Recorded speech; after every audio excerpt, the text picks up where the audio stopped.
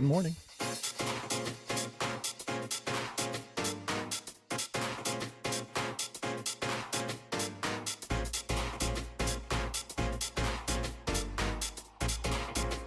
I hope everybody's having a good evening, night, morning. I guess it depends on where you're at. For me, it's fucking kind of late. I'm supposed to, at the very least, be streaming at like 1 a.m., which was kind of the original time frame.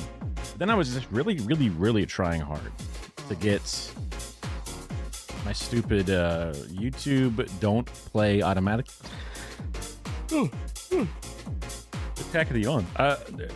Don't play automatically, please. Plugin, or not plugin, but what do you call it? Extension or Chrome, and it just a bunch of them said that they worked that way, and then they didn't. And then only one of them would make it pause like a second and a half into the video, which is better than nothing, but not what I was looking for. And that would just annoy me more.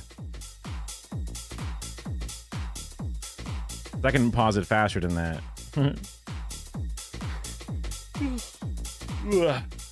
That's what I get for trying to talk all of a sudden. Okay.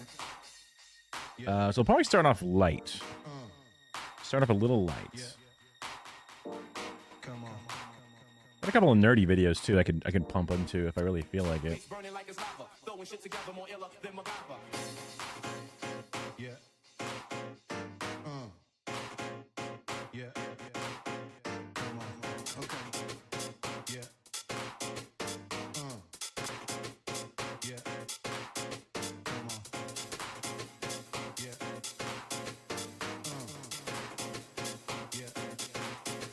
Come on. Let's work with one that I'm still not sure how it works. So yesterday there was a video we watched from the Vlogbrother, Hank.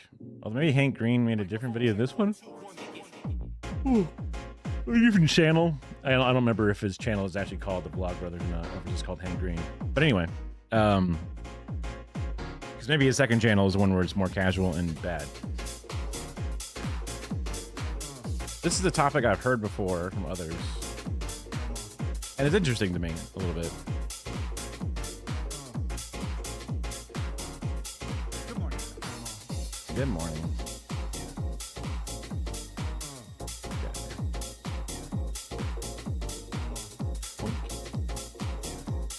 Grab the title, grab it from the correct side. Okay. What the hell? Why is it like a color? That's weird. Let's scene notes, that's why. I was like, huh? Different plugin. Got the URL. Bam.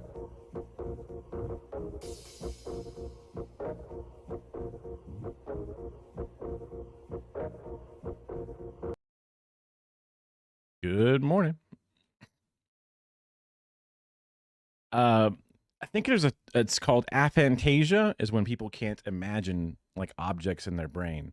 And that was one of the things that I was like, oh shit, like not to just do the psychosomatic, like, you know, hypochondriac, like I think I have that or whatever. But it's one of those things where it's like, sometimes I find it hard to imagine something. Like you're supposed to be able to imagine an apple and then rotate it in your mind. And I can like see an apple for like an individual frame and then it fades away immediately. So like, I get like snapshots, but I don't have like a full rendered thing. You know what I mean? So this one is about how people talk about how they have inner monologues.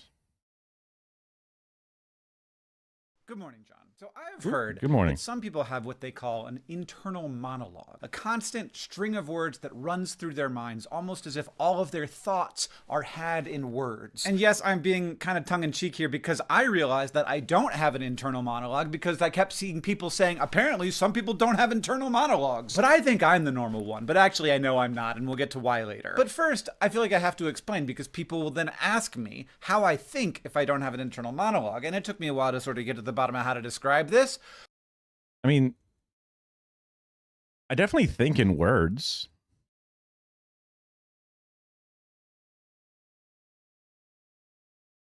I definitely think in English.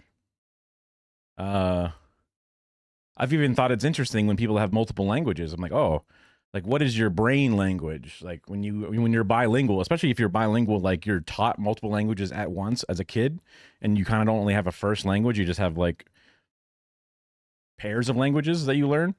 I'm like, I wonder what it's like, because also like there's certain things where some places have words for things that we don't have words for.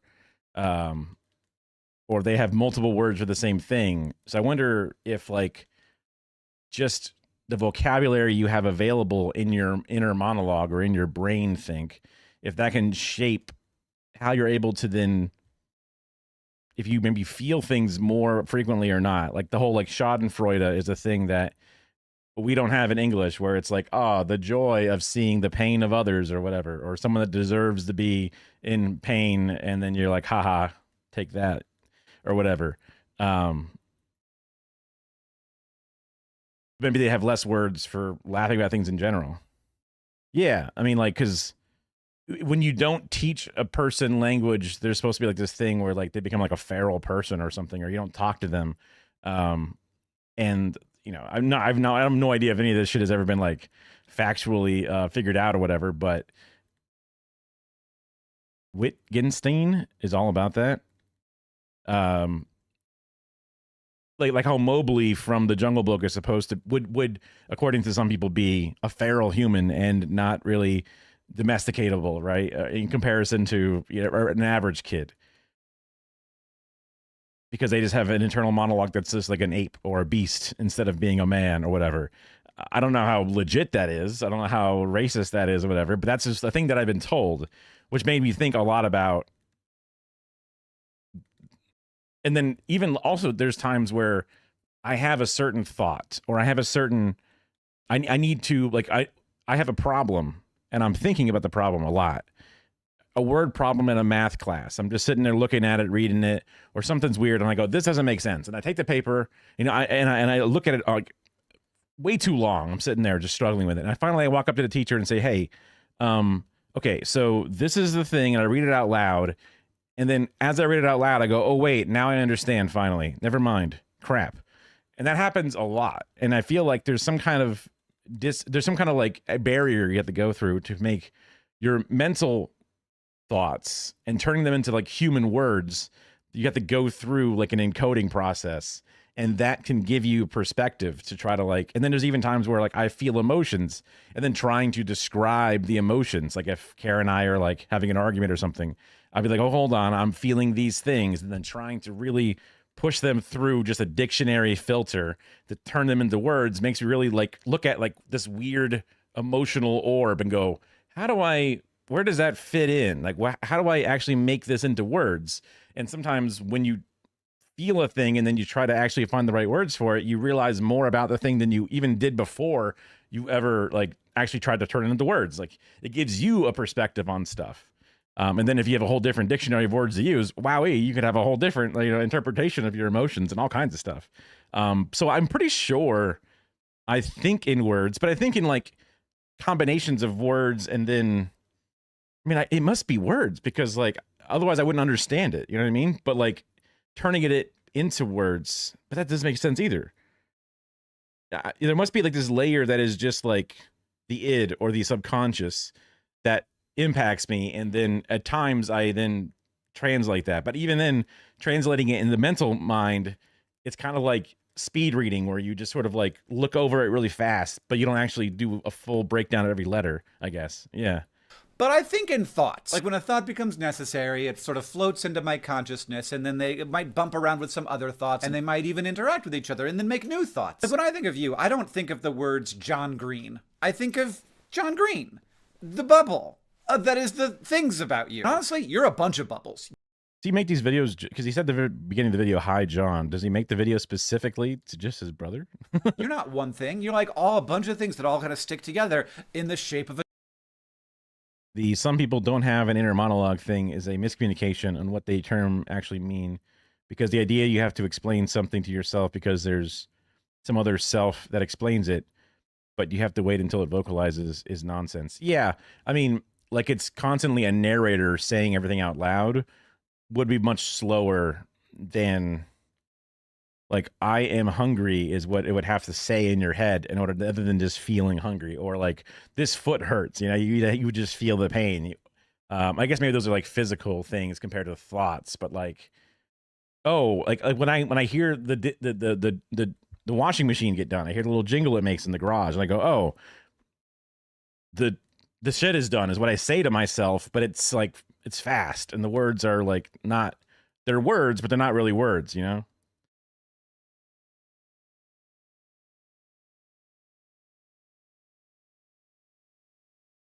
I know I know this, but I have to wait until the words appear in my head to explain it to me. Yeah, I mean, because it's almost kind of like how do you explain without using the color what color is? It's very difficult other than a shared example of what it's supposed to be. But then like how your brain talks to yourself or how you think in your own brain, there's not a lot of words for that right now. So people summarize it down to an inner monologue because it is kind of one person talking. It's you, obviously. So it can kind of that's sort of a good enough explanation to some degree in some situations, but other ones it's not. I mean, even just the exercise of trying to think what it's like is new and foreign, almost like I'm a baby putting my foot in my mouth. Like, what is this? Oh, okay. I'm learning more. I'm getting a bit more dexterity in my fingers and stuff. Like, just trying to think more about your brain and how your thoughts work. I guess that's what philosophers and shit did, where they just sit around, got high, and just had all their had all of their needs met, and they just had time to just do nothing. A John Green. Maybe let's do a better example. Imagine the idea of an internal monologue. I don't have those words, I just have the thing that it represents. And it's just like a sticky bubble. Then that sticky bubble might attract toward it the idea of a fantasia, the way that some people can't picture images in their mind. Yeah, aphantasia. Niski had a really cool critique of I Think Therefore I Am. Was that the one who made the Think Therefore I Am, or is that some other guy? Kind of relates to this. He points out that it's a superstition that you're the one who's thinking, because the truth is that the thoughts come on their own accord, not when you command them. That's some other guy. Okay, I wasn't sure because I mean, it is also possible for these people to later revise some stuff, I guess, right? That wouldn't be impossible. Someone told me that they read Marx's Communist Manifesto along with some other guy. I don't think they said Engels. I think they said some other person, but maybe it was Engels. Or maybe they said their first name instead. But and then I thought it was supposed to be Trotsky or whatever, but then I wasn't sure because I don't. I find out later Trots is a different person, I guess. But I don't know if they were ever interacted or not. Anyway, but they were saying how like, oh yeah, Marx wrote this thing, but then later on wrote something different about how he was just paid to write it, and then he had other critiques of it. And I don't know if that's supposed to be what Capital is or whatever, all the different books that came out later, whatever, you know. But just the idea that they could have updates on whatever their little quotes are. So it points out that it's a superstition that you're the one who's thinking. Interesting, because the truth is that the thoughts come on their own, not when you command them. Yeah. And in some ways, I wonder if like their later works are actually worse because that's when they're getting all annoyed or they had too many breakups and now they're just like now they're just soured on the world or something, you know, like, or like they end up with a small brain tumor that no one ever finds because they don't find that shit back then, right? And then they go nuts. Like they were spitting before. It's like how an artist, you know, like, you know, Kanye, everyone would love this to quote him in his early years, and then later on, not so much, you know. I see. So when a light bulb moment happens, it just comes to you. You didn't say time to think of a thing. Yeah, for sure. Interesting.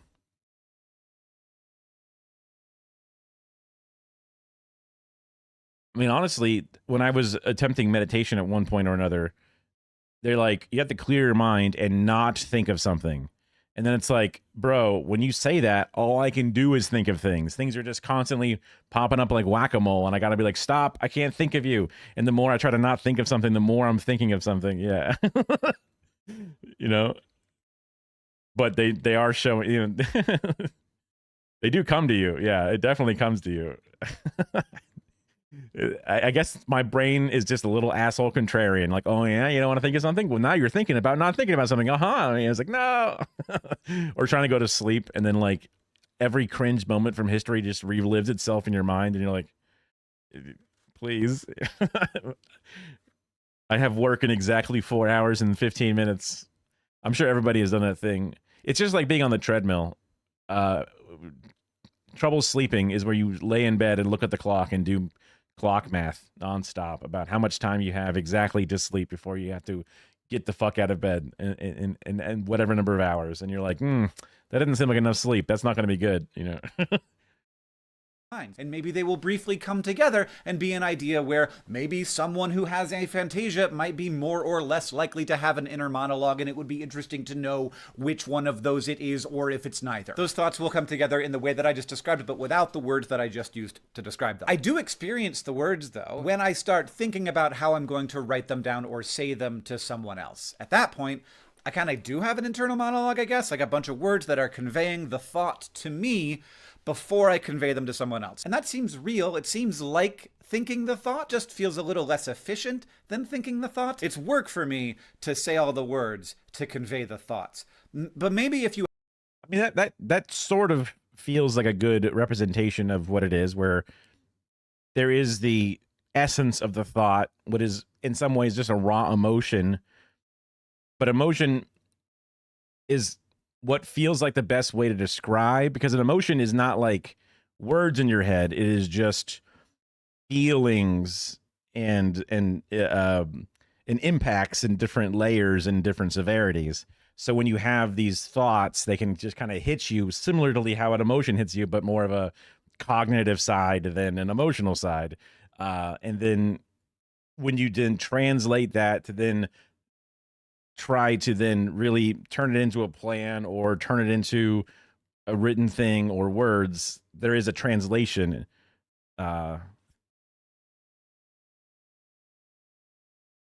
Yeah, because thinking back to my math example where I was reading a problem, I'm definitely reading the words, but I guess I'm also scanning over the words a lot. So perhaps that's not the best example of this inner monologue thing, because I'm definitely reading words, but I'm reading words so fast because I'm reading them silently to myself that I'm just making the same mistake, skipping the wrong thing each time. And then that's what's my hang up. And then when I read it out loud to somebody, that's different. But I guess it's similar because you're reading it, but you're not reading it until you go over to talk to somebody or whatever. Big critic of rationalism. I guess rationalism is, I guess I don't know enough about it. And one of the assumptions that is made under rationalism is that people are rational actors with agency. In advanced forms of rationalism, they kind of smuggle in assumptions about how things work as a foundation. So rationalism, that people are rational actors with agency. So a rational actor with agency would be like, uh-oh, I'm hungry, I better go get some food. That would be an actor with an agency. Like, it makes sense, I don't want to die, so therefore I'll get some food. Or maybe something a little bit more less like primal would be a rational actor. So like, I'm lazy and I have to do this work, I will then have agency to then find a shortcut to get it done without having to actually work it out. People who have addictions simply don't know enough. Interesting. If you educate them, yeah, just do the DARE program. They just didn't know. I mean, there could be some layer of like they just straight up didn't know, because like they didn't have germ theory, right? Like there are certain things that like just straight up have a problem. Like they don't know that the meth is killing them. They just know they have to do the meth a lot. And if you go, bro, did you know meth kills you? And they go, hey, really? Ah, shit. Now I have a bit more of a reason not to do it. But there's an addiction side of it, but now I have some more context, and not like You know, like jerking off feels good. I'm gonna keep doing it. And then like if it's slowly killing me, but I'm like, this feels good. I have no reason to stop jerking off. Like if they go, no, you don't understand. That's your blood. That's your lifeblood you're pumping out. You shouldn't pump that out so much. They go, oh shit, really? Dang. Okay, well it does still feel good, but I'll limit it. You know, like I can see how that could come into play to some degree, but definitely not in like a modern sense, right? You know, because we've definitely been able to educate. So I can see how some layer that's true, but it's missing out the other layer of chemical dependency or whatever it is. But I don't think they understood some of the other parts of it as well. So Nietzsche was a big critic of that. In advanced forms said that you're trying to smuggle in assumptions of how things work as a foundation. Smuggling in assumptions of how things work. Would that be smuggling in assumptions beyond what has been known to the person? So it's like an outside thing? Or that smuggling in be you don't think about it, but you just kind of subconsciously work with it? I'm not really sure. So that would be weird if the rationals are able to then smuggle in hello. Because obviously if you don't know it, how could you know it? That would be weird. That would mean that there's like a secret locked door of information in your brain. The subject, I, is the condition of the predicate thinks.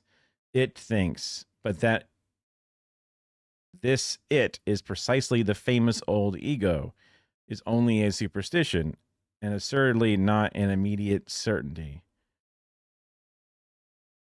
I is the condition of the predicate thinks. Okay. It thinks, but that it is precisely the famous old ego. So the ego is thinking, only a superstition and assuredly not an immediate certainty. So they're thinking like the I is still not certain in the I think, therefore I am. So it's like who actually is thinking, or if your thoughts come on their own accord, is it your rationality with agency or something else?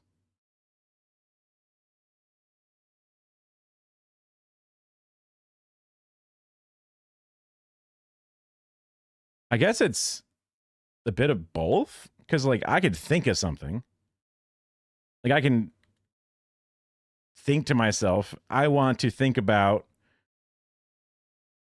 a big butt, and I can just and then think of a big butt, or or think about doing something I want to do, and then it's like I can give myself a mental command or like decide to do something on my own.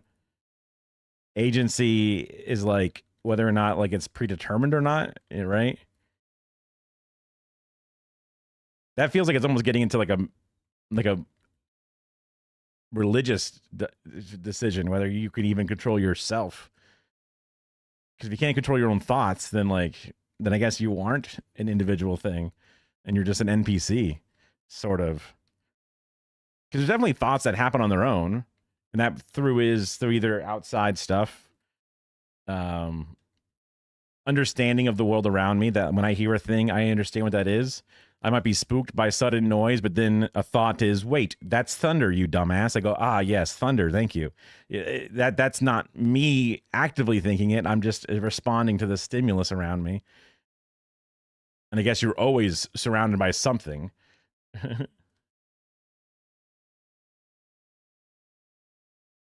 If it doesn't have a practical application, it's more worthless in the air, wasted speaking it.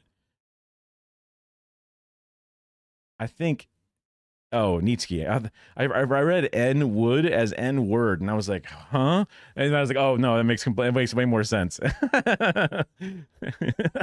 Everything was physiological, and your thoughts are just surface level manifestations of deeper drives and impulses. Thought that everything was physiological, and your thoughts are just surface level manifestations of deeper. Yeah, that means like you're just a monkey who has a bit more, not even, because even a monkey would be able to, I mean, I guess it's like he just thinks that we're just really nice animals. We're just like very bald apes, just very, monkey.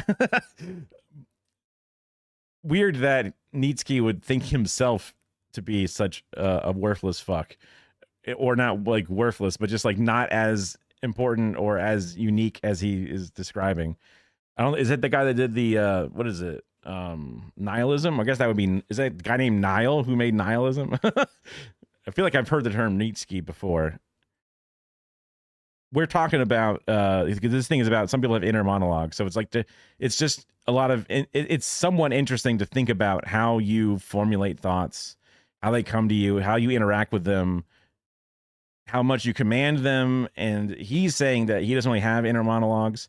He has these bubbles, sticky bubbles, but then he has to turn them into words in order to write them down and do stuff with them. So there's a bit of a monologue there, and that's sort of how I feel. And I was saying that sometimes thoughts are almost similar to emotions, where they're just like waves of impactful, waves, but like instead of it being an emotional wave, it's more of a cognitive wave. But they kind of come through in this crashing sort of like kind of all at once, and it's a bit overwhelming depending upon how intense it is, and then trying to dial it all down. He's anti-nihilism.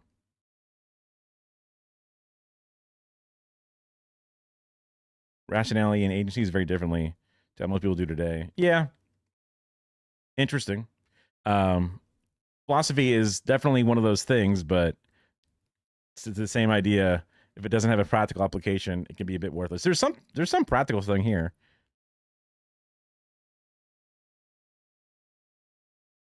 Yeah, because I was also like, because I only know English, I know that I think in English whenever, like, when I have to like think super hard, I'm thinking still kind of in English, or I have to turn my thoughts into English.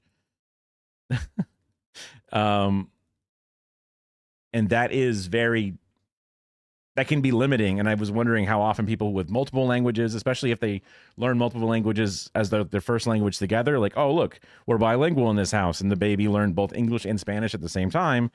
And now they have two different complete dictionaries to sort of build their thoughts through. And then even like if you dream in one language, you dream in a different, or if you dream and or think in a blend of languages, that would be really crazy. Especially if they have different sentence structures. It might be annoying. I don't know. You have an internal monologue, the process of converting it into words is easier because you don't have to. That's all, that work's already done. But here's the thing that actually makes me feel like this is a little bit weird. I can remember having an internal monologue. In high school and college, I remember having thoughts that were just strings of words running through my head all the time, and there was never a time when there wasn't words in there. And I find it very bizarre that it isn't just that like different people think differently. I think differently than I used to. I have no memory of what I think my childhood thought process was. I definitely don't have that type of recall. Does bro really remember what it felt like to think in high school? That's kind of crazy. Minds are so strange. I'm obsessed. And the wild thing is how little thinking about the thinking parts actually tells you. You would think that the thing thinking about itself could uncover some clear truths about the thinking, and that a consciousness would be good at figuring out what a consciousness is. And yet, to my brain, to myself, I know. That's a funny way to think about it. But yeah, I mean, yeah, gotta have that like a bit intensely emotional, like bring down the vibes a bit at the end of the episode of Scrubs every time, where yeah, there's some humor here and there, but actually it's really important that life means what it means, and sometimes you have to face the music and whatever, like these like slow motion shots of all the different characters closing out their storylines per episode. Like I used to always watch Doug Funny from the Nickelodeon show Doug, and I tried to have a journal. It's not a diary, it's a journal because I was a boy, but I could never fucking do it. It wasn't very effective because you get impatient waiting for my inner monologue to finish when I already understand what it's going to be saying. Yeah. I mean, an inner monologue would mean that your thoughts are What game is Valhalla? Is that the one that's like a Smash Brothers similar? I think I've seen it's like a free to play one. I think I've seen some stuff for it before. Maybe in like a Prime Gaming uh like freebie or something. Assassin's Creed. Oh, Assassin's Creed Valhalla. Sorry. You're right. Not just the game Valhalla. It's just an Ubisoft game, right? It shouldn't be that bad. There's just like 100 collectibles to gather, a bunch of different posts and hay bales to jump into. You're gonna have a bunch of small jobs that are like kill this random small thing, and then the occasional story mission that'll have a couple of cutscenes. That's an Ubisoft game, just all tied up. Know who I am. I'm the Hank bubble. I'm all the ideas I have about myself and all of the stories I've told about me. And that narrative pulls a bunch of stuff together, but I don't actually know if that stuff is actually related or is me. Like when it comes to consciousness, I love the metaphor of attention being a flashlight, that I shine on objects in reality or in situations in my mind or ideas I would like to contemplate. And like maybe I'm the flashlight. Maybe I am my attention, but also maybe I'm the thing that is experiencing what the flashlight is showing me. And is that a different thing? But also that would be kind of like the difference between what Nietzsche was talking about to some degree, I feel like. Maybe I'm the hand that holds the flashlight, deciding what it gets pointed at. But also, maybe I am the thing that grabs hold of that flashlight and forces it to focus on things that I'd rather not look at right now as I'm trying to get back to sleep in the mornings. But I also feel like I am my physical body and the experiences that I have from it. I think that these are all definitely different things, and kind of all of them seem separate from the story that I tell myself about who I am, or that story, that brain bubble of who I am, sort of ties all of these things together into one idea of me.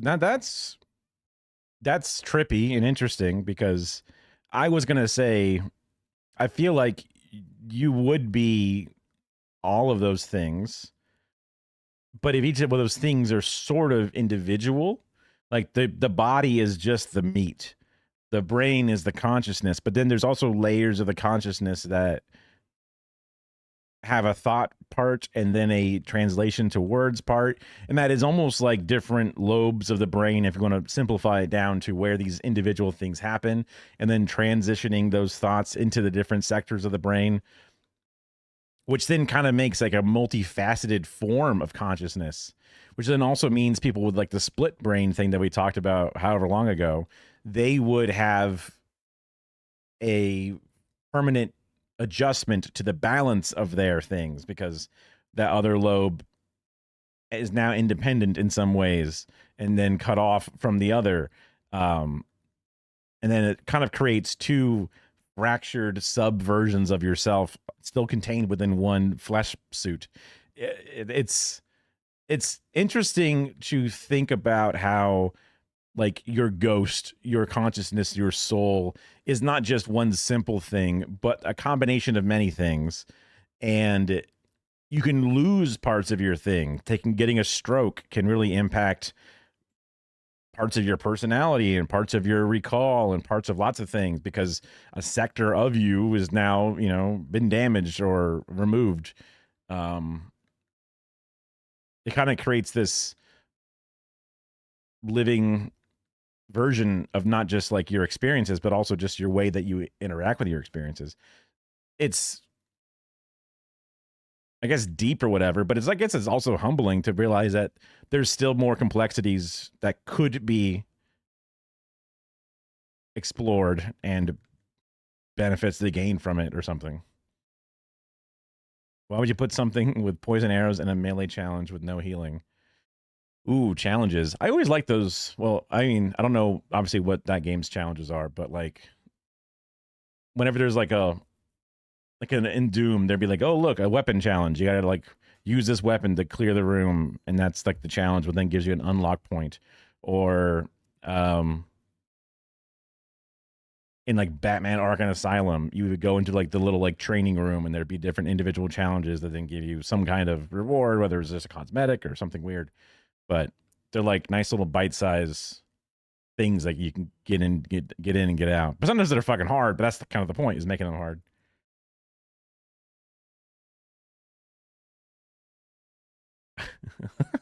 I don't know who that is. Yeah.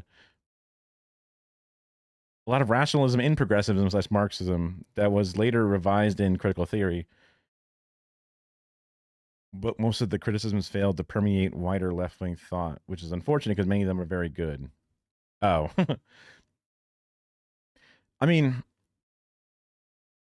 yeah, well, because rationalism is saying that there's more agency and individuality in who you are, I suppose, right?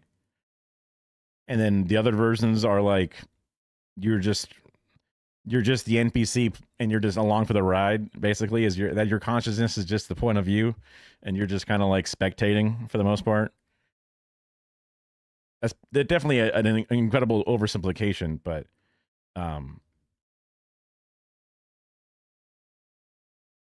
because I feel like when I think about rational actors and a lot of things,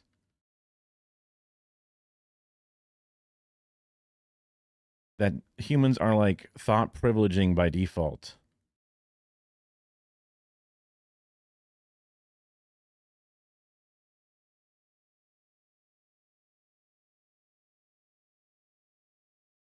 Like the old account of addiction by Socrates. I see. If you're addicted, you're just ignorant. So that would mean if you're a capitalist, that's because you just don't know enough about socialism yet or whatever. Which kind of tracks. There you go. Me. And it's weird because like my idea of me actually doesn't feel like the part of me that makes me focus on worries is me because I can't control it. But maybe that actually makes it more me. It's definitely a part of me. Meanwhile, the part of me that seems sometimes able to control the flashlight, that does seem like me. And I tie that me to the story I tell myself about who I am. That includes my body and my memories and my experiences. But I actually don't think any of these things are the same things. I think I tie them together because that makes sense. I create a bunch of patterns in my brain that are the thoughts of who I am. And I certainly don't have an internal monologue about that because that seems like it would be way too hard. Like they can't think just in internal monologues. How would you think about yourself? You're too big for that. I've just been thinking lately that like all of these different things that I just mentioned, there's a long list, might actually be different things. And they're all different me's that are collaborating with each other, despite not even being that familiar with each other's existence and only being sort of held together loosely by a bunch of work my brain is doing to try and recognize patterns where they aren't necessarily even there. I think that, like much of life, I might just be a collection of whatever works. And like sometimes, whatever works doesn't work that well. Anyways, I'm fine. I mean, I'm not 100% fine. I've been better. I'm fine physically. We're getting through it. John, I'll see you on Tuesday. I feel like now whenever I tell people I'm not doing well, I have to be like, but I don't have cancer. Hey, we're over here now. How did we get over here? I don't know, but we're going to go to complexly.store right now where you can... Wowee. Okay, that was a bit more existential than I thought would be at first. Also, thinking before, because I've with the aphantasia discussion has come up here and there, and I wonder if it's a thing that could be taught or could be learned, like a lot of things are. Like you learn how to read, right? You can learn how to imagine things in your head more.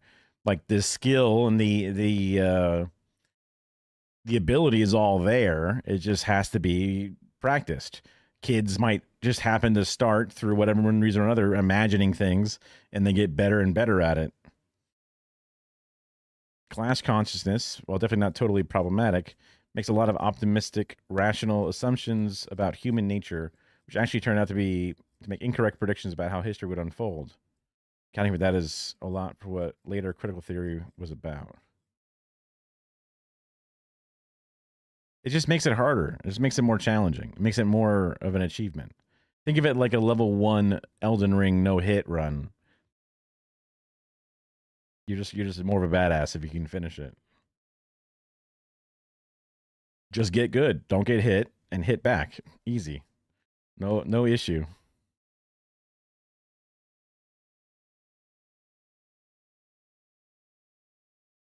Class consciousness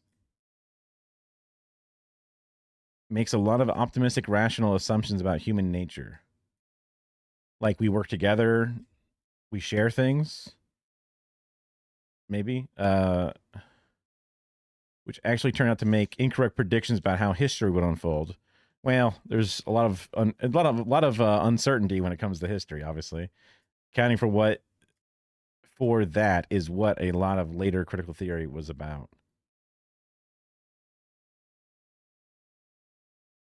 Well, I mean, adding in the accounts of how history unfolded, and that could be important, but also it could be a misdirection because the greed of kings could have, changed how they would think class consciousness would work, but still is there. It's just they didn't expect how a couple of things would happen.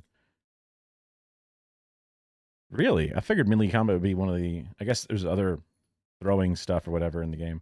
Or just straight up assassins or sneaking or stuff. Okay, yeah.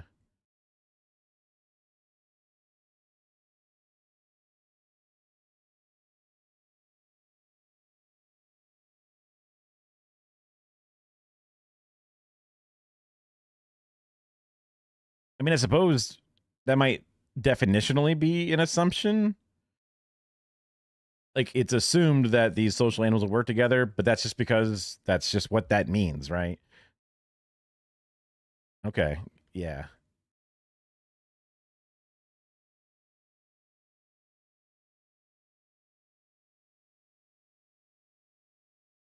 But I guess, yeah, like a certain fundamental layer is sort of beyond perhaps the traditional idea of what an assumption might be, because an assumption might be saved for smaller things along the way, not like just what the entire basis is formulated upon.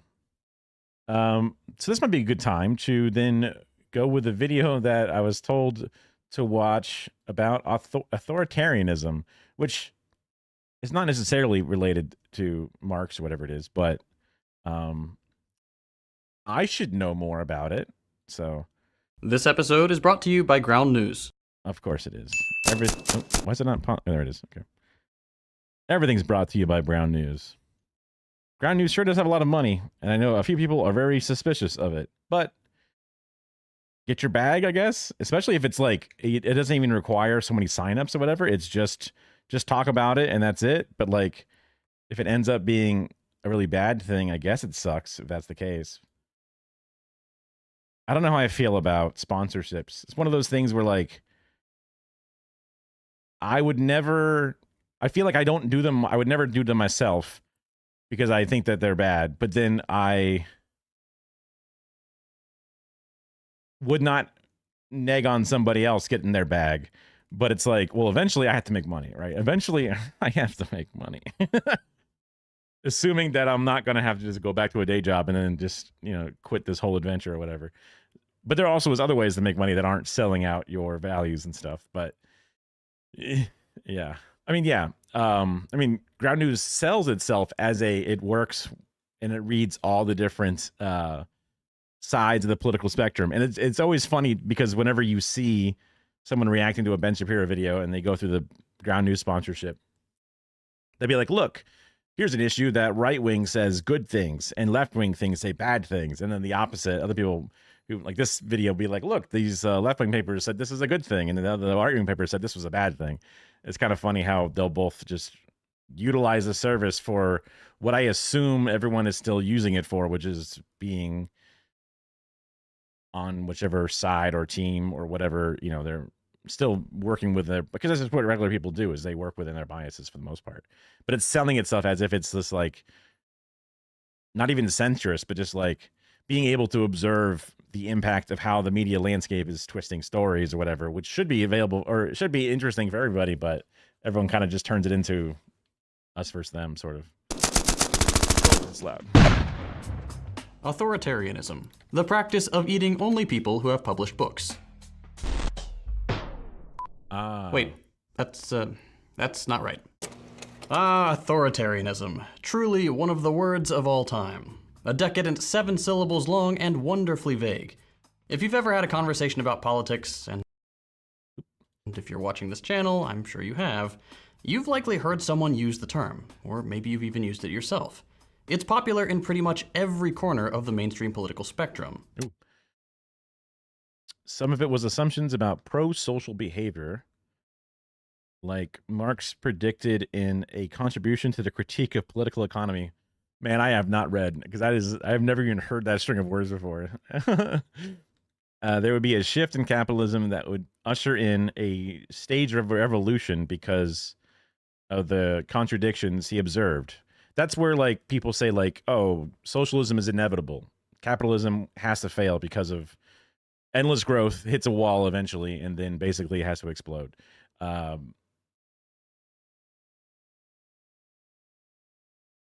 are embedded within capitalism. But what actually happened is that it led to fascism and totalitarianism. That led to new developments in the critical theory that investigated how deeply rooted social domination is and how it requires a deeper analysis of conditions of life than Marx's dialectical materialism. It also has a right-wing bias inherently because of where we are. Do you mean the ground news thing does, or do you mean... I assume that's what I was referring to. I mean, I think I've heard a lot of people that I learned from and gotten further down this journey are the ones that generally like dialectical materialism and consider themselves to be a materialist or whatever. Yeah. I've heard that ground news is like funded by some right-wing shit or whatever. So that's why people are suspicious and pensive about how often everything has ground news in it. And then I guess it's technically funding a lot more right wing just because there's just always going to be more right wingers out there in general. But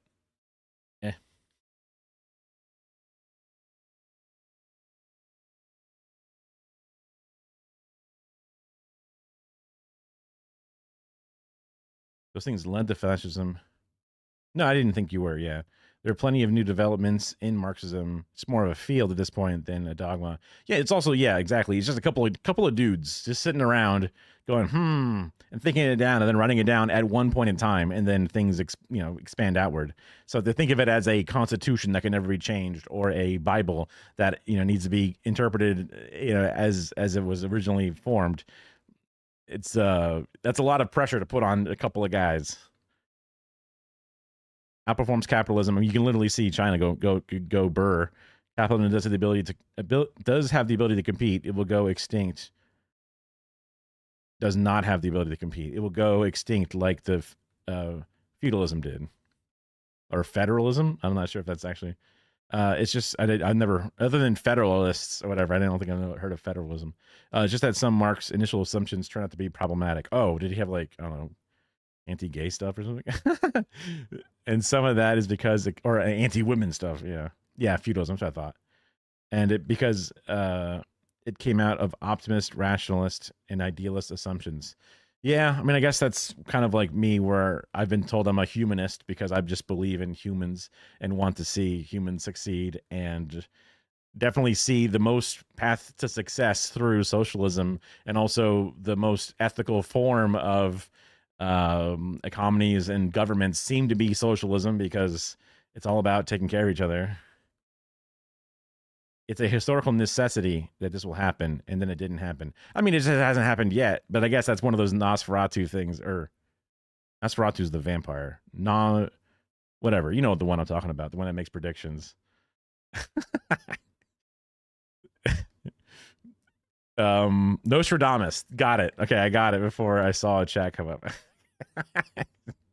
I kind of think it's funny to call it Nosferatu and just act like I'm not saying the wrong thing, because I do that a lot in my head, which is, I guess a part of my charm, I should just embrace it. Like whenever people talk about how they are people that eat meat but are allowed to eat fish, I go, "Oh, you're a Presbyterian, got it," or whatever, right? Like just to be wrong, almost like Rugrats, where they would just say the wrong words because they're babies. I'm just a dumbass, so I'll just say the wrong word. But I do know what you're talking about, right? Fascism, the final stage of capitalism, right? Yeah, and fascism left Europe devastated. It wasn't for American capitalists, Europe would be the third world, and socialist countries would rule the world. I mean, yeah. Oh my God. Well, there's also like just the layer. I mean, from my understanding, the layers of subjugation and resource extraction and pain and suffering and human death and misery that we have, cast and plagued the world with is what's propped up the capitalist structure that we have. America has had its golden age and then long downwards track, all because we've, created the banana republics, and we've, strip mined certain areas, and we've, fucked over the richest continent in the world, Africa, and allowed the Europeans and ourselves to lay claim to the little cradle of all the entire earth. Is now just very slowly getting the Belt and Road Initiative to come online on its own accord. Marx set out to describe these conditions in which social revolution would take place, and those conditions did take place, but then capitalists shifted in an unexpected way. I see. So it was definitely more of like a, you see, yeah, X will happen, then Y, and then when X happened, Y didn't, but then Z happened instead. I mean, sure, yeah, he did his best to predict the election, but then the election went a different way because no one knew that I don't know.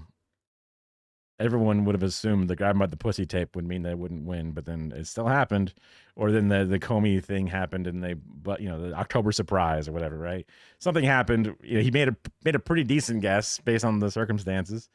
I don't expect. I guess I don't trust. I enjoy the things that he's set forward for the most part without actually reading any of them. But to think that he needed to be a perfect guess of geopolitical, whatever, is a bit of a stretch. I feel like, yeah, you're on to it. Because Europe had fascism and it destroyed and left Europe in shambles, and then the Marshall Plan was used from America to then prop up Europe. And then that also created the U.S. currency as like the petrodollar, sort of, maybe not immediately, but down the line in that same sort of like plan. And that's sort of like all that initially, and then like that's also during like the end of the not the Green New Deal, just the New Deal, and like that's where like the last infrastructure and important things that were built, at least in the United States. And then we've just been slowly fucking up shit, continuing to oppress other areas while our empire was still pointing out, but now we're just going down. Sure, yeah, it's like you can be a person who likes the Constitution but also appreciates the amendments are there and wants to keep changing things, and not like, I'm a fundamentalist originalist and it has to be exactly the way it is,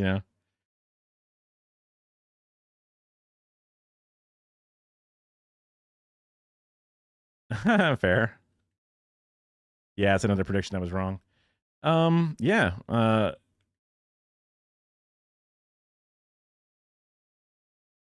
Didn't consider how much people thought that they were, or countries thought that they were, just temporarily embarrassed third world countries, or temporarily embarrassed first world countries, despite being third world or whatever, right?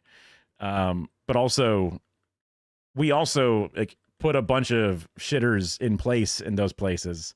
So in some ways, the first world countries also kind of like, because a lot of those countries that we would consider to be in a bad place right now, or not first world, like they were on the path to have their revolutions and have their shifting governments that are more democratic and socialist. But then somebody had to come in and like put an end to that, and that's kind of fucked us over.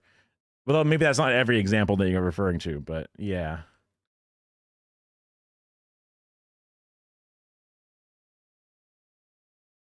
Critiques of capitalism. The prescriptive program is less compelling to me. Yeah, I mean, that makes sense too. Is this, that's kind of like, to me, that's the meat and potatoes, and the rest is kind of like putting it all together or whatever at the end. Because it's like, how are you going to do it, bro? It's like, well, this is how I think it's going to happen. It's just my complete guess at like how the book is structured or how the thing comes together. But the core of it seems good. All right.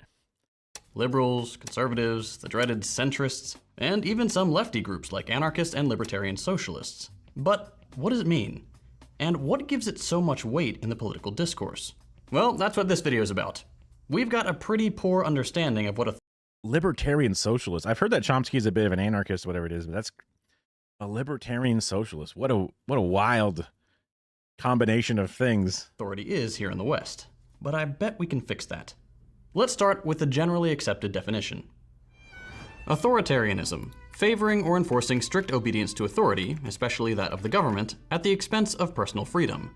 Okay, this is a pretty bad definition if we're being honest. It mentions the government in there, but doesn't really commit to being political, just kinda, when you want people to follow the rules. That's not super helpful when we're trying to nail down a heavily used term, and one that deals with some My basic understanding of anarchism is just small government, but no corporations. It's just libertarian without corporations. It's kind of like a real rough. It's all mutual aid based. It's all neighbors based. Is like my 101 for babies, for dummies, kind of like simple breakdown in a sentence. And that's kind of how I push forward with it. So like the libertarian socialism is, because socialism is like a big government that works for its people. So then libertarian is like no government and corporations, and that doesn't really work well with socialism. I'm just like, what the? I mean, that's again, and I might have a an impolite and incorrect view of it.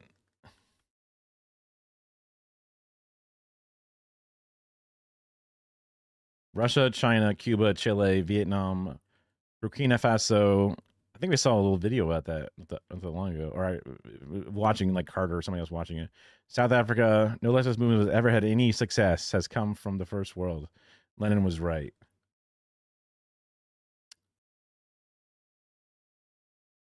I would think Russia would be considered the first world, but I guess after World War II, they had lost however many millions of people across the first two world wars. So, and then they were pretty poor. So then maybe first world wouldn't be right. But I just think back on like the two superpowers, America versus Russia. So I would assume that might have been in first world. China definitely was not in first world. Now it definitely is first world, but it wasn't before.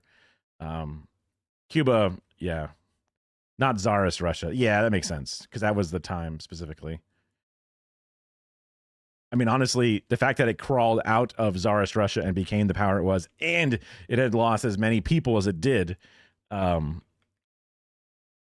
incredible that it was as good as it was. Obviously, there's faults of it that I've been told there were faults of it, because obviously it also failed, so it fell apart eventually.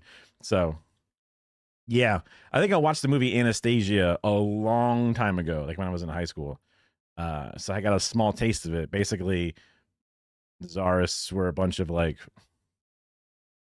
jerks, monarchs, feudal, yeah, and people eventually rose up. And he still thought it wasn't bad enough for a rebellion. What? Yeah, he was like, I need to kickstart this because people aren't going to do it on their own, I guess. Yeah, I mean, I've only heard good things about Lenin for the most part. So serious topics. Okay, so what if we expand it to include how people generally... I definitely think the end of the movie, I don't remember much of it other than like just some interesting shots and the looks of the clothing and whatever. But I'm pretty sure at the end of the movie you go, oh, what? They killed the kids? That doesn't seem right. That's basically how it feels at the end of the movie. He was an accelerationist. Huh. Well, it did work. I don't know what cost. I don't know enough about the whole, story from A to Z, but use the term.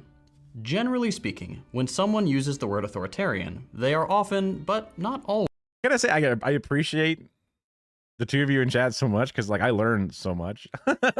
I'm hoping that I'm able to like keep it in the head a little bit, soak it up with the brain and not let it like drip away. But like I feel like I'm doing a pretty good job, because it's like the most basic form of reading, because I'm reading the words, but it's like I'm slowly filling in a lot of the blanks that I have, and then giving me things that are helping me move towards having an actual understanding. So like if someone at a party says, hey, what's this? I go, I don't know, man. Like instead of me going like that, I can go, well, I feel a little confident about my ability to share without overstepping, while also having something worth mentioning, always using it as a term to demonize a system that is different from their own, regardless of the facts.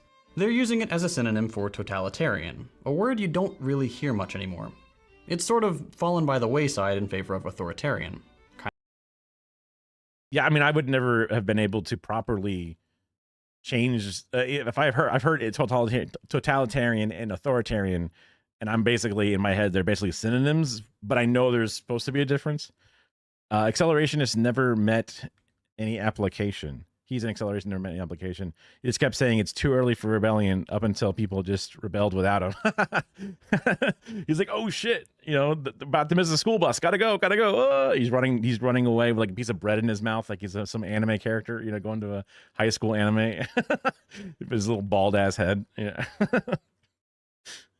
At one point, I was thinking that it would be a niche I could provide for people, at least for now, would be like some people would watch somebody who knows way more about whatever topics and have them react to things, and they are there to pause the video and then add a bunch of, you know, extra context or, you know, expand upon certain ideas or, you know, answer questions in chat about the video because they're knowledgeable on the topic. Whereas me, I'm almost like a person that you watch to react. Like Kara will watch somebody, you know, watch The Shining for the first time and see them go, "Yee, wow, that's spooky. Oh, wow, that felt so cool." And she kind of like vicariously relives her experiences through them. So for me, sometimes the value I add is like people can relive their radicalization through me in some ways, because like there's a lot of new things I need to experience. I can't add commentary on these things. I only ask questions about these things. Yeah. But it's true, learning is never done. Yeah, I mean that is the journey. So I might always be able to provide that, but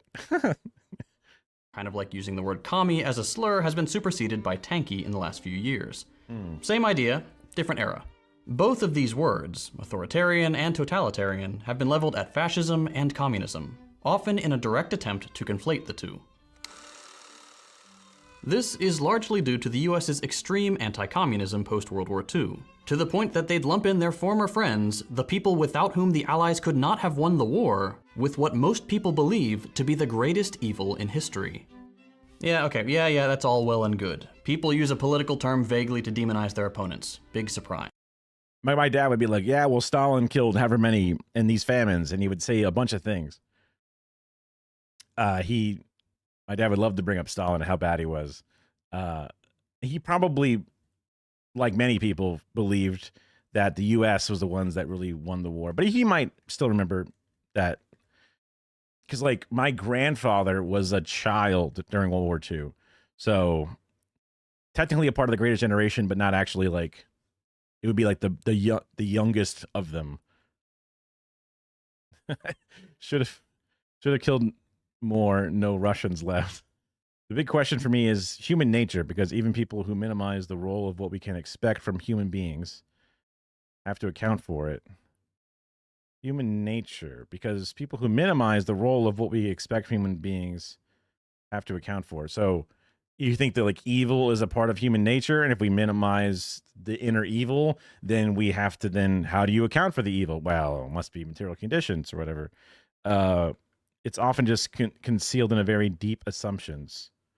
Like even the most Arctic critic of human nature has to accept there's some consistency to it. It's not like people just do random unexpected shit. Would people who think that people do random unexpected shit it's human nature to do XYZ, or because human nature to me is a pretty small part. Like human nature is we like sweet foods. We, cry when we're babies. Like there's a lot of like basic human nature elements. We take a while to fully mature, which is like unlike a giraffe, which is my favorite example, because a giraffe is born and it starts running alongside its mom to escape predators, whereas we have to be literally like coddled and nurtured for decades before we're actually useful as far as like a species. And apparently that's because of our calorie hungry brains, which take a long time to develop in a lot of ways. That's human nature to me, but like is human nature to hate others, I guess. That would be a thing I've heard before. But that's more about hating what they don't understand. But that could be human nature. Human nature is, you see faces in things where things don't have faces. People just want to live comfortably, whether they'll think they'll like it or not. They'll like communism once they have had it. I see. Yeah, I mean, people love treats. People love a simple life. People love routine. That's a thing that's commonly associated with human nature because people fall into routines. Habits are similar to that. And people need a job, need something to do, something to work, some kind of hobby, some kind of reason to live. Those are parts of human nature, but I don't think there's any parts of human nature that I can imagine, at least currently, that would be like fundamentally like disqualifying of almost any form of socialism or communism, whatever it is. We always want to improve and always make things better, but that's again not a problem. I mean, there's even parts of human nature that don't disqualify capitalism other than just hurting each other, because that's not really in human nature, but it's a part of the system. So Nice. But we still need some specifics. What exactly makes a state authoritarian? Well, if you have a scroll through the comments of just about any political video that talks about socialism, you'll find people ready with their pre-written list of objections, usually bundled under the prime objection, that's authoritarian. Things on that list include the existence of large prisons. I mean, that's what the other chatter, Hey Pretty One, was telling me yesterday. It was like, ooh, this guy, very authoritarian, don't know about him. And I'm like, oh. Prisons or labor camps, a covert police force, state media, a strongman leader, censorship, that sort of thing. And to be fair, all those things do sound scary, and none of them are ideal. I think we can all agree that we'd love to live in a society where prisons didn't need to exist. I know a bunch of people that are like that. Even we are social animals, so social evolution is a possibility, is accounting for human nature. Okay. We wouldn't really say much about good or evil. It's just like humans obviously have physiological and psychological qualities. And they're not just blank spaces to be filled by material conditions that mysteriously suggest value somehow. Nothing more authoritarian than voting. It's like even an empty vessel has a shape. It's made up of certain stuff. So is that does that idea that the empty vessel will still has a shape, so there's still a shape to it, means there's a human nature to it, like that? So it's leaning towards making sure that we value and or use the human nature element, or is it trying to downplay the human? Because I feel like that's still trying to. I feel like that's including the human nature element in something, unless I'm getting it backwards, and it's trying to say don't worry about the nature part because yeah. You can't just get rid of the idea that humans are something entirely. I suppose that makes sense because human nature is basically just defining the default state of the background noise of a human in many ways. So you can't just ignore that fact. Yeah. Yeah. I guess if it's like, you know, our economic plan really hinges on everybody being awake in the night and sleeping during the day, you'd be like, well, that kind of works against human nature, and that's going to be a hard sell or whatever. Even that might be like a really mundane version of the things, but it's just like there's just some stuff. Your body is a solid object. That is human nature to be solid, I suppose. Yeah.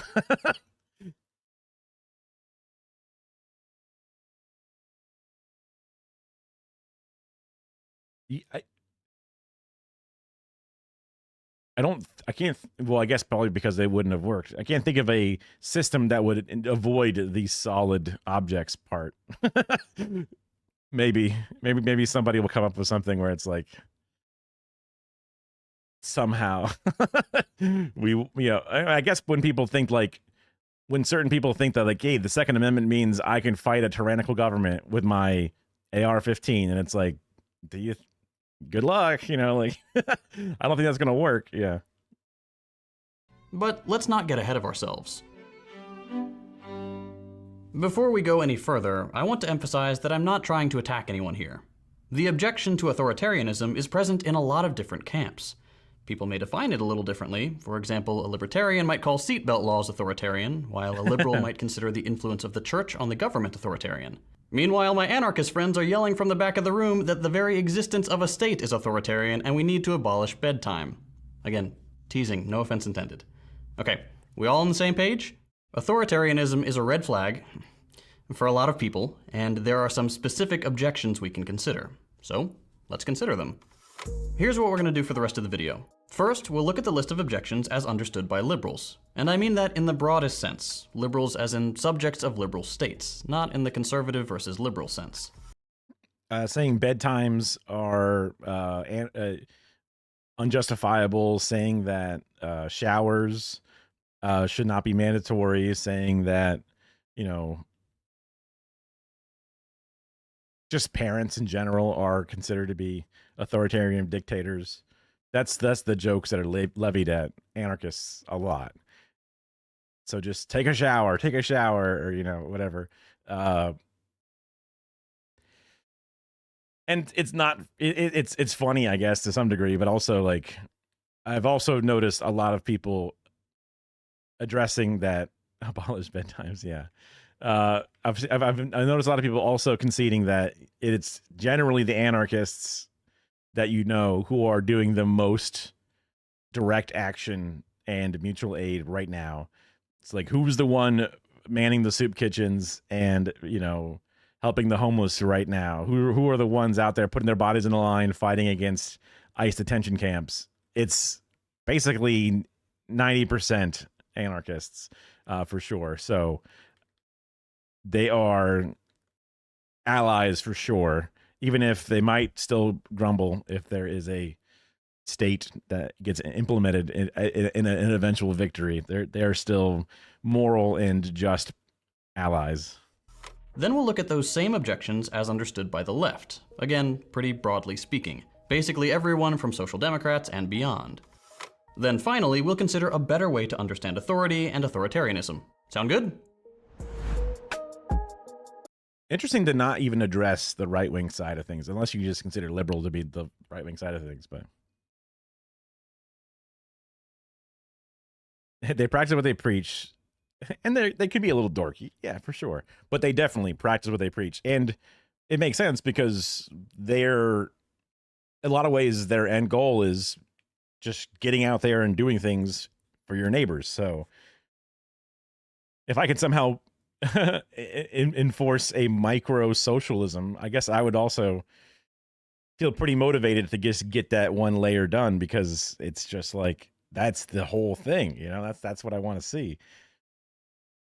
But it's also, it's very time consuming and in some ways dangerous. So it's like, hats off to all of them.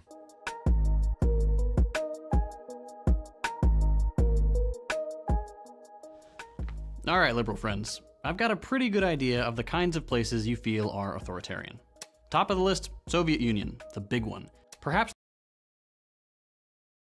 And they're in their own head with theory, and oh yeah, just fill their head with theory and we'll figure it out. target of the most intense smear campaign in history. They'll come around. We've got Cuba, China, North Korea, and likely a handful of other projects. But I think it's safe to say that these are the big ones. When you look at any of these projects, it's not difficult to see the one thing they all have in common. They're all socialist. And when you see this, it's not entirely unreasonable to come to the conclusion that authoritarianism is a core feature of socialism. We'll address this a bit more thoroughly in a few minutes, but suffice it to say that in the West, we may have a slightly biased opinion on the matter, through no fault of our own. We've just been subjected to nearly 100 years of Red Scare propaganda at this point. So one of the reasons for why governments have had to be extra authoritarian, crack down on the press, and to do a lot of things is more of like a necessary evil, because America will come in and set up a fake CIA-funded paper to try and radicalize a bunch of people to become Manchurian Candidate, Bay of Pigs style shit. and train people on their soil or off their soil and bring in mercenaries who pretend to be a revolutionary group and stuff. So it creates this authoritarianism out of necessity because they're constantly trying to be assassinated or whatever. That's one of the defenses of some of these governments, or these where these governments have to end up being a little authoritarianism.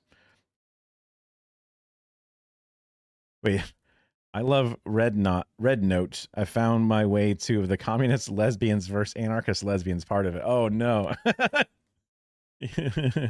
Communist lesbians shave their pussies. Anarchist lesbians don't shave their pussies, and they are both mad about it. You know.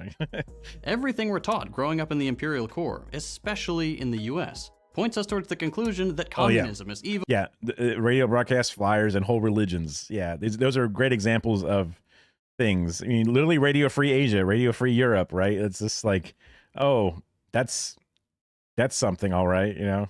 Okay, sorry. I mean, just trying to. I guess I have that built-in, not like, I guess LGBT phobia or homophobia or whatever built in, where I hear a sexual orientation sort of like keyword, and then my mind would go to sex specifically instead of which is one of those things that's like a problem where like two gay dudes, then the guy in the street gets mad because like, I imagine them fucking right now. How dare you do this in public? And it's like, that's on you, man. You know, and then it's like, I guess that's on me. You know, it's one of those like, okay, do my best to dial that back. Yeah, because that is where my mind jumped to, which is like, that doesn't have to jump to there, does it? Right? It doesn't have to. It could have been a lot of things. Evil and capitalism is righteous. But here's the part where I'm going to have to ask you to be willing to consider some unpleasant truths. And I don't say these things to engage in whataboutism or because I'm anti-American or something. Quite the contrary. I believe that in order for any country to live up to the standards it sets for others, it needs to soberly reflect on the facts. And the facts indicate that everything we're taught about these awful authoritarian socialist countries, we are also guilty of, and often to a far greater degree. Let me elaborate. One thing that rarely gets the attention it deserves is how we talk about authoritarianism. And I mean that literally, like the very words we use. Take the DPRK. We never hear about the government of North Korea. We hear about the Kim regime. This is common when Westerners talk about non-capitalist governments, or even capitalist ones that aren't vassal states of the US. Yeah, like the Iranian regime versus the Israeli government, right? And it's like, well, what is a regime? It's just a word you use. It's like the Mexico filter, but in word form, right? It's like, oh, that's one of those places. You know, oh, look, it's a movie about fighting, you know, in Afghanistan. Boom, sepia filter put over the lens because it's in one of those countries. Yeah. They have a regime, we and our allies have a government. The way we talk about different systems goes a long way towards coloring our perception of them. People criticize labor camps or secret police or any number of other scary authoritarian words. But here's the thing, we have those too. And if you look at the data, often to a far greater extent than any socialist project in history. The nukes, yeah, Jesus cow. These countries, a lot of these countries have nukes. Not all of them. Like Cuba doesn't have nukes, but just don't call them. Famously by those doesn't have names. nukes. Yeah. We don't have secret police. We have plainclothes officers or the intelligence community. We don't have gulags. We have detention centers, which, by the way, house far more inmates than the Soviet Union ever did. And of course, we don't have slave labor. We have penal labor. We put inmates to work manufacturing. Oh, Red Note. Whoa. I can fix her 1 month later, bruh. Okay. That's cute. Hand sanitizer during a pandemic or fighting fires because enshrined in the 13th Amendment to the United States Constitution, slavery is illegal except as punishment for a crime. And a lot of the time, that crime is just being poor. A parking ticket you couldn't pay. Getting caught with the same drug a rich person uses, but you don't have the money to buy yourself out of trouble. We don't have a Ministry of War, we have a Department of Defense, despite never once fighting a defensive war. Every military action. Yeah, that was a thing that I had to think about at one point. When people started like referring to the IDF as the IOF, Israeli Defense Force versus Israeli Occupation Force. And I was like, oh, yeah. And then we talked about how we have defense spending, but it's offense spending. You know what I mean? Like, it's never defense spending. So it's like, oh, shit. Yeah. But like, it doesn't even sound nearly as bad to think of it as defense spending. I mean, this literally kind of goes back to the first little mini video we watched about the internal monologue, because the words you use in your own brain really shapes a lot of the emotions of what they represent in a way. And like, just having that default language war being the very first thing before you even can muster the words in your head, you're already putting a spin on it, and it's kind of fucked up. Taken by the United States, from bombing hospitals to drone striking foreign citizens, is given the cover of defense.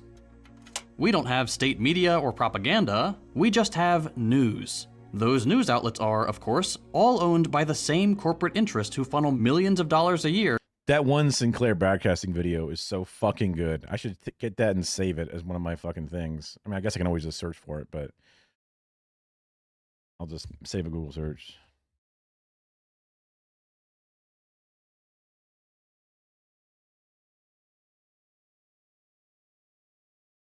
I guess it's just right here. There's a lot of attention. No, I don't want that. I want just the video. Don't give me a CNN video of it. Is this it? Oh, it's a Facebook video. Yeah, right, dude. Whatever. I'll find it eventually.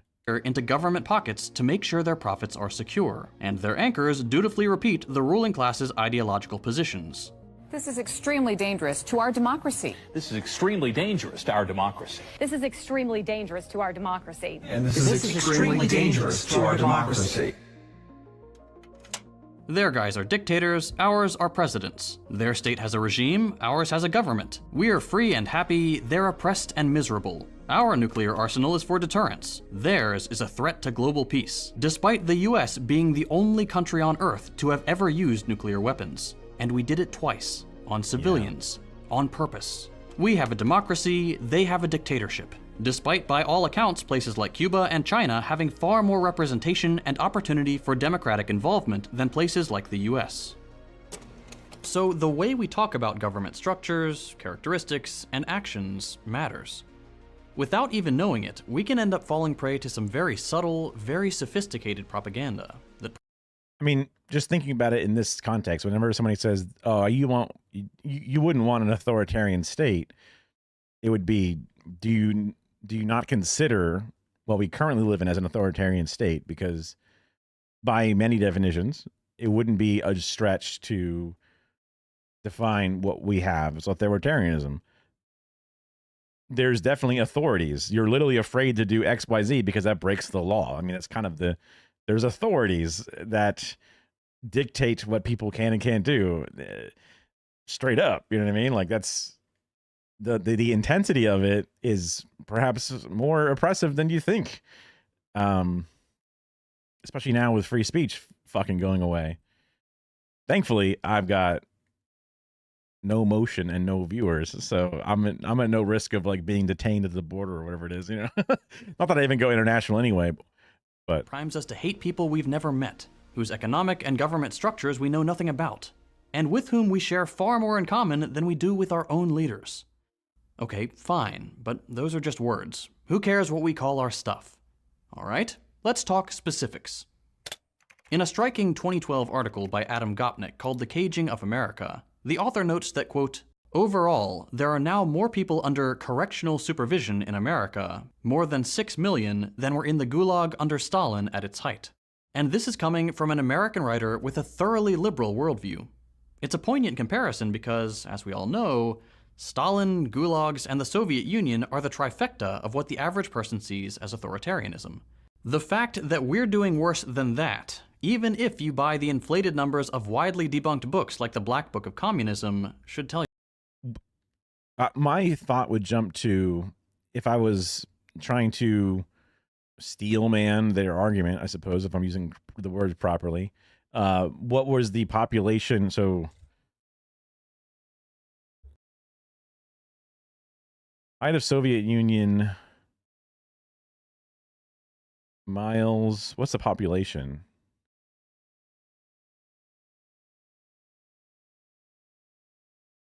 Oh.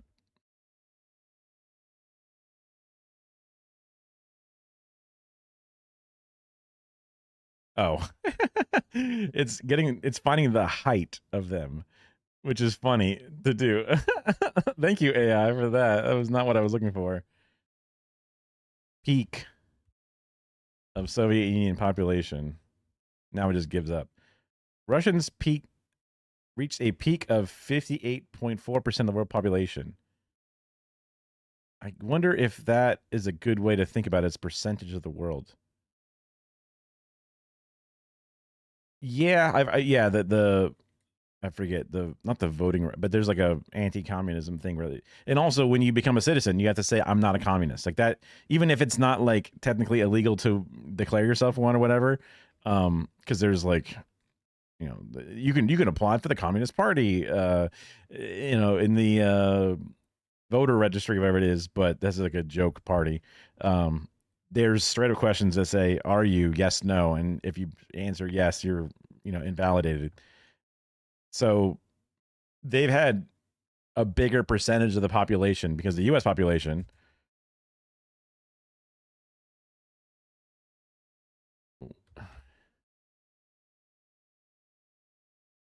would not be 57%.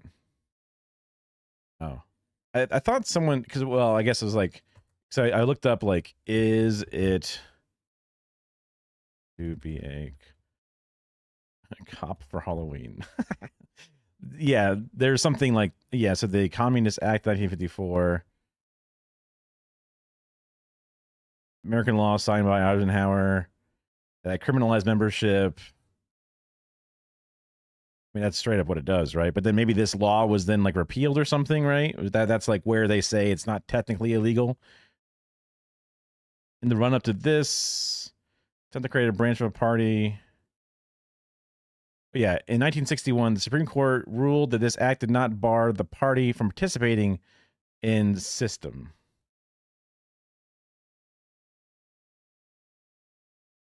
So I guess it's like the laws are there, but the Supreme Court's kind of neutered it to some degree. Is probably what's happening with it. In 1973, the federal district judge ruled that the statutes in question violated the Constitution and that Arizona could not keep the party off the ballot. But that's also just a district judge. I don't know how fucking all that bullshit works. Yeah, and then but just being denied citizenship or commie is like, it's still part of the test. So to me, that means, because they would be citizens otherwise. So that's definitely showing it being illegal, right? Even if it's not something they're going to enforce using that act, but that act written, and then I don't know if that act is what made that question come up in the thing or not, but yeah, either way it stands. Tell you something. And fun fact, the CIA wrote a report in the 50s that the whole Stalin strongman thing was largely a myth. It was just a very useful myth to the capitalist powers, so why not perpetuate it? But I know what you're thinking. Everybody knows the US has a thing for prisons. That's like one thing we could ease back on a little bit. That doesn't make the country authoritarian. Let's continue then. How about surveillance? It's pretty widely believed that citizens of socialist states are the subject of extreme surveillance. But okay, let's release the tapes. If let's release the Malcolm X tapes. Let's release the MLK tapes where they were illegally fucking phone tapped, right? There's way more examples of people being surveilled. Literally, the BLM protesters were targeted and tracked and observed for any sort of activity or coordination. what if I told you that none of them hold a candle to the US? Don't believe me? Take a look at Section 702 of the Foreign Intelligence Surveillance Act. Thanks to this piece of legislation, every single person in the United States is the subject of incredibly intense scrutiny. We have a mass surveillance program that allows for the collection of phone conversations, text messages, emails, web searches, and social media messages. Everything you do is being monitored. But wait, it's called the Foreign Surveillance Act, so why are we in the crosshairs? Well, it started out as a way to keep tabs on communications between US citizens and foreign nationals deemed a threat of some kind. But over the last decade or so, the scope of the project has expanded dramatically. What was once strictly a counterterrorism tool, which is already incredibly vague and dangerous, has now morphed into a domestic surveillance apparatus where the NSA provides this data to the CIA and the FBI, which they can use to open investigations into any person in the country without a warrant. But what if we want to give US intelligence agencies the benefit of the doubt? They're just doing their job, right? If you're not a criminal, you have nothing to hide. Classic. According to a 2022 report, the FBI and CIA conduct millions of these backdoor searches for no legitimate reason. They've pulled data on family members, journalists, political commentators, even government officials. For what reason? Who knows? They want dirt on a politician they don't like, so they read their Twitter DMs. They saw you in a coffee shop and thought you were cute and asked the barista for your name. That's all they need. Some random intelligence creep can plug in your name, phone number, or email address and have access to years of your personal communications, web activity, address, personal details, all of it. No authoritarian regime in history has ever wielded that kind of surveillance power. Okay, dystopian prison population, largest surveillance apparatus in history, that all sounds pretty bad. But at least we have the freedom to criticize the government, right? The secret police aren't going to come drag us away. Well, I've got some bad news for you there, too. US police are the most vicious and unaccountable in the world by far. There are plenty. And this is before ICE, right? Well, ICE existed and then kind of was paused for a while, or not quite as, I mean, obviously they were still doing to some degree, but Tom Homan coming back, and then the new budgets and the directives, and I mean, it's very clear that the new version is much more jackbooted than ever before. All the different videos of either green card holders or even citizens getting fucking swooped up into these fucking things. No due process. So it doesn't even, you don't even know if these people are citizens or not because there's just no due process.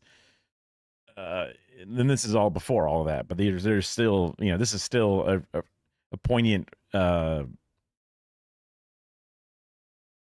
counterpoint, but there's even a worse example. Plenty of videos online of police arresting journalists, brutalizing peaceful protesters, even laughing about killing innocent people. I have a whole video on the subject, actually.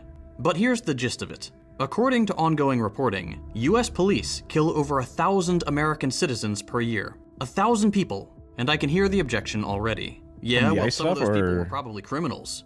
Police are not meant to be judge, jury, and executioner. They're meant to arrest people if they have to, and then hand them over to the judge, jury, and we really should talk about the executioner part. Open social media on any day of the week, and you'll see a story of an officer-involved shooting, where the media tries really hard to twist the reporting to make the cop sound less like a murderer. I mean, honestly, yeah, that's another good example of just the word choice used to, on the mass scale, especially across X million people witnessing these things on the whole. Each individual story may not get 1 million views, but all the different stories together are adding up, and they all use the same passive voice, different techniques. With body cameras often required these days, it's getting harder for them to hide their crimes, though they still try. Required. Anyway, the bottom line is this. If we look at any other country on Earth, let's say China, the hot-button supposed authoritarian hellhole of the day, and we compare police violence stats, the US is far worse. In the US, in 2022, police killed 1,201 people. In China, that number is 0. Oh, wait, nope, I read that wrong. 0 people killed by police since 2019, a year when 2 people were killed. Holy 2 shit. people in 5 years. In a country with a population 4 times greater than the I was gonna say, like, that's like, there's just a multiplier going on there, right? Like, hold on, that's, yeah. Now my dad would say, they just hide the news. They hide the facts. They hide it. They lie. And it's like, okay, I don't know how to discuss things with you. States. Since 2019, US police have killed nearly 5,000 American citizens. So, we have a more dystopian prison situation, we're the most spied on people on Earth, and our police murder 3 people on average every single day. If that's not authoritarian, I don't know what is. And this isn't to run defense for the excesses of past and present socialist projects. In fact, socialists are among the loudest and most well-read critics of these experiments. The Deprogram guys and I have a podcast episode specifically dedicated to the topic, and we plan to do more in the future. The point of all this is that if we're going to rightly level criticism at some states, we need to make sure to apply that standard universally. And that means starting at home rather than simply passing judgment on countries halfway around the world or that have long since passed. So I wonder if perhaps people's criticism of authoritarianism, though they might agree that America is an authoritarian state, they don't want the authoritarian to continue. So just say, yeah, but you are, but what am I, or whatever, isn't good enough or something. Oh,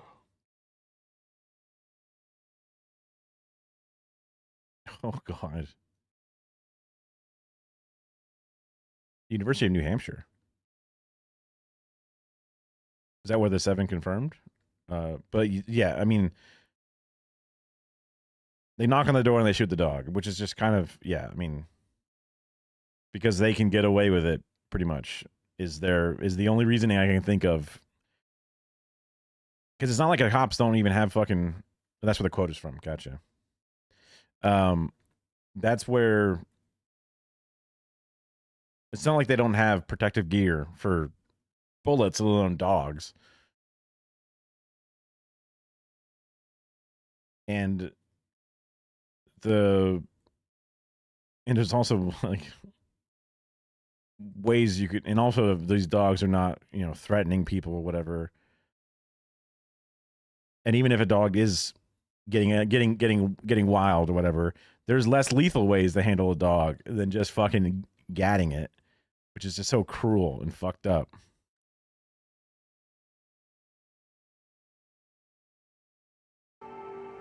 Okay, that's the liberal part taken care of. Now it's time to have a little chat with my friends on the Western left. The right does a very good job at presenting a unified front.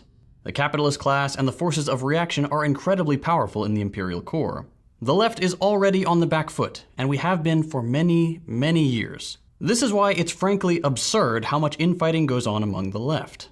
Social Democrats sniping at tankies for being authoritarian doesn't do the movement any good. Funnily enough, the label authoritarian is only ever applied to successful socialist projects. The ones that failed were somehow more pure. But the moment a new system takes steps to ensure the security of their people and their new project, they're labeled authoritarian. Yeah. I think part of this is that there's a lack of understanding among Western self-professed leftists regarding what it actually takes to change the status quo across an entire country. Every revolution, including bourgeois revolutions like the American one, are authoritarian. I don't know what it's trying. It's highlighting G only German chef, sheph, SHEPH. I don't know why. Because I guess I'll allow.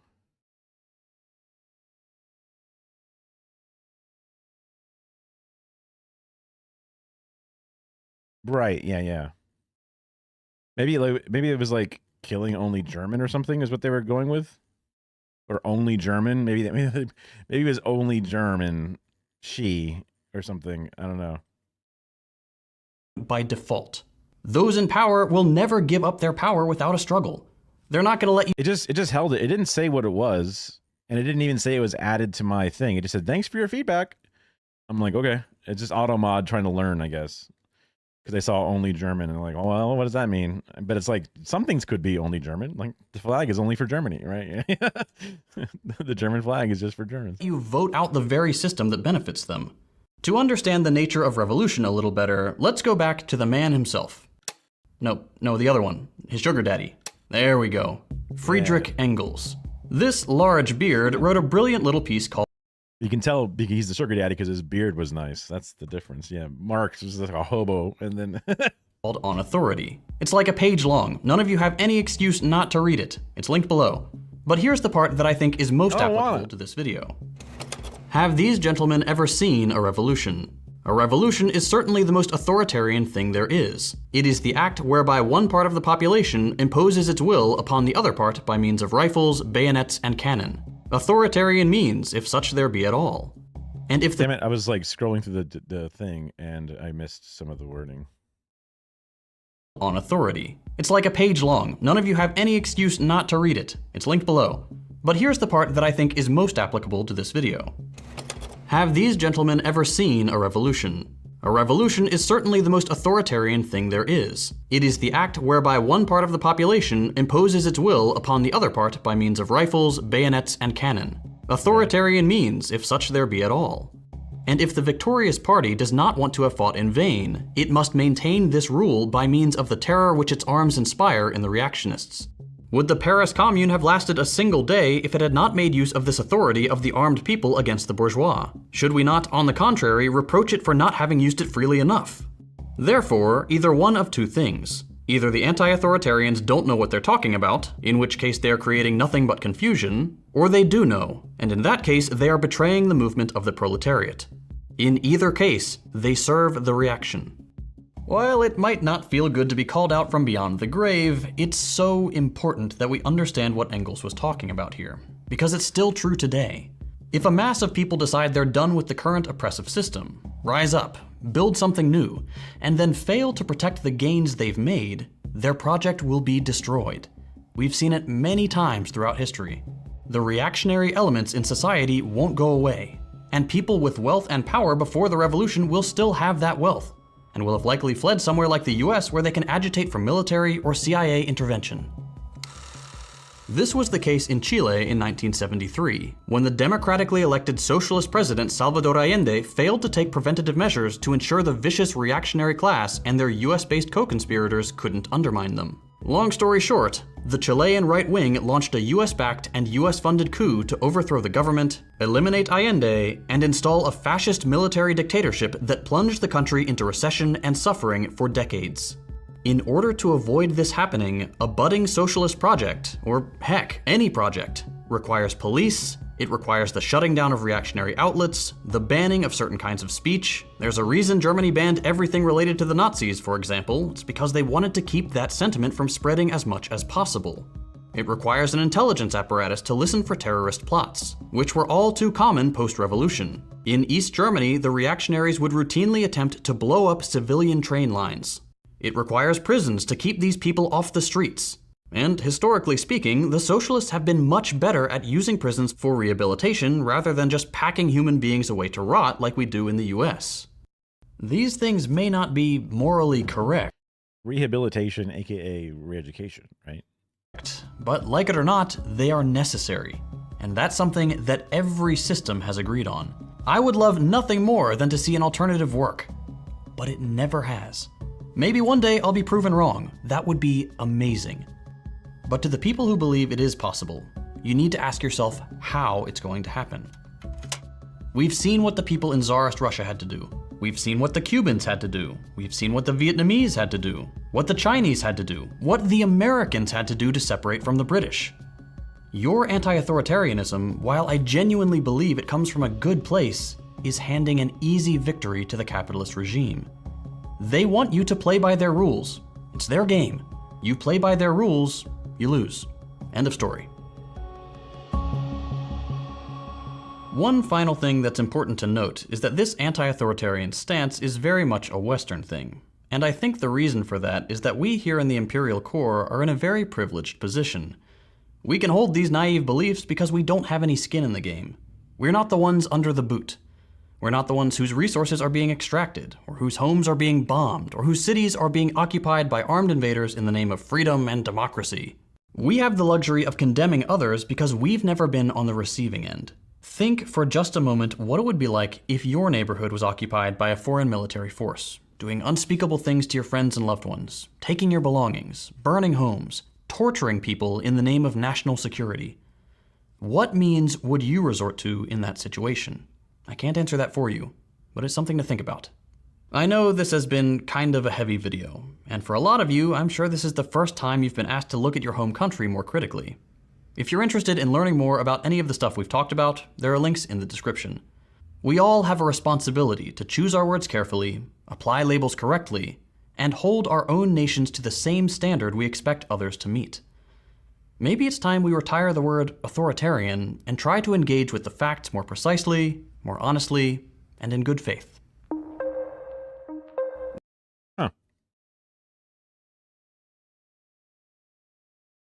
I guess it wasn't I never really thought about the revolution being a part of the authoritarianism part, but I guess that's an interesting way to draw another parallel, which I guess is what the whole on authority thing here is. That's a lot of words. That's a lot of words. Grok, what am I looking at? Grok, can you summarize this? Thanks, Grok. Yeah. No.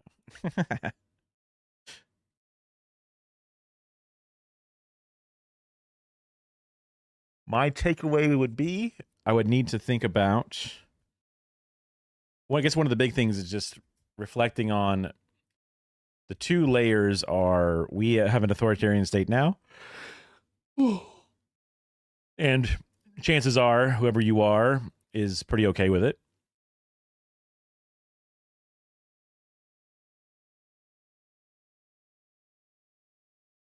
Authoritarian, you mean? Yeah. Yeah. Because, like, unless you're going to live in the, the Chaz zone or whatever, where there's no rules at all, someone is an authority, right? So it's like calling the thing a regime instead of calling it a government, because a regime just has a nasty tone to it that we've been taught that is bad. It's the Castro regime, not the Cuban government,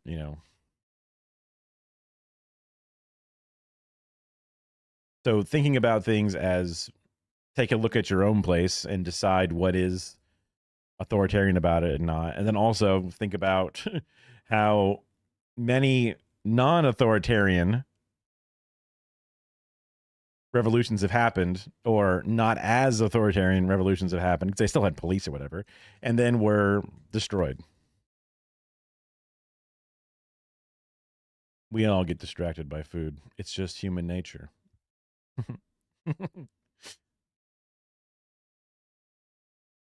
And it also helps me not be, it puts it into perspective to think about, because if you imagine yourself running a country or running a thing, there's gonna be some layers of you having to fucking crack the whip, and like it's like that sucks. Just sort of the end of the second thought video on authoritarianism it was like a big part of it was just looking at what we have. A lot of the words used make it seem worse for them, but good for us. But we have a lot of the same problems as authoritarians do. And then we've had to, or the places where things have been successful or they are considered authoritarian now, it's in many ways extra tight because it's a defense against constantly being assaulted from all sides by coups and stuff. They use Salvador Allende as an example in the 1977, 75.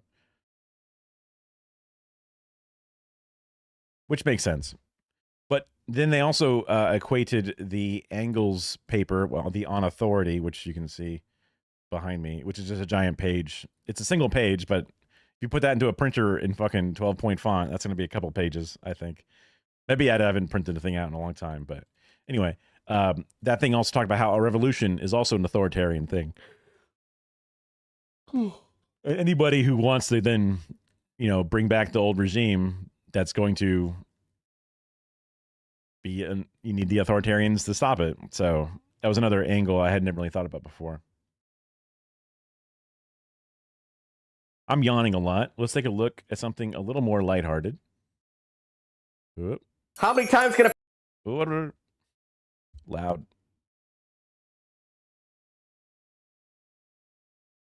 Describing things in freedom and unfreedom.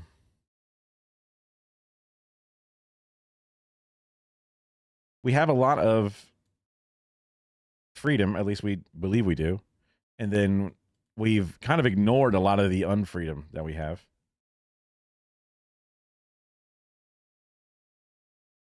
And how police state things can be at times.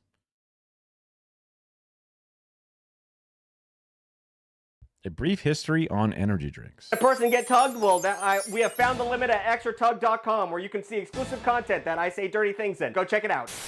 A long time ago, a woman at a state fair who was doing fortune telling told me that I was going to die of heart disease, which is a pretty easy guess to make. I think most Americans die like that, but it would be very funny if I died during the recording of this video while I'm talking about energy drinks. If that happens, I don't know, tell people about me. So caffeine is one drug that we can all agree on, right? We're all cool here, right? 90% of Americans have some form of caffeine every single day, whether that be a cup of coffee or a caffeine pill or a cup of coffee, but instead this time it's going up your butt.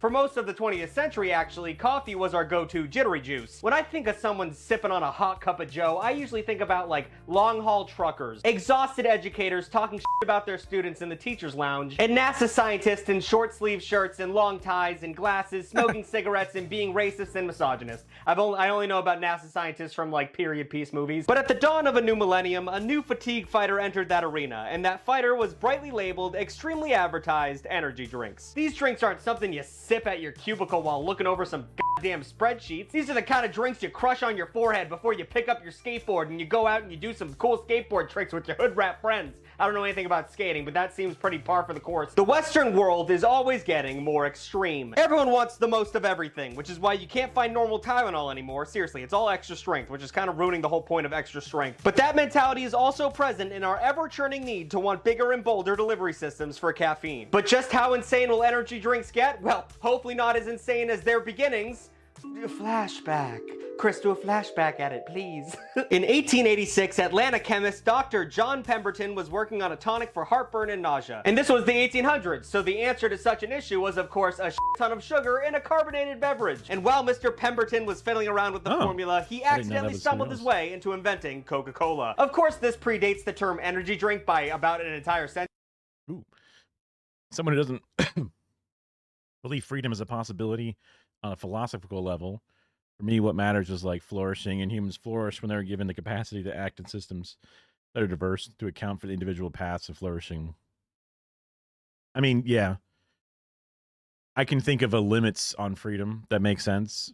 You're not free to murder somebody else because that impedes on their freedoms, but that's impeding on my freedoms. God damn it.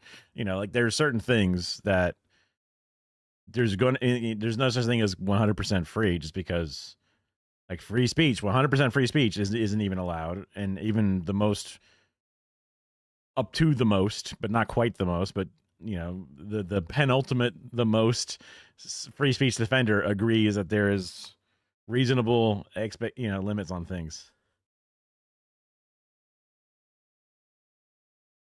Every single popular invention was invented in relation to some drug. Determinist fatalist. Ooh, that sounds like a whole discussion about philosophy or something. So like you can choose, but you can't choose your choices.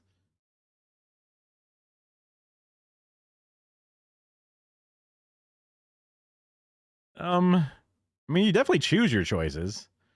I could strip naked and jump up and down and put my head in my butt, but I guess I can't choose to ascend to godhood because that's just not available.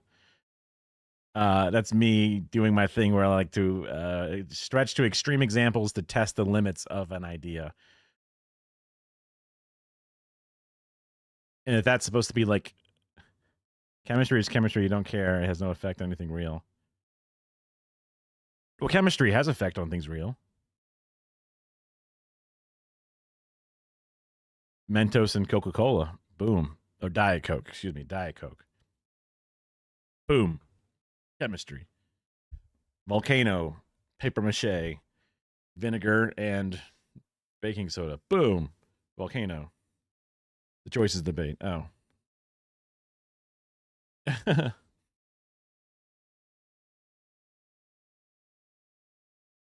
That might be a little too deep for me, especially. Yeah. I'm just a guy, you know? I just want the government to build trains, you know what I mean? But there was no denying the energizing effects of this new fangled beverage. Listen, I'm not going to dwell on the fact that Coca-Cola originally had cocaine in it. Every toddler knows that fact, but it's worth mentioning. Originally, Coca-Cola contained cola nuts, which are jam-packed with caffeine, as well as coca leaves, which are cocaine. Oh, I didn't realize there was a cola nut. At the time, like, people talk like it's a big deal. At the time, Coke was easy. You could get Coke. Cocaine was easy to get. It was a vitamin back then. Like, Sigmund Freud, everyone who walked into his office, he was just like, do cocaine. It'll make you feel better. Do cocaine. You could get yourself a steady supply by going down to, like, the... I mean, short term...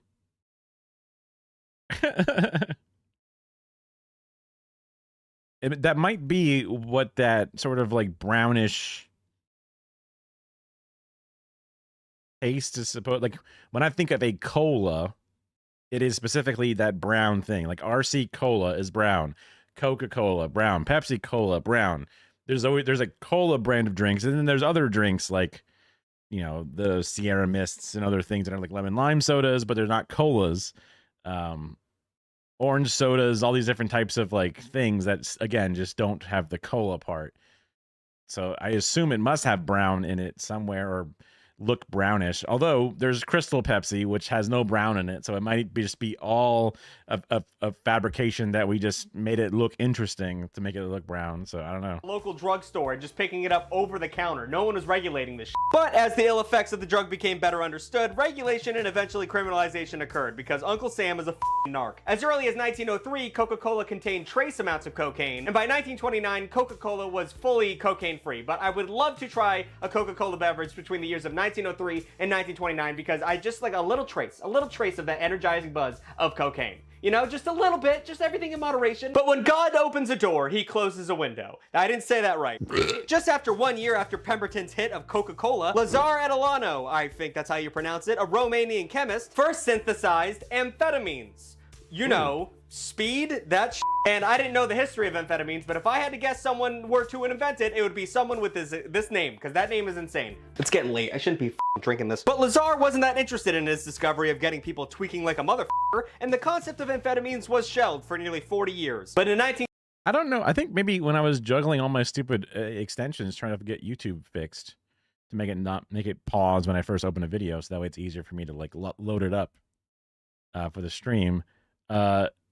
I think it fixed my captions because before my captions are kind of like hard to read. They were like too gray or whatever, but now they're like bright white. That's so much better.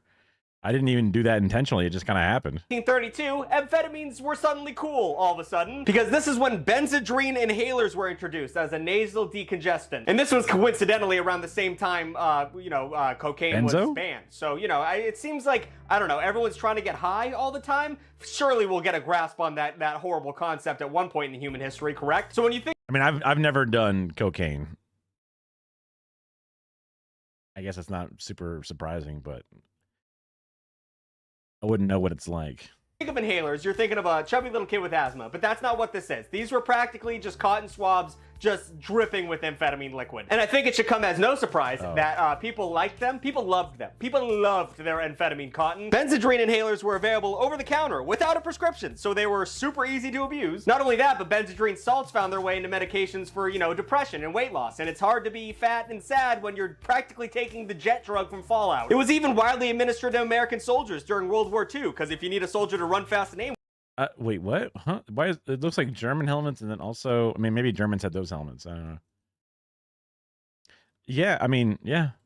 Well, you give them crank. By the time the war was over, it was estimated that 16 million Americans... I've heard that during World War II, this is the reason why Japan still has its ongoing ban of amphetamines. Like, if I go to Japan with my medication, I would be like in big trouble or something, because they would find it, and then it would be like a really big offense to have those anywhere, despite it being, you know, they don't recognize the prescription that you have if it's for that. And I heard that I guess they used it a lot during World War II, and then they decided to then stop using it post World War II.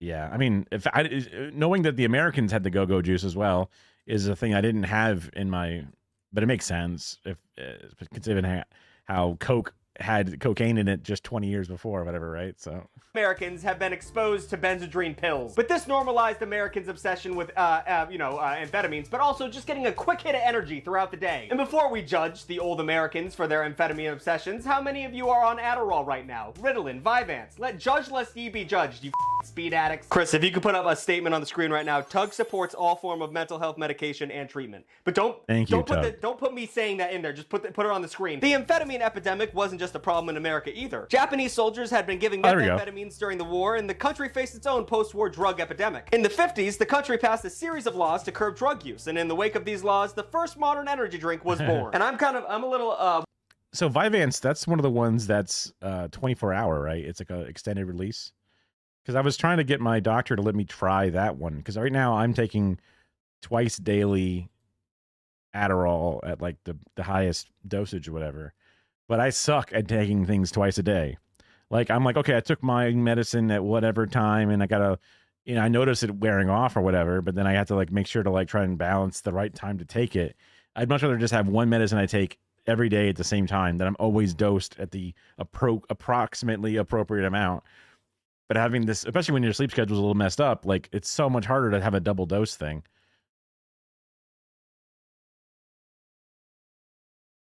Yeah, that makes sense. Well, opium is different than the amphetamines, but yeah, I mean, similar but different. Yeah. Well, yeah, and also like, didn't the British fuck up? I feel like the British fucked up with opiates specifically in China. Is what I feel like. I remember that being a thing. But I could just be assuming some bad thing about the British, because why wouldn't you assume a bad thing about old Britain? I'm worried because I had to talk about a lot of drugs to get to the main focus of this video. I don't think YouTube likes that. Every time I do that, I get demonetized. So subscribe to Extra Talk, please. But now that we're talking about energy drinks, do you know what the first energy drink was called? Do you have any concept? You're probably thinking something sexy like Fast Horse or Blazing Sun or some shit. Well, no, actually, it was called Lipivitamin D. Yeah, Lipivitamin D. That's actually not that fun. And it actually wasn't really a drink. It was more of like a tonic syrup thing than a soda. What did it have? Like, was that Hebrew? What was that? Or is that Russian? I don't think it's Cyrillic, right? I think that's... My guess is Hebrew, but I don't know. Eagle, though. Yeah, Lipivitamin D. That's actually not that fun. And it actually wasn't really a drink. It was more of like a tonic syrup thing than a soda. So it was like lean, but it had the opposite effect of lean. Lipivitamin D was marketed to truck drivers and factory workers who pulled long shifts and needed a little extra something so that they wouldn't go the Hemingway. The main ingredient in this sweet, sweet syrup beverage is an amino acid called taurine, which, let me be honest, I love taurine. Oh my God. I can't stand taurine. Ah, maybe. That it's the aftertaste of Red Bull. Awful. Awful. Awful. Awful. God. You probably can't zoom in far enough to see it, Chris, but it says taurine right here. If I'm looking at an energy drink in a store and it doesn't say taurine, I'm not buying it. This is like a miracle drug. Originally isolated from bull semen in 1827. What? I mean, that's obviously a planned joke, but... produced. Oh, okay. All right. Oh, God, that was a close one. And some studies suggest it helps with athletic performance and overall... What's the big deal, bro? You eat a chicken period every morning, right? You get your steak and chicken period. Steak and eggs. What's a little bull semen to fuck it up? What's the big deal? Come on. If you like it, you like it.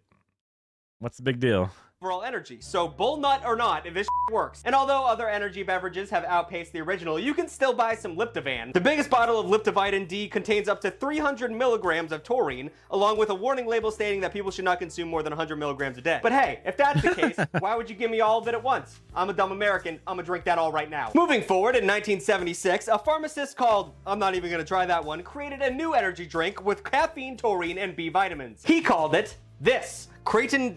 Crotting-dang, which loosely translates to Red Bull. That's right, this shit isn't European at all. It comes from Asia. F you, Max Verstappen, and your European mentality. We're pissing in the ground. The toilets are built into the ground in Asia. But this version... I didn't think Red Bull was European. I didn't think anything about Red. I guess I would have, if asked, I would have guessed American just because I guess. Yeah. is it's not the exact same thing as modern Red Bull. It really, the original one didn't have any carbonation, so it was just like a flat drink. Ew. Oh my god. Over the next decade, the drink would spread across the continent, slowly becoming a fixture in Asia. And in 1984, an Australian marketing executive traveled to Bangkok and bought a bottle of Craig Ting Dang to fight his jet lag. And he was so impressed that he hit up the dudes whose name I couldn't pronounce and said, "Let's get in menu. We're getting into business right now. The white people would love this." They added some much needed carbonation along with a lot more sugar and caffeine, and then unleashed Red Bull into the European market in 1987. Doot doot doot doot. Max Verstappen. Doot doot doot doot. I hope I'm matching the pace of the song. I can't remember the BPM. Also, I hate Max Verstappen, by the way. Don't get it twisted. If you're a Max fan and a big Tug fan, you are just a Max fan. I don't want Is he you an to F1 driver or something? You cannot drive, dude. Dude crumbles when he has pressure. I hate him. So while Red Bull was spreading its wings across Europe, America was spinning its wheels with variations of tried and true methed up soda formulas. In 1985, Jolt Cola was created with all the branding of a battery. But this was 1985. They really had for some reason they didn't know that sugar was killing them. They thought it was the fat in their food, and they kept making fat-free products that just made you shit yourself. But in terms of caffeine, Jolt definitely delivered. At 70 milligrams of caffeine per can, it contained twice as much caffeine as Coke or Pepsi. But even then, it fell short of how much caffeine was in just one cup of coffee. I remember Volt. Or Vault? I forget. There's definitely Surge. That was a thing. That was basically just Slurm. Just an insanely high amount of caffeine and sugar combined.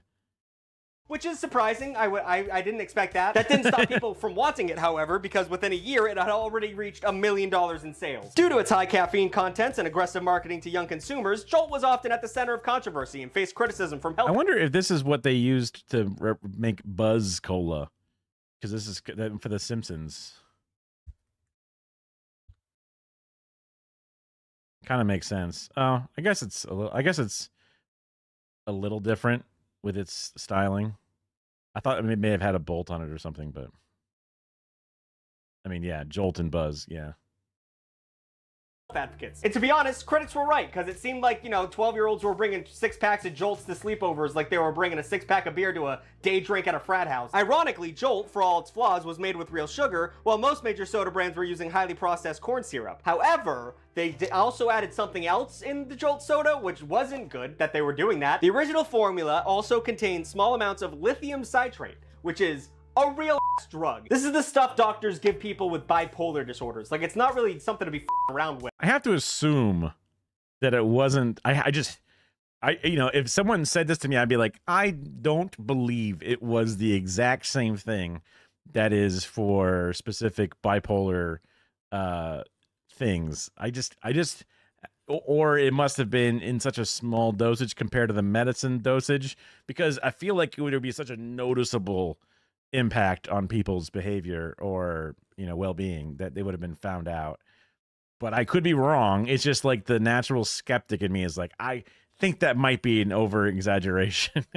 This obviously made critics claim that, hey, you are drugging children, stop that. And I get that, but also, everyone, stop being a dick. Like, everyone needs some mood stabilizers every now and again, especially if you're drinking 70 milligrams of caffeine. Give the kid a little calming pill. Eventually, Jolt removed lithium from its formula, womp womp. But even though Jolt was able to deflect criticism long enough to keep their business steady, once Red Bull was introduced to America... Why would they include a thing to calm you? Sure, yeah. In 1997, it was pretty much lights out for Jolt because Red Bull was flying away, no pun intended. And now we are obsessed with energy drinks. And let's just talk about America. Let's talk about America. Damn the fascists. Why are their aesthetics always utilized so well? Sons of bitches. Sons of bitches. I don't think I've seen an Australian video on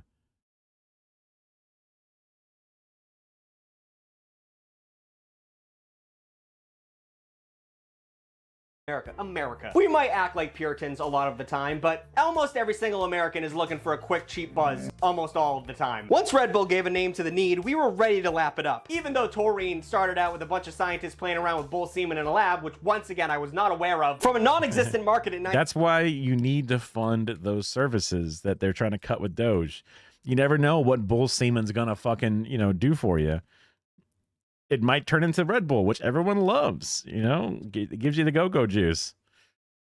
You got to mess with all the different things. 1997, energy drinks would top annual sales of $600 million by 2006. And they show no signs of slowing down. It is going straight up. Over the last 5 years, energy... I'm just thinking, like, because sometimes when you think about... I wonder how somebody found out that these, you know, coffee beans work much better when this one type of bird or monkey shits it out and then you cook it or something. And then just someone basically just straight up gargling bull semen and being like, you know, I feel a little energized. This is kind of like helping me get up. You know, I was doing it for a different reason, but now all of a sudden, you know, maybe we should look into this. It's got something to, you know, there's something to this, you know.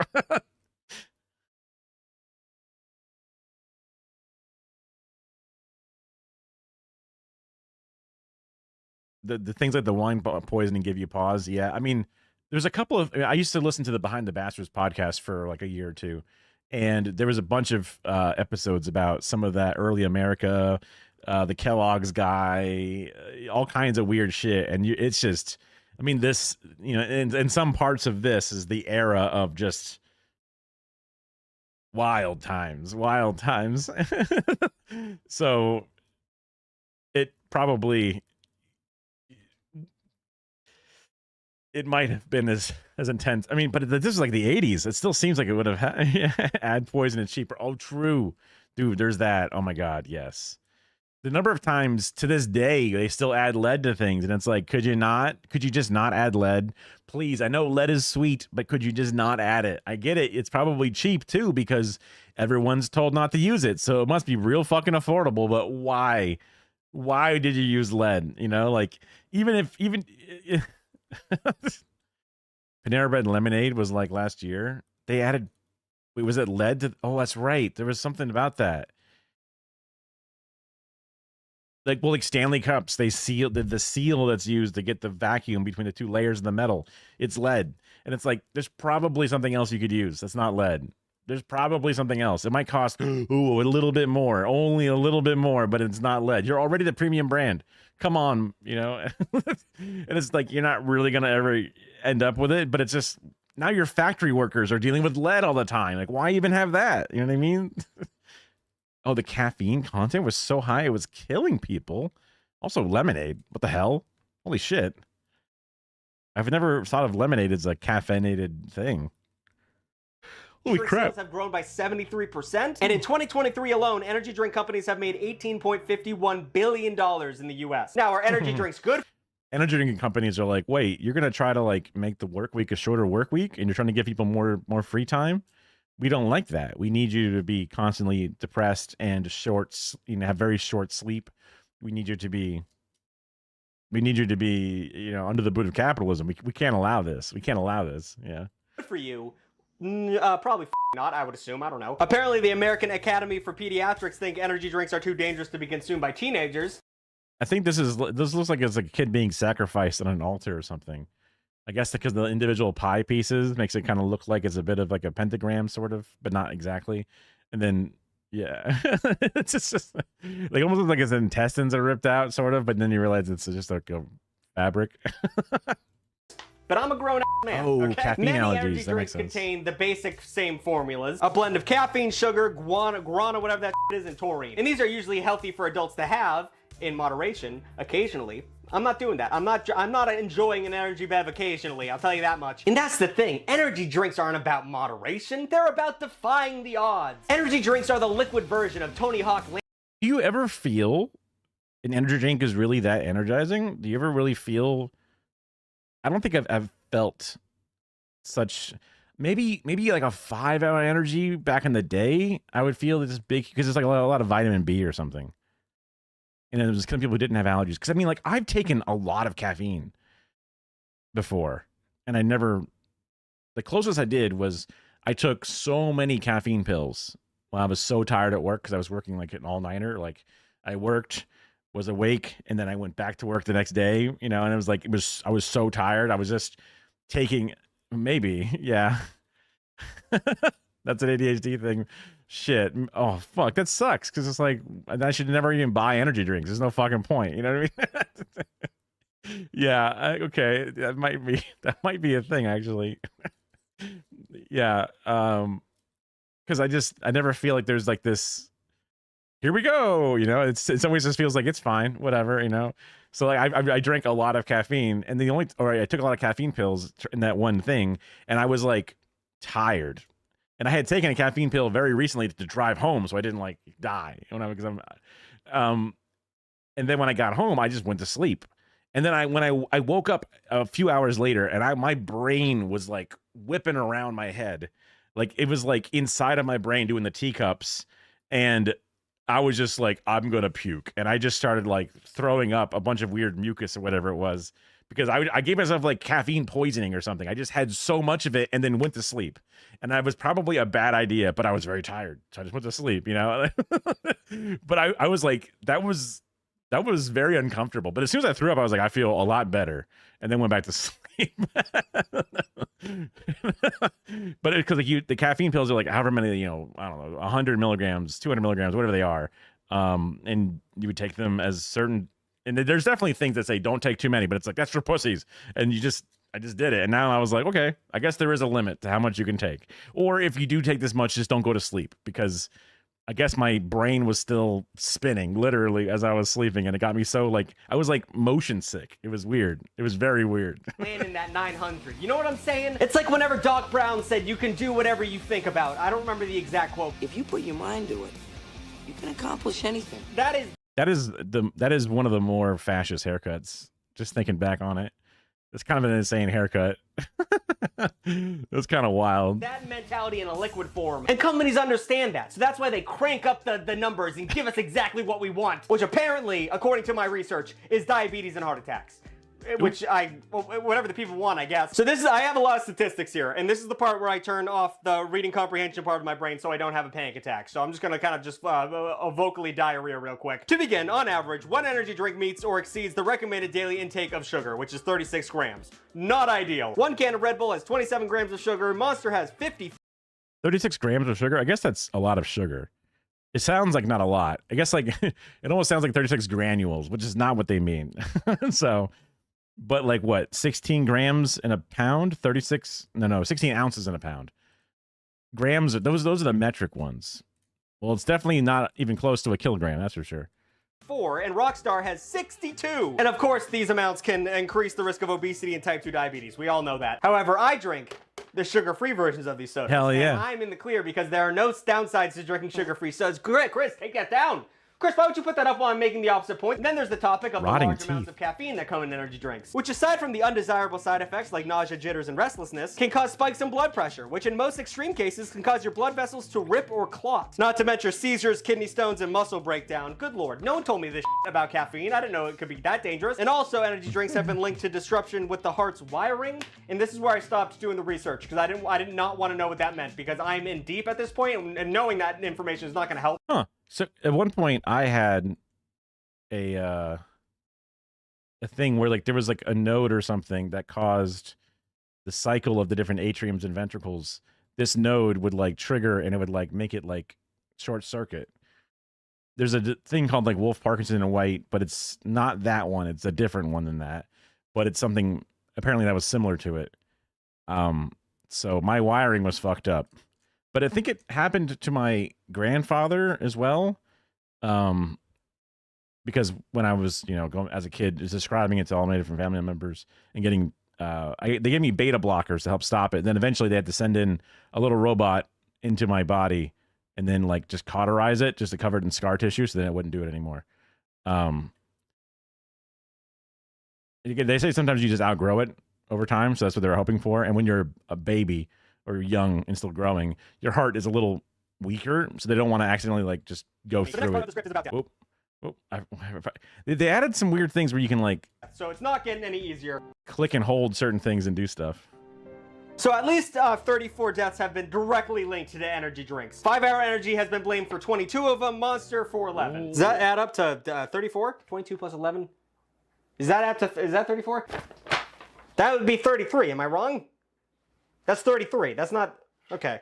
Maybe I got that. Well, Jolt got one I in probably there. wrote it down wrong in the script. Even Red Bull, the sweet-winged angel, has faced wrongful death lawsuits, which they choose to settle out of court. It's likely that the amount of deaths associated with energy drinks are way higher than what's available in the data. And also important to note that pre-existing cardiovascular conditions can contribute to the deaths spurred on by too much caffeine. And did someone say too much caffeine? I couldn't make this video without talking about that Panera poison lemonade that they released. Do we remember that? Actually, you know what? Let's take a second to talk about all the crazy caffeine beverages that I have written down here, because some of these were just straight up negligence. So in the pantheon of dangerous drinks, Panera managed to make lemonade one of the most deadly. Congratulations, Panera. When life handed you lemons, you decided to make everyone die. Very Cave Johnson of you, sir. You took the pure Americana of the lemonade stand and through the twisted funhouse mirror of capitalism, turned it into the juice a cult leader would give his followers. First, you sell us overpriced hospital food, and you couldn't even stick the landing on the free drink that comes with the combo. A 30-ounce charged lemonade was reporting to contain 390 milligrams of caffeine. And I mean, 30 ounces sounds like a lot. It is a lot, but that's just how big a large is at Panera. They are just giving you the slop. You order a large drink and get enough liquid to bathe a small child. A 32-ounce of Monster doesn't even have that much caffeine. And here's the kicker. Panera offers unlimited refills. And like, I know it's up to us as consumers to, you know, not decide to kill ourselves, but at the end of the day, if you offer me a free refill,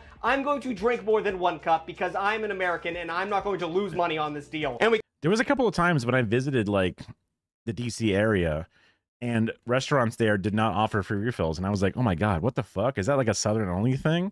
But then other restaurants still did later on, I found out. So then I was like, oh, maybe that was just at those restaurants. But I love my free refills. I drink a lot of liquids. So we can't talk about dangerous caffeinated beverages without discussing the king of death, Four Loko, of course. If you weren't around in the early 2000s, you don't fully understand what a Four Loko. That's crazy. I gotta see, because that was like a little under 400 per 30 ounce. So I wonder what my caffeine pills are. Was at its peak. Yes, they're still around today, but they are a shadow of their former selves. They have tamed down completely. This blend of energy drink and alcohol nearly wiped millennials from the face. Well, there's technically, according to the medical science, no free refills in Australia. Dang, that sucks. You might just have appropriately priced things, maybe. But probably not. Do you have to tip in Australia, or is that built in? Because we have tipping culture here, which is awful and sucks. And there's no way to win.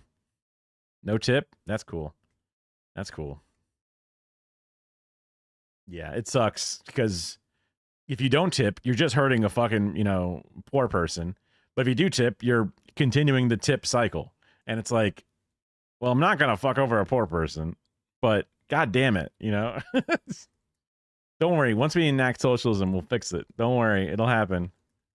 Face of the earth. It seems inevitable that people would start mixing alcohol and caffeinated beverages. I mean, the vodka Red Bull first hit the scene in the early 2000s, and it hasn't gone away. And Sparks. That's what it was. You're not supposed to mix uppers and downers at the same time. So alcohol and an energy drink just instinctively, just by their definition, aren't supposed to do that. Like, that's just not good for your heart to drug it one way and to drug it the other way at the same time. And that would be fine if a drink is like 50 cents or less, a time, because like the amount of, in one little Diet Coke or whatever, the amount of money it costs to pour that syrup in the carbonated beverage is an insanely small amount.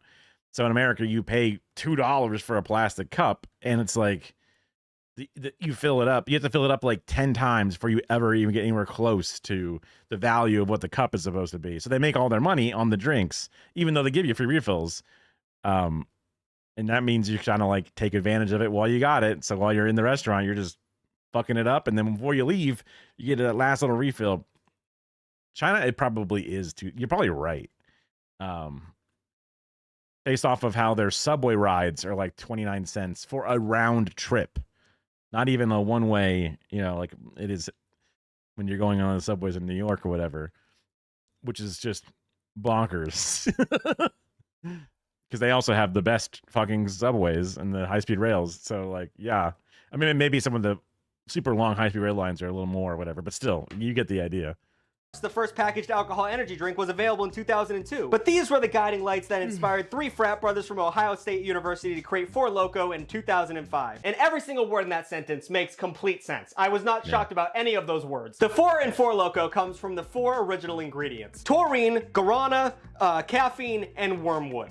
Wormwood, that's kind of a rogue joker. You know, wormwood, the psychoactive substance found in absinthe. You know, the thing that makes you trip balls. The wormwood version of Four Loko, which only had 6% alcohol, was a failure because wormwood usually tastes like shit, and they made a bad calculation. So the Buckeye Bros decided to ditch the lumber, pump up the ABV, and redesign the can so it looked like it was ready to head off for war. Their wormwood-free concoction boasted 12% alcohol and was sold in 23.5-ounce cans. One Four Loko was the equivalent of drinking 4 beers, a can of Red Bull, and a shot of espresso all at once. Now you might be thinking, Tucker, that's a lot going on in one beverage, and you'd be right, but you also have to remember that college kids exist, and they make things called blackout rage gallons, so they were drinking Four Loko like it was free. Their new formula hit the shelves in 2008, and almost immediately college kids started hitting the floor. And not in like a dancing way, in a call the doctor kind of way, someone just died. Commonly referred to as liquid cocaine or blackout in a can, Four Loko was sending kids to the emergency room dozens at a time. ERs across the country were treating college kids for a near fatal level of blood alcohol. The drink fucked up college kids so badly that police initially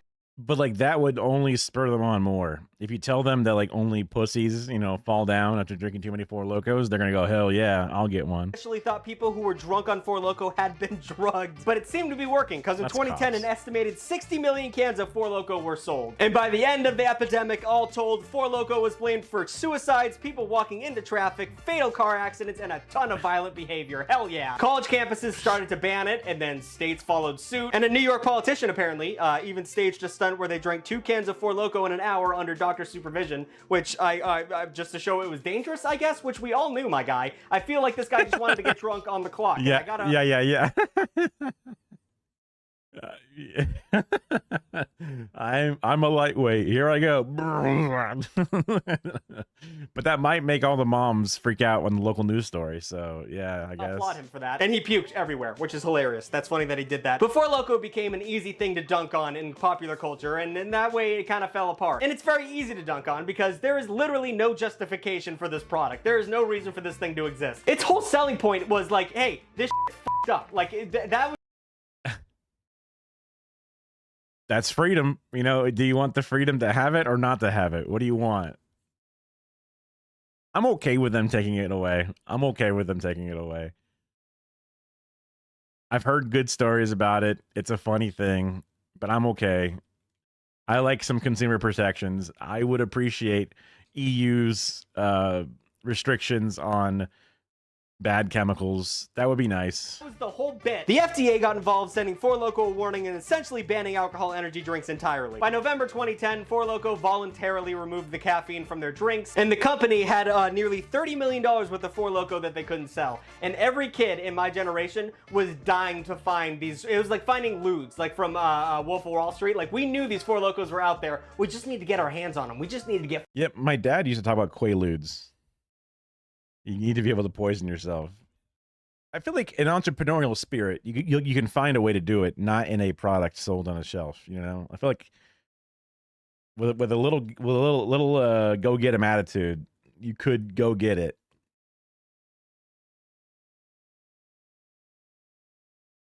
Yeah, my dad told me when he was drunk once, because he probably wouldn't have told me if he wasn't drunk, but that he really used to love doing Quaaludes, and that you would have sex real good on Quaaludes, which I'm like, that doesn't sound like it makes sense based off Quaaludes being a major downer as far as like depressant. But maybe it means you would come slower or something. I don't know.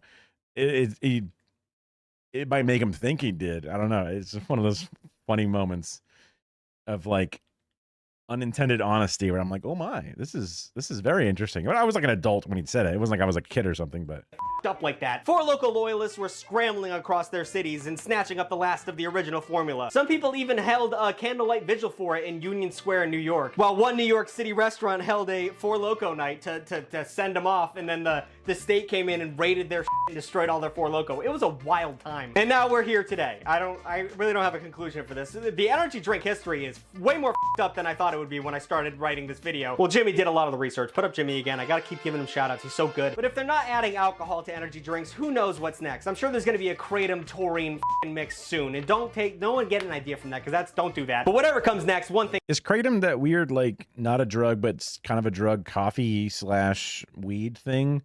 I've seen a lot of signs for kratom. And I remember at one point, years and years ago, someone was telling us we need to go to a kratom bar where you sit there and you drink stuff and you feel weird, but then you leave or whatever, and they kind of babysit you. Meth would do well. I don't know.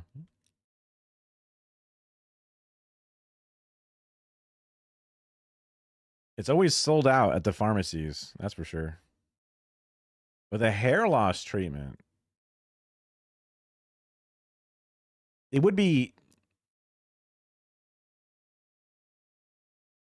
you call it like, you know, full moon and have a picture of a werewolf on it or whatever. Like you just get all hairy as you like energize up. It would be a limiting, a niche market, I guess, specifically. Executing, doing like sync animations or whatever, ripping apart Templars. Okay, I'm gonna get something else to drink. I'm now suddenly craving not like craving energy, but just energy drink. I had a nice little fun little. I saw one of the cat videos on my timeline pop up, so this will be a nice little thing to have in the background while I go do some stuff. Although it is a little spooky, but I'm pretty sure everything works out just fine. I used to love watching. It used to be Cream Heroes, but have you played Assassin's? I played the original Assassin's Creed, not like any of the later ones. Be right back. 느린데? 약간 매끄러운 바닥에서 움직일 수 있나 봐. 되게 힘겹게 움직이면서 힘겹게. 우리 도도랑 토토랑 보여주려고 데려왔는데. 토토 어때? 너희 용맹함을 뽐내봐. 집에 대왕 거미가 나타났다고. 토토도 이제 이게 장난감인 걸 알 만큼 큰 걸까? 옛날에 그 괴물손 같은 거 할 때는 엄청 좋았는데. 오늘은 어쩐지 세월의 무상함을 느끼는 날인 것 같아요. 세월의 무상함을 거미와 함께 느끼고 있습니다. 옛날에는 천둥 번개 치고 막 낙뢰 떨어지면서 우르릉 쾅쾅 소리 나고 그러면 고양이들이 굉장히 무서워했거든요. 살려주세요. 고양이에요. 무너지고 있어요. 이 세상이 무너지고 있어요. 이렇게 얘기를 했는데 요즘에는 천둥이 쳐도 번개가 쳐도 잠만 하면서 자고 무섭지도 않고 비가 오는구나. 비가 와서 어쩐지 혈압이 떨어지는 것 같다. 잠이나 자야지. 뭐 이런 느낌으로 자더라고요.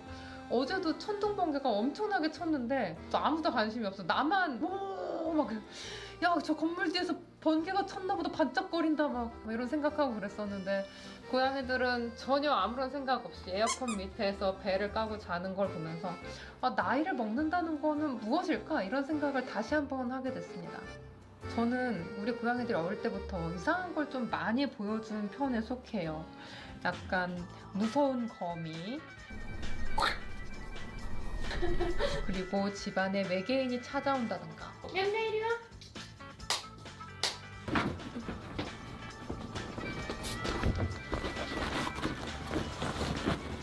괴물이 있다든가 곰이 있다든가 공룡들도 집에 종종 나타나고.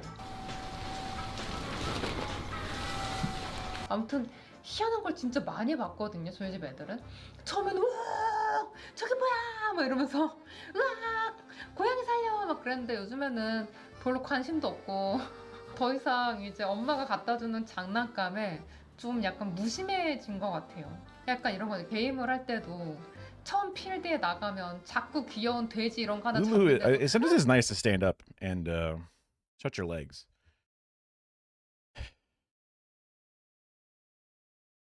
You know how you would talk to a Templar after you put a rod through their head?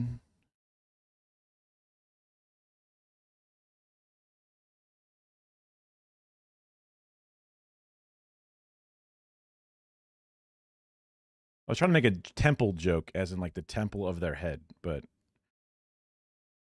I got too stuck on the R part and making like a pirate thing, and I was like, what do you got? What do you got for me?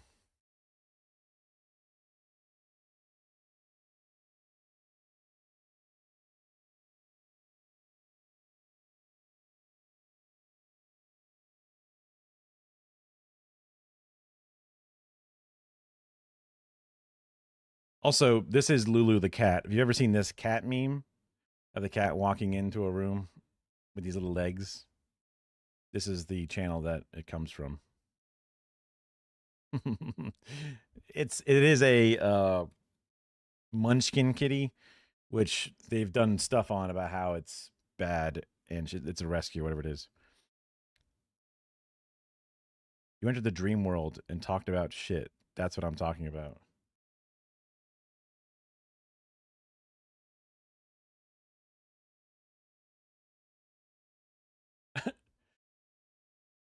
돼지야 막 이러면서 잡는데 나중에 시간이 흐르면은 왜 그래 귀찮게 막 이렇게 때리게. Yeah, this is the old. It must be an old cache tab because it has 다양한 the old 경험을 통해서 gray subtitles. 경험치를 많이 쌓아서 무랑이도 벌써 이제 사람 나이로 치면은 Lulu's getting 중년이라고 old. 말하는데 No. 엄마 마음에는 늘 어린. 아이 그만했대요.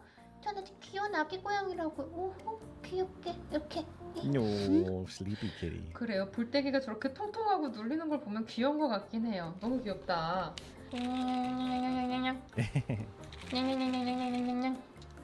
짠! 얌얌이! 얌얌이! 아 귀찮대 그냥. 만사가 귀찮아. 누랑이는 만사가 귀찮은 것 같아요. 그래서 고양이들을 이렇게 장난감을 보여주는 거는 이제 끝났다. 뭐 이런 생각이 가끔 들 때가 있습니다. 약간 나이 들면 하드코어해져? 어릴 때는 장난감이면 충분했는데 이제 진짜 사냥을 하고 싶어 하더라고요. 우리 집에 귀뚜라미가 들어왔던 적이 있어. 딱 한 번. 하수구 배관을 타고 들어왔나 봐. Yeah, 베란다에서 귀뚫기 they're predators, man. 귀뚜라미가 한 마리가 저희 집에 왔는데 완전 우리 집. These are very indoor cats because she's in Korea, so I assume that she's in like a big high rise. 온 집안 고양이들이 대흥분 상태였어. 귀뚜라미 한 마리. I love his little arms.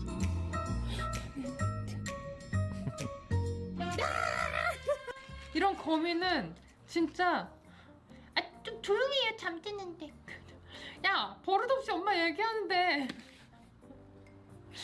좀 그럴 수가 있어. 점점 사춘기야? He's just the cutest tabby cat ever possible because I mean it's the unethical hip dysplasia forcing, you know, short leg breeding, whatever it is. But goddamn, is it a cute kitty? Goddamn, are they cute? Oh, yesterday you were talking about Diablo 2, Project Diablo 2, and it took me a long time to find where I was able to download the original game stuff, but I downloaded it. And I just, you know, fucked around and played with a necromancer for a little bit. They've added a lot of new stuff, it looks like, because there's it didn't add as much as I thought, but they added some new stuff. At least when I looked in the tab before all like the stuff, and it's like your stash tab where the thing goes.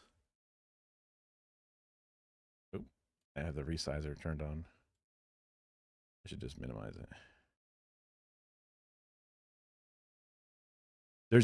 There's keys and a bunch of different shapes and a bunch of different little images. Like I haven't seen any of these, so there must be a lot. But I went to the skill tree to see if there's any new skills, and I think there's like one new curse thing, but I didn't really see anything too different than what I remember. But maybe more things to encounter down the road. The good system.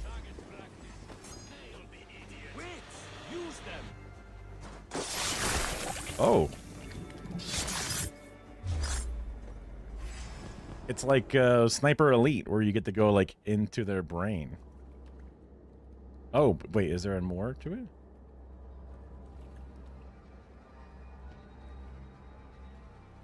Yes, this is very different than what I was thinking. One more, that's all. I'm nearly finished. That's enough. Oh, It's you.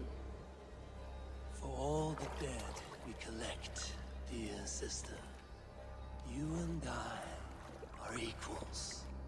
Quite a charnel house. I'd lost count of how many. I suppose I've been greedy in my research, but not for lack of care. The ancient ones, the arbiters, they built us out of simple pieces. So easy to break, so difficult to mend. There must be an improvement. We should be stronger, faster, smarter. I could have fixed us. I could have made us better. We are blood and bone and spirit, Frida Swith. Perfect as we are. As we are. The Scottish Viking? You've such beautiful eyes. Finish it, would you?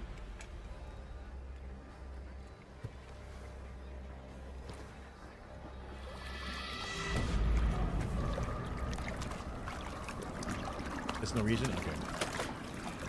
It's a classic video game. Let me just take this and gone. Yeah. It's like a Looney Tune thing where you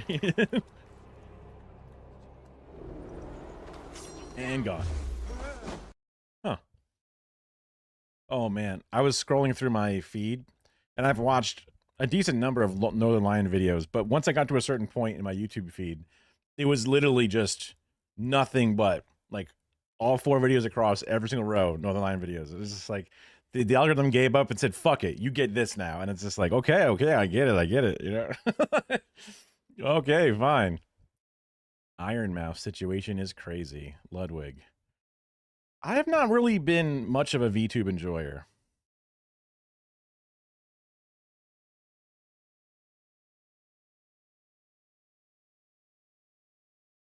And it seems like there's different paths, like order member instead of whatever. I'm pretty sure the original game maybe had a couple of endings. It's been a long time since I played it. I played that back when parkour was new and interesting. That's how long ago that game came out.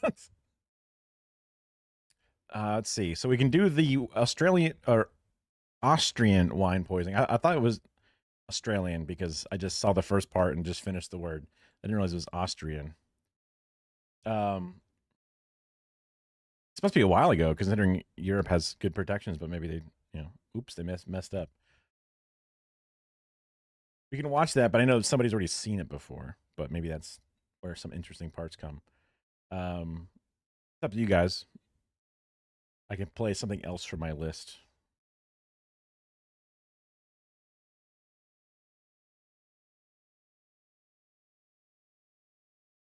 Austria is West Euro, not West.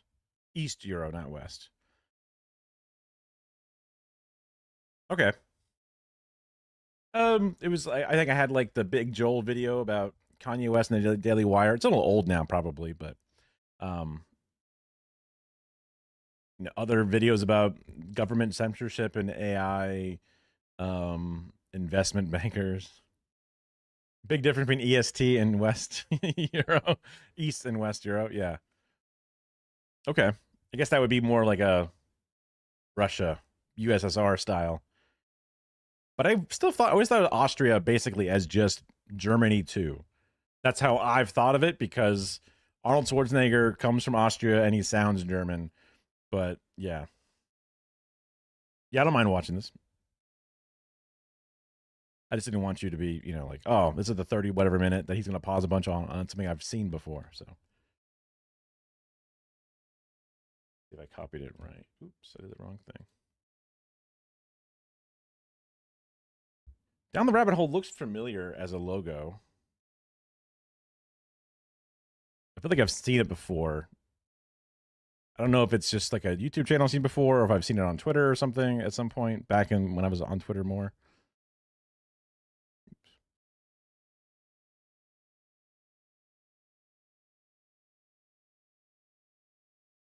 Germany and Poland are the end of Western Europe.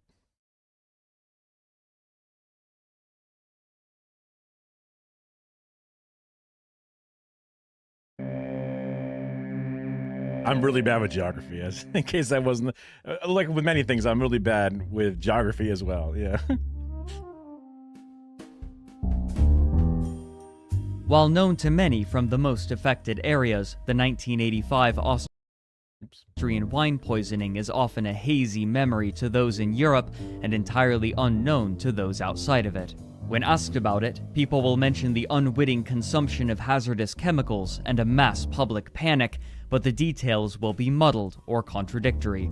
Most sources with precise information are left untranslated, and misinformation about the event is commonly repeated through English publications. So what was the Austrian wine poisoning?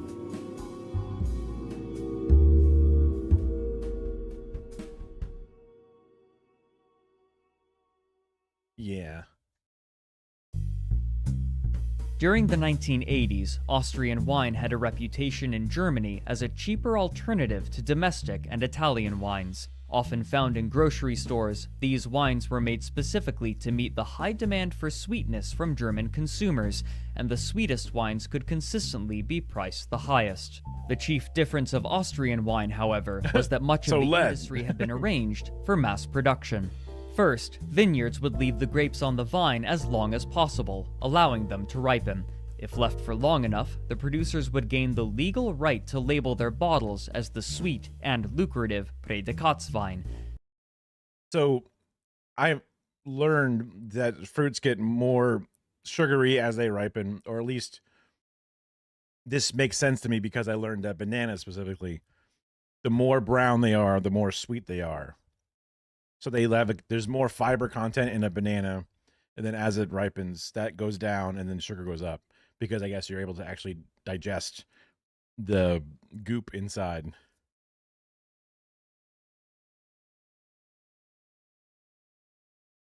So I guess that makes sense that as they get older, they get more sugary. These ripened grapes would be harvested in late summer and shipped to manufacturers who would ferment the grapes in large vats. The resulting wine would then be transported to bottlers in bulk. The relatively high quality achieved by this process allowed Austrian They get crushed, so supermarket tomatoes suck. Oh, interesting. Yeah, that makes sense. As it becomes actually able to be broken down by your saliva and other things, that makes it then sweet. So as the fiber breaks down, you've got the sugar, which we can actually absorb. But it also means that the banana is gross and goopy, and you're like, oh, too brown. But I guess that's also why it's good for making bread. And winemakers to undercut the Extra prices flavor. of older, smaller scale wineries who were more established.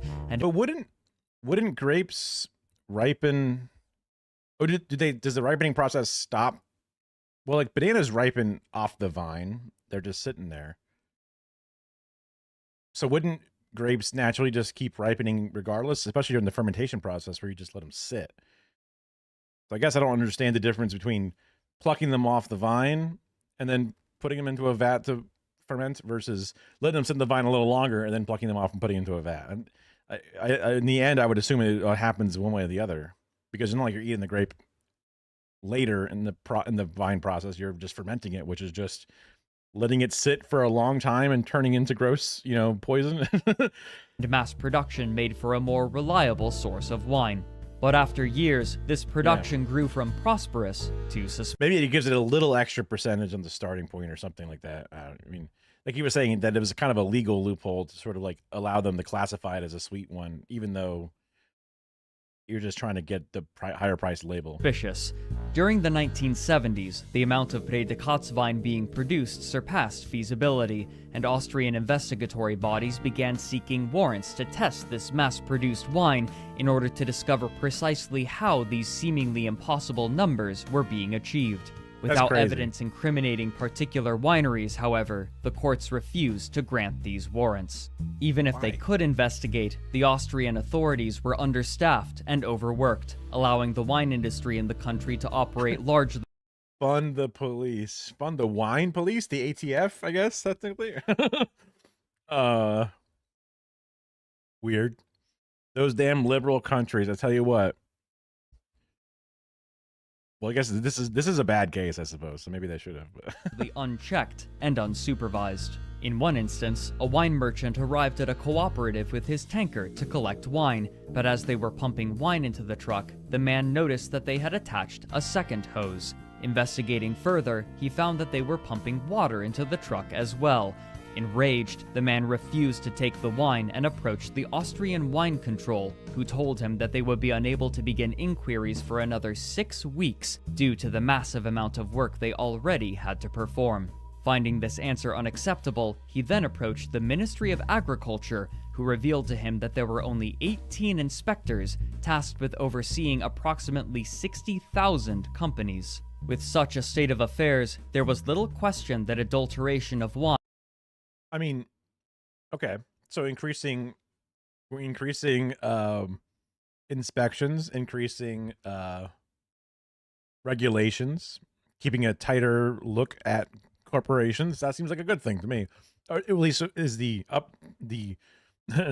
they flew too close to the sun, those damn capitalist fuckers, and then they ended up killing people, which then I assume made them bring things back.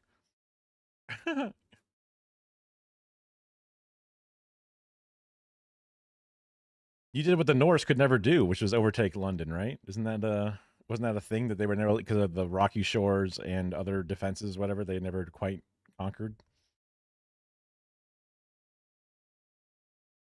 Wine, especially Pré de Cot's wine, had become widespread.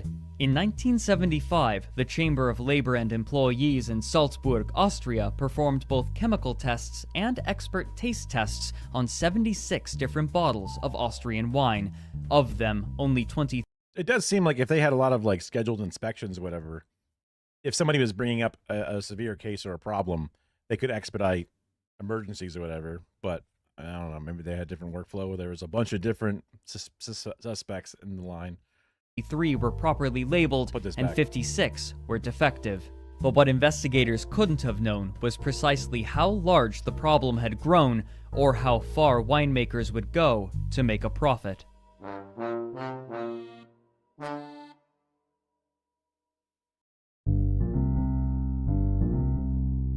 On December 21st, 1984, an unknown man with a German accent entered the Federal Institute of Agricultural Chemistry in Vienna and placed a bottle full of liquid on the table, declaring that inside of this bottle was the chemical being used to produce such vast quantities of wine. He then exited the building, leaving the bottle on the table. He was never identified. After a month of analysis, chemists were able to determine that the bottle contained numerous chemicals, several of them toxic. Though this tip wasn't enough to investigate any winery in particular, it meant that they knew what tests to apply if given the... That's a rogue cop going above and beyond the law, not getting a full warrant and just saying, who knows who dropped this off and who knows what this is, but here it is, goodbye. The opportunity, and this would come less than 2 months later. In mid-February of 1985, another tip was sent from someone inside the Austrian wine industry to government officials, a tip that seemed too ridiculous and brazen to be believed.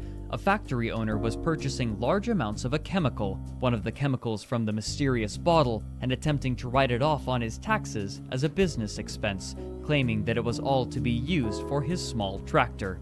After inspecting the documents, this blatant discrepancy proved enough to obtain a warrant, and a chemical investigation team was sent.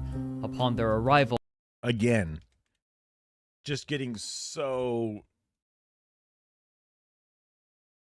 complacent in their debauchery that they not only are not even getting inspected reasonably, but then they try to write off their fucking crimes on their taxes. They confiscated the wine being stored in the vats and sent samples back to a laboratory. Soon, their suspicion... That's the human nature that means that the greed that comes in all people will event, and complacency and the need for leisure. That is where the capitalists got to the point where they got so comfortable and they got so greedy that they're going to fail. They will eventually fail. You know? Suspicions were confirmed. The wine contained significant amounts of diethylene glycol. Diethylene glycol is typically used as a solvent or combined with other chemicals to make... I feel like I've seen Neil Red videos or Neil Blue. I forget which ones, but I feel like he's used this chemical before for one reason or another. I feel like. But he's used a lot of chemicals, so I'm sure they all feel like he's used them. Numerous liquids such as brake fluid and wallpaper stripper. Its effect on humans, however, is brutal. After ingestion, diethylene glycol enters the bloodstream, where it is transported throughout the body and takes destructive effect in two particular ways. The first, and better understood, is its interaction with the liver and the kidneys. When diethylene glycol enters the liver, it is metabolized into two new chemicals, 2-hydroxyethoxyacetic acid and diglycolic acid. When the latter of these encounters the tubules of the kidneys, it enters the cells and damages the mitochondria, causing necrosis, or literally, cell death. If enough of the kidney is damaged, it can no longer adequately filter toxins out of the blood, a condition called renal failure.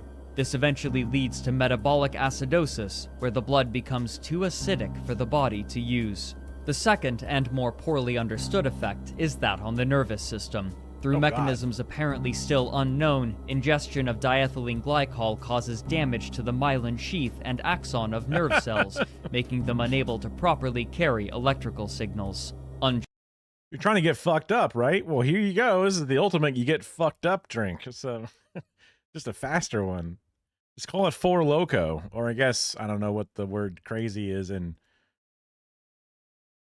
Austrian, but I guess they would still use a different language. So just use Four Loko. Easy peasy. Whatever the number 4 would be in in Austria. Ein, Dice, Fries. I literally, those are part of you. Those are, they're probably German, not Austrian, and also I don't know if they're right. So. Checked. This can lead to permanent paralysis, either partial or complete. Studies of people affected by diethylene glycol showed that nearly every single neuron was damaged by the poisoning to some degree. Though the amounts found in this wine were small enough not to cause acute poisoning, long-term consumption can cause the same effects and lead to organ and brain damage. While if it's such a small additive, why? I mean, it makes it taste sweet? What? God. What's a little sugar cost? You know, what the fuck? Adding diethylene glycol to wine was unorthodox. The reasons for doing so were easy to glean. Wines with added sugar were worth less, and tests were often performed to make certain that no additives were being used without proper labeling. This meant that, to sweeten wine without reducing profits, another chemical would have to be used, one that was more difficult to detect. Diethylene glycol was poorly understood at the time, the tests for it were rudimentary, and most importantly, it was sweet. In small enough amounts, the effects of poisoning could be minimized while adding a noticeable amount of sweetness, body, and aroma, and if someone did suffer the effects of poisoning, it would be difficult to trace the source back to the wine. By this method, wine... Sell your soul. I mean, like, did they think it wasn't harmful? Did they think it was just not harmful? They go, it's a small amount. I guess that's what it is. They think it's just not that harmful, I guess, because it's a slow killer. It's one of those things where out of sight, out of mind, they convince themselves it's the banality of evil or whatever. Yeah. That's a good evolved poison. You know, it's one of those poisons that's like, I got through our damn defenses. Wine sellers could enhance the risk. lower quality. Well, you know, and if they get charged with a fine at the end of this, then they'll be just like the American system, right? Like, okay, we caught you doing this. Now here's a $40 fine. Now you did agree to the settlement that says no wrongdoing, but okay, we better not catch you doing it again, or it'll be another $40. You know. Wine to mimic Predikatswein. At the time, the chemical investigation team assumed that this was an isolated incident, limited to cheap, mass-produced wine, but as the weeks progressed, this optimistic assumption proved drastically incorrect. With this wine confiscated, investigators began searching for more wineries who may have performed similar adulteration, but as they did, a parallel incident began occurring across Austria. The bacterial colonies used in sewage treatment facilities were suddenly and inexplicably collapsing, and untreated sewage was flowing into the river. Oh my God, people are pissing it out, and it's like too much acid, and it's eating through the lines. Oh my God. That's a lot of acid in the piss. Oh my God. And devastating their ecosystems. It didn't take long to discover what was causing this, despite attempts at... Does it have to be a fucking shower? Does the plant have to make it just wet farting it out nonstop? Does it have to do that? What the fuck? Just point the thing down, dude. What the hell? secrecy, Why knowledge does of it the have to fly out like investigations had that? leaked That's just a hazard for any pedestrians working at the facility or some shit. to the wine industry, and now other probably a wineries reason, who had but- been sweetening their wine were desperately dumping it into the sewer to hide it from the investigators. However, the diethylene glycol in the wine had the effect of killing the bacterial colonies in the water treatment plants. Oh, maybe it needs to be higher so they have it pointing up. It's like almost like one of those like Range Rovers where the exhaust is sitting up as high as like the windshield or whatever. And thereby unintentionally broadcasting their actions. Investigators were forced to scramble in order to find these wineries before they could destroy their tainted wine. After raiding a few cellars from winemakers in Burgenland, they quickly discovered that it wasn't only the cheap wine that had been affected. Both cheap and expensive winemakers were adding diethylene glycol to their wines in order to sweeten it. By this point, it was apparent that secrecy was no longer possible. On April 23rd, 1985, the Austrian Once you discovered how to test, just test it. Just test all the wine. government announced the discovery to the public and issued a health warning against Predikatswein. 2 days later, approximately 2 million liters of wine were confiscated to await laboratory testing. However, it would take some time for the laboratories, with their limited resources, to finish their tests. Over the following months, these tests would reveal just how deeply this poisoning had rooted itself in the Austrian wine industry and how it had been exacerbated by ignorant bodies secretly performing their own actions independently. Wow. That's crazy that it's like that widespread. But I guess a little cartel formed or some shit. While there was little news over the next few months, those chemists tasked with testing the wine were understaffed, overworked, and woefully disorganized. In some instances, Just a bunch of women having to do the fucking hard work here. What the hell, guys? a single sample of wine was tested. Can't you train up a couple of dudes? Get some temps in there. You know, give them their list of commands and have them go through it. 100 times due to poor communication, and the number of samples had ballooned so quickly that testing all of the wine became impossible with contemporary methods, with or without proper organization. These chemists also realized that, since the government had announced their investigation, the poisoners now had the opportunity to hide their work by diluting the affected wine before it could be confiscated. And so, the chemists settled on a different plan. They would develop new methods of testing. After only 3 months of dedicated work, they were able to increase the sensitivity of the tests by 4,000%, so that 5 milligrams of diethylene glycol could be detected in 1 liter of wine. But perhaps more importantly, these tests could be completed in as little as 5 minutes, making the task of testing much more expedient. Over time, more people... That is, you know, and also, what do you know? This is not for profit. This is a government-run thing that, through necessity, created, you know, a new invention or a new process, not for profit, but for the public good. I love examples of public things being, you know, some of the best things around. People in the wine industry were implicated, and their wines were The capitalism angle is put poison in it, and then the government angle is develop brand new science to make things more efficient and better. Placed on a blacklist. Makes sense With the to me. revelation of this poisoning, doctors were finally linking illnesses to Austrian wine consumption. On July 11th, multiple cases were reported in the newspapers. One was of a 36-year-old man who had bought 50 bottles of Predikatswein to fill his cellar and decided to drink some of it. That same night, he began suffering from stomach cramps and his body began shaking. Another man drank a bottle of Predikatswein over the course of a number of evenings, until eventually he started vomiting and suffering from kidney stones. I guess these are people who are saying, oh God, they're going to ban it. Quick, I better get it all because I love it.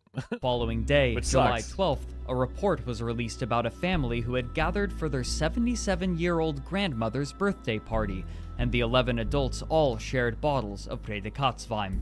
By the next day, each of them was feeling nauseated and dizzy. Another case emerged later that month, which was far more dire.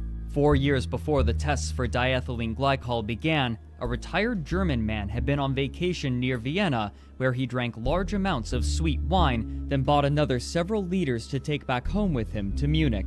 During his return journey, however, he began suffering from severe kidney pain and nausea, for which he was admitted to the hospital. There, his condition worsened until finally, his liver failed completely. The doctors were able to deduce the cause of his illness, glycol poisoning, which had come from the large amount of wine he had ingested. The newspapers... I guess he is a European. He's a German, so he probably could, drink like fucking a fish or whatever.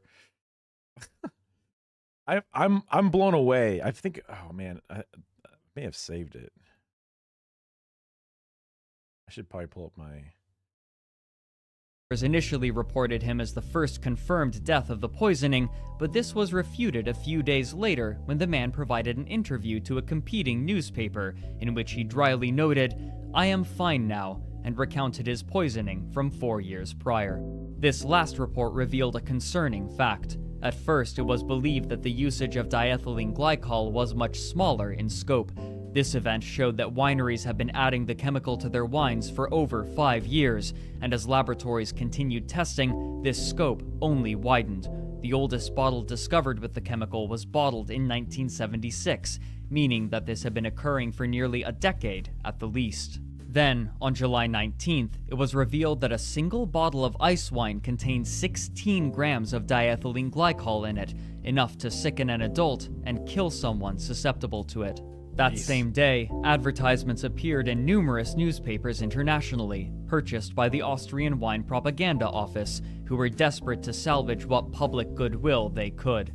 Fritz Hallgarten, in his book Wine Scandal, translates it so: "No pardon against the black sheep of Austrian viticulture. Criminal investigations have been initiated. Already on April 23, 1985, the authorities took all precautions. All wines found to be adulterated were confiscated. Official report of the Austrian Wine Control. 52,790 Austrian growers, 1,582 Austrian wine merchants, and 52 viticultural cooperatives produce wine under the strictest official control of quality." These statements, however, were obviously hollow to the public, who had grown wary of Austrian wine as new batches were found to include diethylene glycol, and the blacklist continued to grow. As if to rebut the propaganda office, another bottle of wine was found to contain 45 grams of diethylene glycol per liter, almost 3 times as much as the ice wine, only 6 days after they released their advertisement. By the end of July... This was the thing. This was the image. Oh, it's a little dark or a little bright, but does this work? Probably doesn't work on an image. 30% of American adults don't drink at all. Another 30% consume on average less than 1 drink per week. On the other hand, the top 10% of Americans drink 24 million of them, average of 74 drinks per week, which is more than 10 drinks per day. So like first third, don't drink any. Next third, drink less than 1, and then the last third, aka the last 2/3, or the last the last 2/3 of the last one, the top 2, whatever, the top 10, 20%, whatever, they drink an insane amount, and like literally the top 10% drinks just like it's, I've known people in my family and friends of family and stuff that have died of cirrhosis. Like, holy crap, you guys, this concerns me. But then I guess I don't know how, if this same graph comes up for like Europeans, what that would be. Because I feel like British people, Irish people, French people, German people, they can just drink like crazy. Yeah, I mean, I'm one of the 30%. I just don't drink. I like to say it's because, I take meds. So these meds say don't drink. And maybe my doctor's like, yeah, you could have a couple. It's fine. But I'm like, whatever. Why bother? Why hurt? I'm already unhealthy as is. So fuck it. Don't need to. This is one of the things I always think about when it's like, I know a lot of people probably in this range. And then every now and then you kind of know that, 1 in 10 people is just killing themselves. And I worry, it's bad. Over 5 million liters of Austrian wine had been confiscated. However, German wine resellers didn't want to lose profits on their imports. I would go, so when I would go to, I'm surprised there's halfway through the video. It's crazy. I figured this was already like done and done. I guess it gets more capitalistic in a second here. I would go to the convention and I would drink because it's like a charity place and there's a charity bar, and I go, okay, what's the efficient thing to buy to get pretty fucked up so you can have fun with people and have a good time? And they were like Long Island iced tea, and I was like, I was buying like a bunch of them, chugging them, drinking them very fast because they would be kind of gross. They're just a lot of alcohol in a glass, so I would just drink them. And then people would be like, oh God, don't do that. And it was kind of funny when I would do it.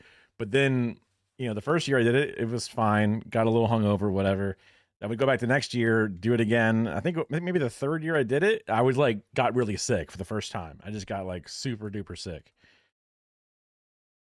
I tried the fourth year to go way less hard, just have like one Long Island or something. And then I just still got sick, almost just as sick as the last one. So I was like, you know what? That's it. I'm done. I don't fucking drink anymore. The Worcestershire sauce. Mr. Worcestershire. Hopefully nobody can say their name right.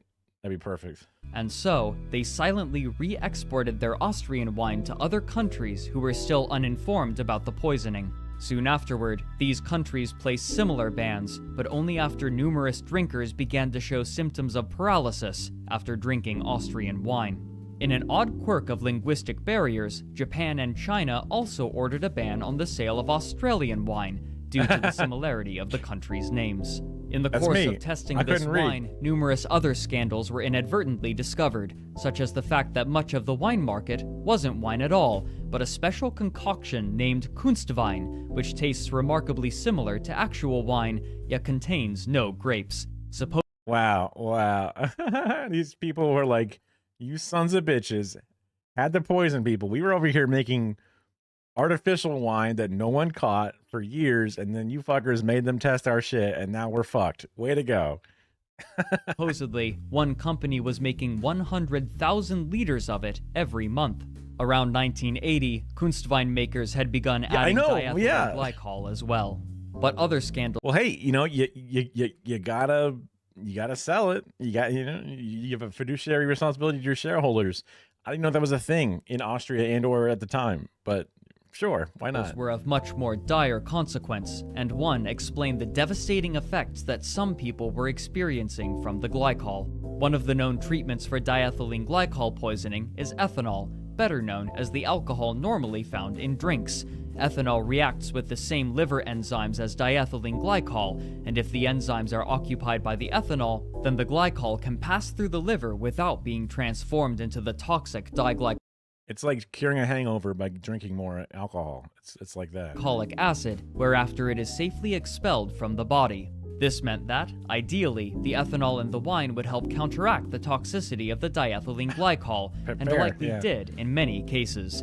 However, the laboratories discovered that some wineries were adding more substances alongside the glycol, most prominently, sugar.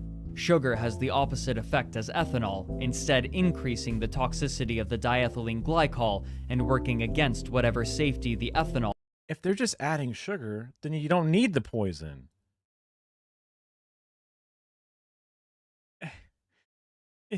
If you're already adding sugar and making your fucking rate go down. Also, what the fuck? Who is adding this much sugar to their fucking drink? God damn, that's a lot. That's a lot. That's an American cappuccino or whatever. Holy shit. But if you're already adding sugar, making your thing cheaper, then you don't need to worry about adding the fucking. You're just jealous because everybody else is doing something, so you want to do it too. It's monkey see, monkey do. What the hell? May have provided. As this was being discovered, another newfound scandal was taking place in Germany. After diethylene glycol was found in wines that had been exported, Austrian winemakers claimed that German wine distributors were the ones who must have added the chemical after importing it, despite the clear evidence to the contrary. To refute these claims, the German government tested German wines, surmising that if this adulteration was being performed by these companies, it was unlikely that they would limit it to only Austrian wines. During Yeah, why would they import stuff and then make it better than their own stuff? Yeah. Testing, however, something odd was discovered. Oh, fuck. Some bottles showed small amounts of diethylene glycol, much smaller than what was in Austrian wines.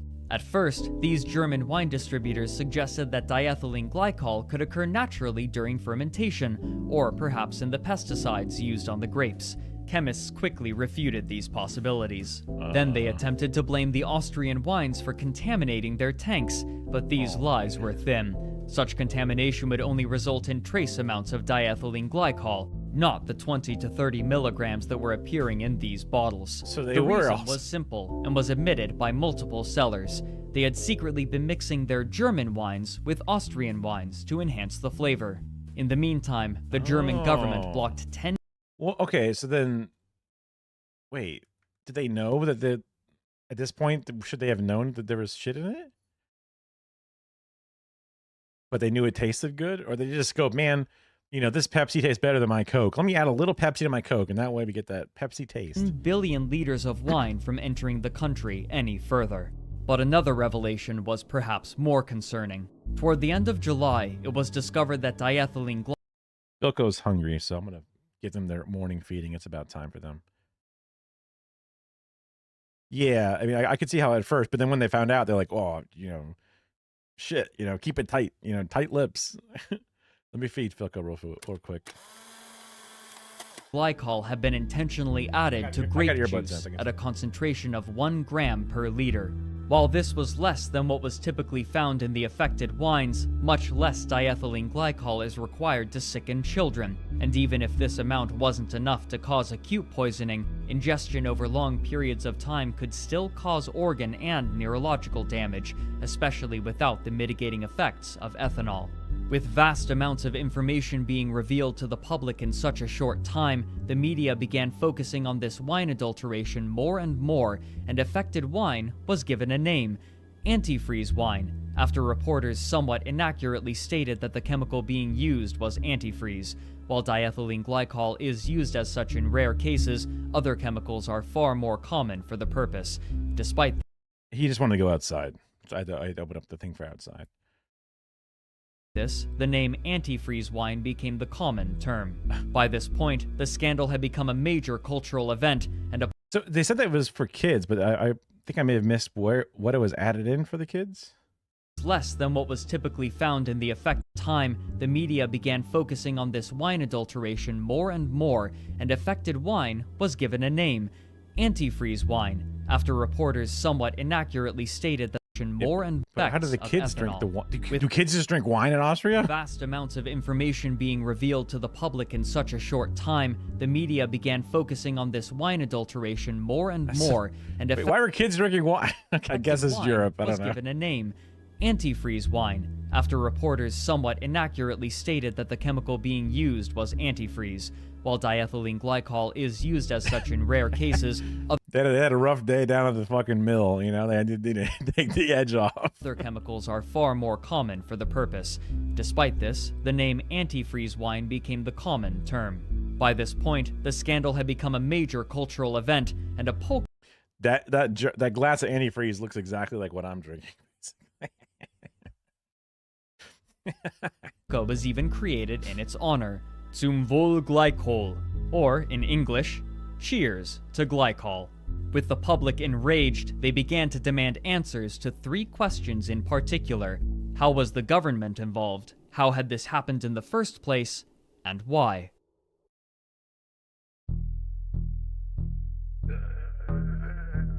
Reporters began investigating how long the government had known about this adulteration, and they noticed a discrepancy.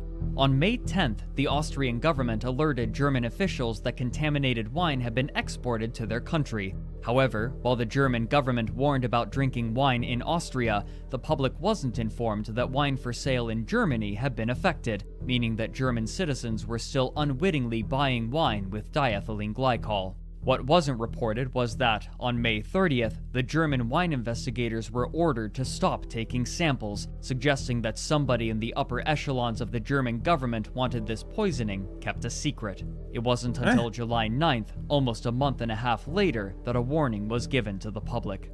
The reason for these strange occurrences was soon discovered. As opposed to contacting the German federal state, the Austrian investigators informed the Ministry of Viticulture in Mainz, whose chief concern was the well-being of the importers rather than public health, hoping to sell. God damn it. That's why the EU should just be the United Countries of Europe. It should just be the entire Europe. EU. I guess that would be EE, but just Europe sounds like a U. I don't know. Salvage the wine. I guess it's the European Union. Each country should just be a state, right? That should just easy peasy. Keep it all with one giant government. Everyone elects somebody. Fuck you. But I would appreciate if they speak English, just because, you know, I want to know what's going on, okay? This information secret and sought counsel to discover how much diethylene glycol would be hazardous to a person's health, and planned to approach the minister of the federal state for permission to issue new licenses that would allow the sale of antifreeze wine. Their plan was to discover the maximum safe amount of the chemical and allow winemakers to mix the affected wine with clean wine to reach this predetermined limit. When this was discovered, the public outcry was massive, and many demanded the resignation of those attempting to allow the sale of the antifreeze wine. 1 month after this revelation, one of the 3 people involved resigned, and the other 2 were transferred to other ministries. But in Okay, that's like cop-ass shit. What do you mean you transferred them to another fucking ministry? What? That's not... What does that do? That doesn't do shit. investigators had a more pressing concern: the discovery of how this had happened. The first step was determining likely perpetrators. Using diethylene glycol as an additive seemed almost insidiously genius. Not only did it enhance the flavor profile of the wine in profound ways, but it was also incredibly cheap and could be bought in bulk. What's more, detection had been difficult and time-consuming before the chemist's improvements, making it unlikely to be discovered, especially with the Austrian wine control so overwhelmed. The investigators reasoned that whoever had first conceived of this likely had some sort of background in chemistry. Yeah. Dude, this cyanide, I just can't sell it. You know, I just need to sell this cyanide. My wife is so pissed. You know, how was I supposed to know that, like, we wouldn't be profitable as the industrial supplier of cyanide and cyanide subsidiary? Working off of this assumption, they discovered their prime suspect, a man named Otto Nadrasky. Nadrasky had spent time as a... All right, this is a very, like, placeholder ass fucking asset. Why did you fade into the fucking Facebook profile? Like, blank thing. Like, what the hell? And had later gone on to become a wine consultant for numerous large wine companies. He was promptly arrested, alongside dozens of others.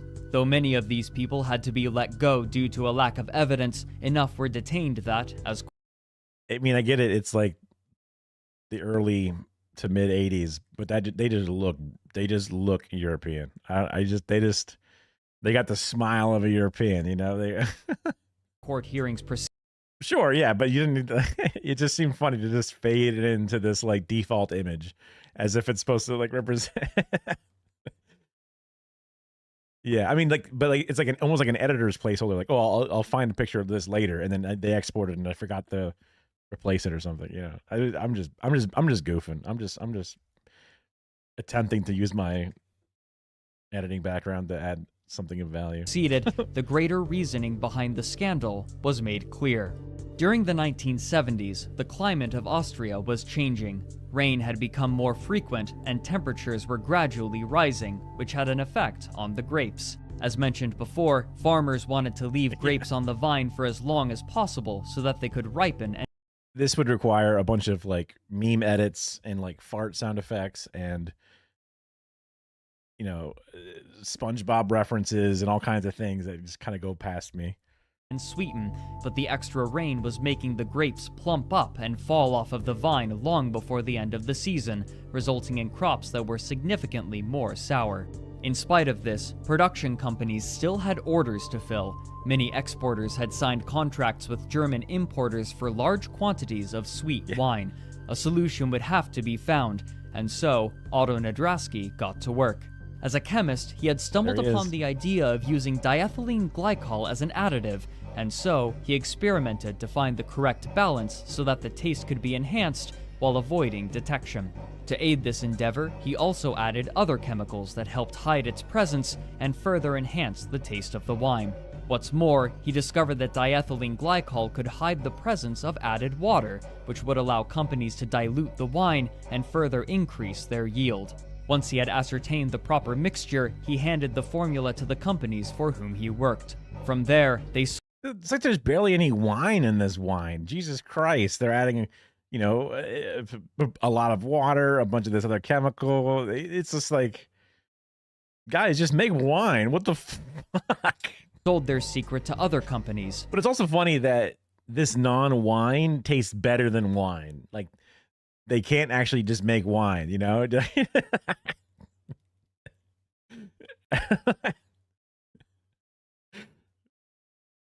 An incentive to make as good food as possible, to make as good of food as possible, as delicious as possible.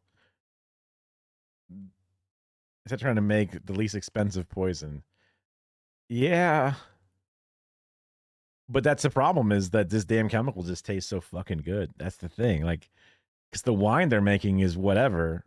It's just that, oh shit, that thing really hits the spot.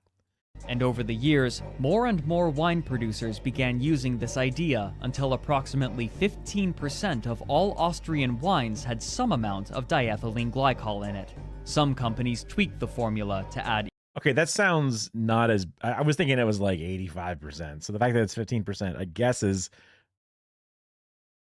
good, but not good. But yeah. More glycol. This flippant usage of the chemical may have been due to a misunderstanding. While mass poisonings had occurred in other countries before, the toxicity of diethylene glycol was poorly understood, and in court, multiple wine merchants professed that they had researched diethylene glycol before using it and found no literature to suggest that it was poisonous. Therefore, they felt morally confident adding it to their wine, despite the inherent duplicity. When Well, wow, that's a Nixon ass motherfucker. Holy shit.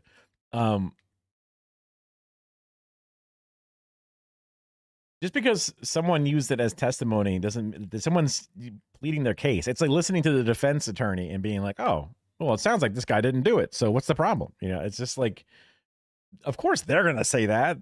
What do you think they're supposed to say? Learned of this trick, producers frantically tried to hide their affected wine. The federal government had stated the names of the two companies that had initially been discovered using glycol, which gave their suppliers time to hide or destroy their wine. Some, as mentioned previously, had dumped theirs into the sewer, but when this only broadcast their usage to the authorities, others realized that something else would have to be done. Wineries began to run their own tests in order to discover whether the equipment could detect... All science should be open source. No one's allowed to run their own secret science. Fuck you. Science should be done by the state. ...the amount of glycol that they were using, hiding the results. When they find out your kid gets good grades in STEM, like fucking Professor X from the government should come in and take your kid to the special school, and then they become a government asset. Okay? That's how it should happen. I'm tired of these fucking freaks, these profit-seeking assholes using science for evil. I'm tired of it. Results in neighboring businesses in case they were raided. By their calculations, they would need to dilute the affected wine with 10 parts unaffected wine in order to avoid detection, but this immediately became a problem. None of the wineries had that much unadulterated wine, and there was no way for them to know what other companies had added glycol to their product. If they bought from another winery, they risked making their wines even more toxic and having even more antifreeze wine in their possession. In the end, this proved pointless as the chemists devised their new methods of detection, and many of the culpable parties were arrested. Though court proceedings would take another 12 years, the scandal itself was finally over. But in WLW. Well done. In the meantime, the rest of the wine industry was left to salvage what they... See, I know some stuff. ...they could of their livelihoods.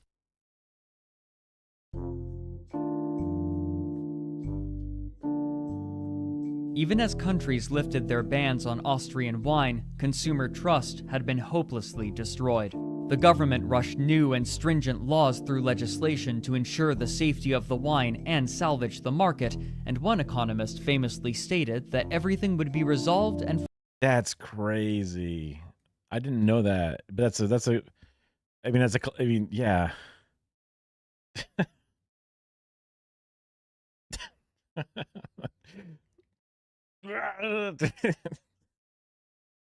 Fuck. I mean, it makes sense that they would notice it first because they're the ones like this close to it at all times. They go like, we're seeing some of our employees are just going bananas. They're just going bonkers, They are losing their minds. Oh, maybe this lead stuff is pretty bad. They may not even have used scientists. They may have just used common sense at that point. But still, yeah. Forgotten in a year. His optimistic assessment was almost comically wrong. Within weeks of the media coverage, wine merchants were declaring bankruptcy. Even those companies who hadn't participated in the scandal. Am I supposed to feel bad for them? What the fuck, I guess the other ones, yeah, because then now everyone thinks that the wine is toxic, so they're just going to drink hard liquor instead. Stigmatized, and Austrian wine was shunned internationally. Of note was that no wine growers had been implicated in the scandal, only fermenters and merchants, and yet many vineyards were forced to close permanently as the Austrian wine economy staggered and they could no longer sell their...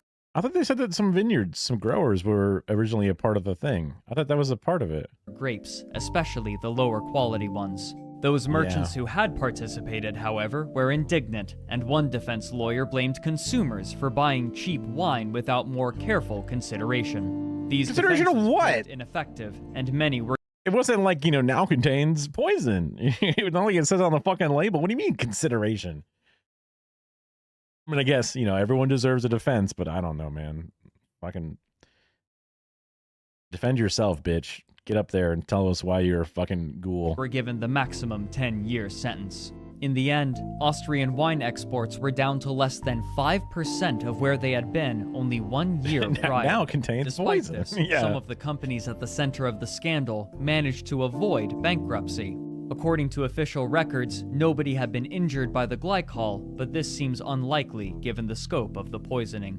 In the meantime, the Austrian government was now left with the daunting task of destroying 270 million liters of contaminated wine, and their answer came from surprising sources: an electric power plant and a cement plant. In 1987, it was announced that technicians from the Österreichischen Traukraftwerke in Corinth... Impressive. That is, wow. Hats off to that one. That was good. Damn. I mean, that could have been completely wrong, but you did it with such confidence. It sounds perfect. Yeah. Had devised a method for burning the wine to produce electricity. Similarly, a cement plant had retrofitted their furnaces to permit the use of wine as a coolant, and in this manner, all of the wine was gradually destroyed.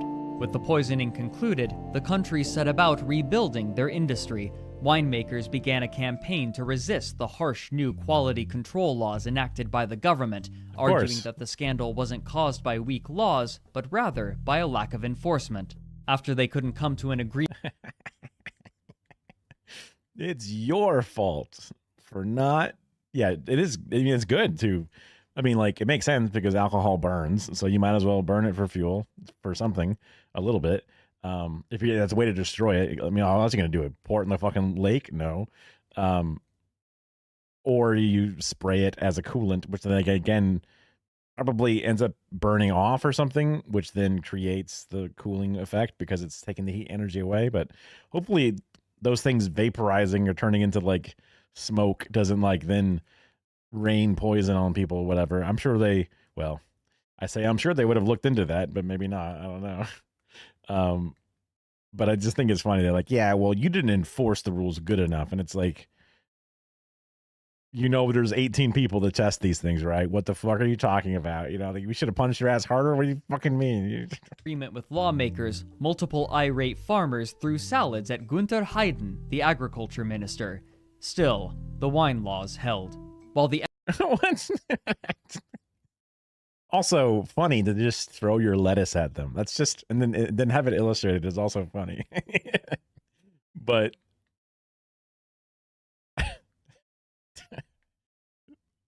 That's not going to help. He's not going to get pelted with lettuce and go, all right, fine. I mean, I guess they're just mad. The export market had been annihilated. The domestic market had survived, with sales somewhere between 90 to 94% compared to the previous year. This may largely be credited to the dedicated buyers of particular wineries, as well as the and they're just alcoholics, you know, it's just, they need it. Still thriving tourism industry. With the image of sweet wine tainted, wineries focused on cultivating grapes to make dry white wines, while wineries worked on reviving old, traditional Austrian methods of production. Those winemakers who survived the scandal began taking even greater pride in their product, focusing on improving the quality as opposed to the quantity. This was encouraged by new wine colleges established across Austria with the express purpose of educating aspiring vintners. These colleges were tasked with educating and guiding a new generation of winemakers and merchants who embraced a wide variety of new ideas, adapting quickly to the changing tastes of consumers and enacting more sustainable growing practices, leading to the long-term positive health of wineries. For example, some new wine growers used a practice called Traubenausdünnung, where they would remove 50 to 70% of the grapes from the vine so that the remaining ones would receive more of the plant's nutrients and energy. While this resulted in less wine overall and was labor-intensive, the resulting product was of notably higher quality. The scandal had also encouraged consumers to be more conscious of their purchases, and they began to take a greater interest in both the production process and the quality of the wine.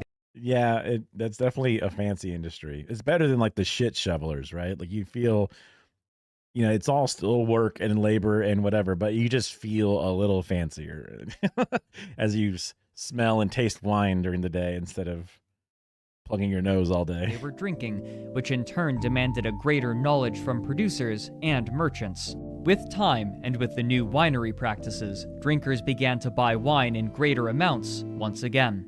This was bolstered by the confidence instilled by the new stringent government policies. Every new bottle would be tested for composition and quality and would be marked as approved with an excise stamp that included an identification number and date of inspection. It would be 16 years before the export market reached the levels of profit they once had, but by the time they did, their reputation had been radically altered. Though the modern Austrian wine market is much smaller than those of other countries such as Italy and France, they are renowned for their quality, and they are instantly recognizable thanks to the newly designed, distinctive red-white-red excise stamp on top of every bottle that signifies it as approved for export by the federal government after both chemical tests and a taste test. Wow, that's cool. Make it both, well, I'm glad the chemical test comes first. Like they do both at the same time. You're like, tastes pretty good. Poison. Oh, wait. Ooh, I guess it tastes really good. Oh, shit. It makes sense to not only turn your label of inspection, but then kind of like turn it into branding. That way your high mark of quality is then sought after. It's not even seen as like a look, they had to get checked because they're so bad. Now it's like, oh, look, I love the ones with a red and white cap. But then probably some other company would just put a red and white cap on theirs and just pretend like they were. Inadvertently, the stamps had become a marketing tool. Today, the wine scandal is seemingly forgotten, replaced by modern acknowledgement of the universally high Austrian quality and enforced by what are often agreed to be the strictest wine laws in the world. So this is where the fuckers are like, okay, well, so by us poisoning people, we actually made things better. So we're the heroes, right? Okay, follow our logic. Some winemakers still grumble about the brash stupidity of the old wine merchants who added diethylene glycol to their wine, but all will agree that, if the poisoning had never happened, Austrian wine would be drastically different, and most seem thankful for the prosperity that the modern wine industry is enjoying, with no need for added glycol. But you could have just made it good. It was literally what you were talking about before, where it's like, man, imagine if instead of trying to just make the most profitable thing, you made the best thing, and then that becomes profitable because it's the best thing. I feel like you didn't need to add that last part. Oh, this is some accordion ass shit. Neat. I'm glad that the video ended up becoming I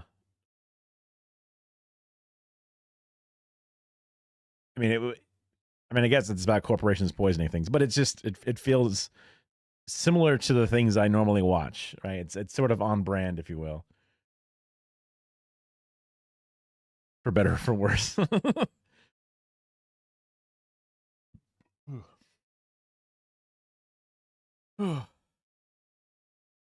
He's a ton of good ones.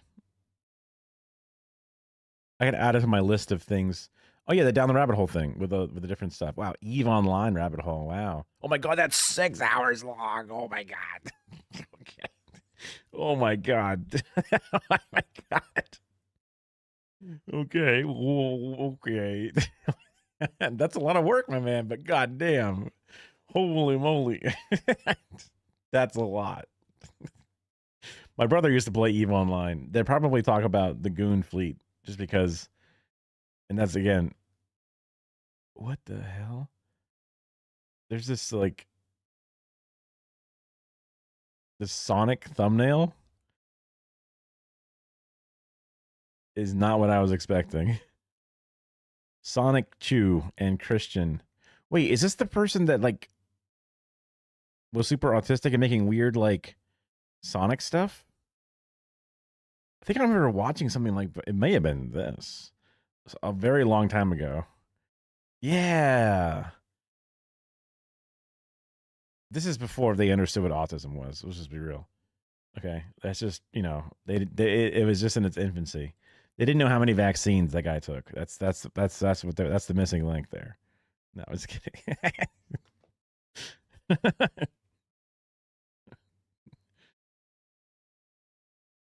I would imagine it. I mean, dude, seriously, yeah.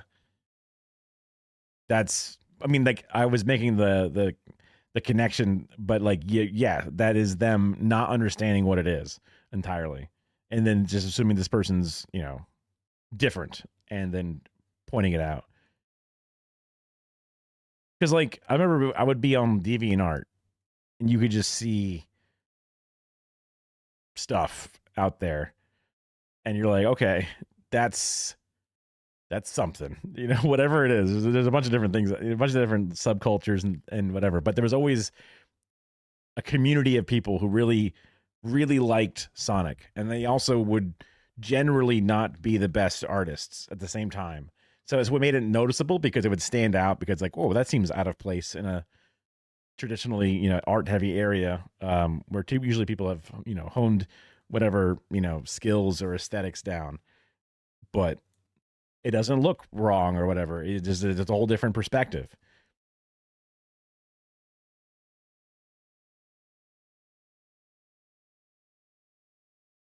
Okay.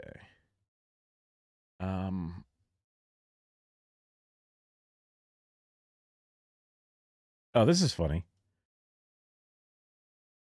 Hello. This is not really a full video, but this is, I'm sure you've heard a lot about the recent Jubilee video.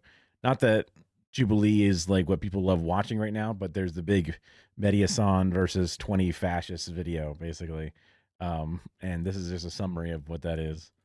Hello, my name is Jake. I am a living human being who is currently alive. My first claim is that I don't think I should be murdered.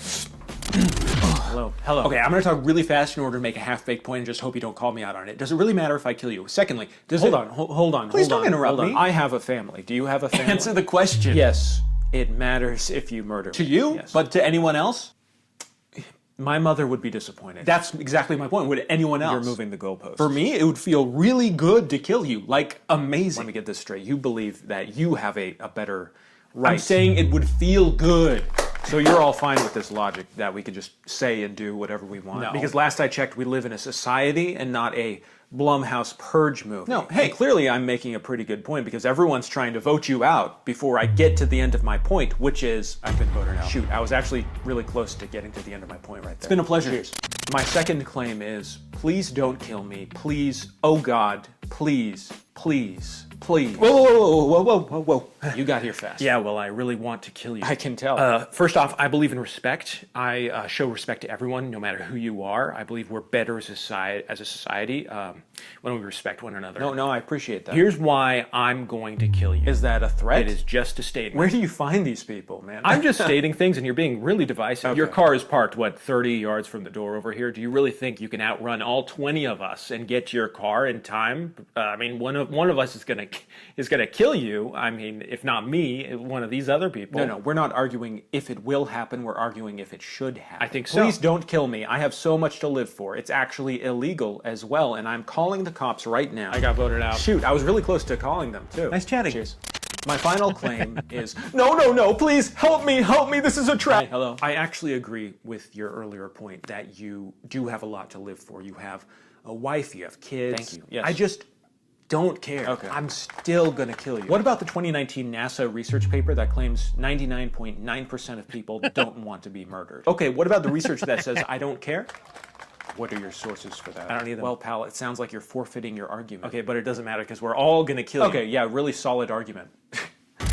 Well, I was really impressed with the skill of some of these debaters, you know. Whatever you think of their arguments, I think that they have a lot of passion, they have a lot of drive, and I hope we were able to find some common ground. Hello? Is this part of the video or the exit strategy? Anyone? Hello? It's kind of dark. But yeah, I'm also not a good debater. Although when they're like, "Hi, I'm a fascist," smile. It's just like, "Oh, okay." Not used to that happening. Not used to that just being so easy to get to right away.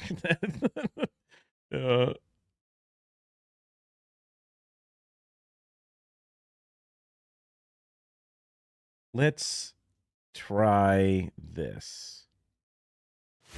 Do you wash your leg? Oh, I've heard that debate before, actually. That's kind of funny. The washing legs myth. Or just the washing legs debate.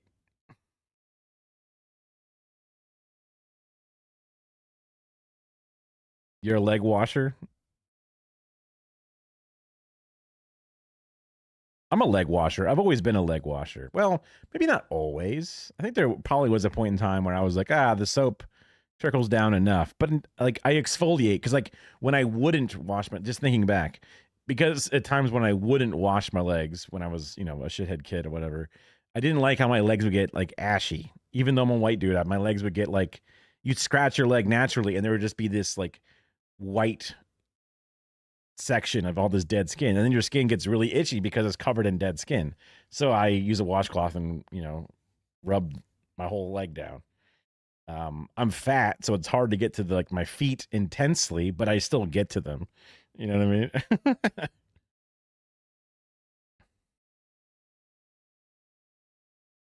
Yeah. I would like to get better at understanding the different talking points about different things, because that can help you prepare mentally, because when you're kind of like put off. Yeah, they definitely do. Yeah. And I have very blonde hair, as you can tell from my facial hair being kind of not. Whoa. Okay. It keeps doing that. It keeps finding faces in the TV. Like I have a face. I have a real face. Okay. This is a real face, but it's a pretty blonde beard. So my leg hair is very blonde, so it's super noticeable on me. On top of that, like people used to think I did not even have leg hair. I'm like, no, I do. It's just you gotta you gotta put it in the sun, and you can see the corona of like my leg hair. But yeah, just understanding the different talking points, because you know what they're going to say, and then you also know the proper refute for it. Because instead of getting stuck in certain loops or sort of like going down a line that they're going to then work against you, if you understand, like, oh, this is the thing. Okay, the general best attack back is this one, or whatever it is. It's pretty handy, because then it just makes it faster and cleaner. And instead of having to think of something, you just have it kind of on hand.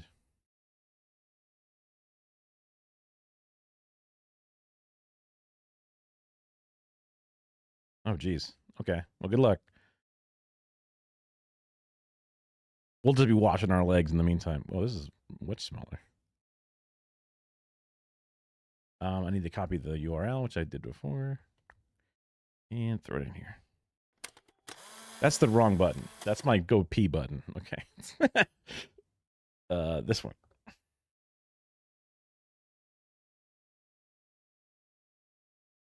Thankfully, I didn't actually pee myself when I hit that button. A while back, I saw this tweet, and it has haunted me ever since. For the record, I do wash my legs. The thing that throws me off is how are we having that conversation at the same time that we're having this one? Now, I really feel like skincare is the new makeup. My skincare routine is a little bit complicated. I cleanse my skin, I cleanse my face. Antioxidants in the morning. Use some kind of retinoid every evening. Nourishing, moisturizing, soothing. Now, you might be thinking that they are My opinion on all that beauty shit is that it's mostly just garbage that you put on your face. There might be some small benefits or whatever, and like washing and taking care of yourself is good, but like pumping retinoids and doing this, that, and the other topically to your skin, which is mostly just layers of dead skin anyway, is kind of like, what the fuck?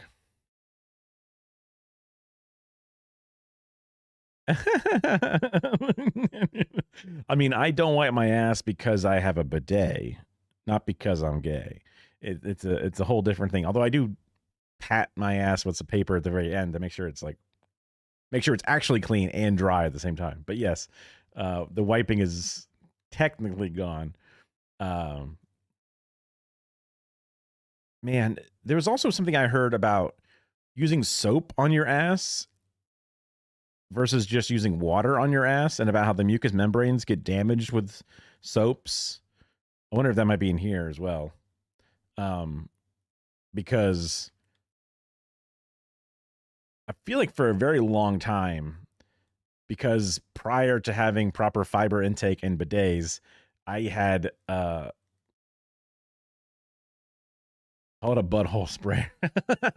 Yeah, I guess bidet does sound kind of French, doesn't it? Yeah, I guess it's a little messed up. Like when I was a kid and I had a really bad diet with no fiber, and also I guess that's the main reason. My butt would always be like a marker. It'd be like a Sharpie. Every time you touch the butthole, it would leave a little poop, because there's always poop just right up next to the asshole, ready to shit, because that's just what it was like. You'd shit, you'd wipe, and every time you wipe, you'd always have a little something left on the thing, like you're wiping a Sharpie or something. That's the bit from Parks and Recreation, is that it's like wiping a marker. That sucked. You didn't. I mean, maybe you have a better diet than I did. I guess I just didn't eat enough fiber, enough vegetables or whatever. But that was my problem, is that every time I would wipe my ass, there would always be that last little streak of brown, always a little something. And it's like, after a while, you go, okay, I guess we're calling it here. I guess we are. Later in life, or, a little later, is when I started using wet wipes, because, well, it's better now. Definitely better now.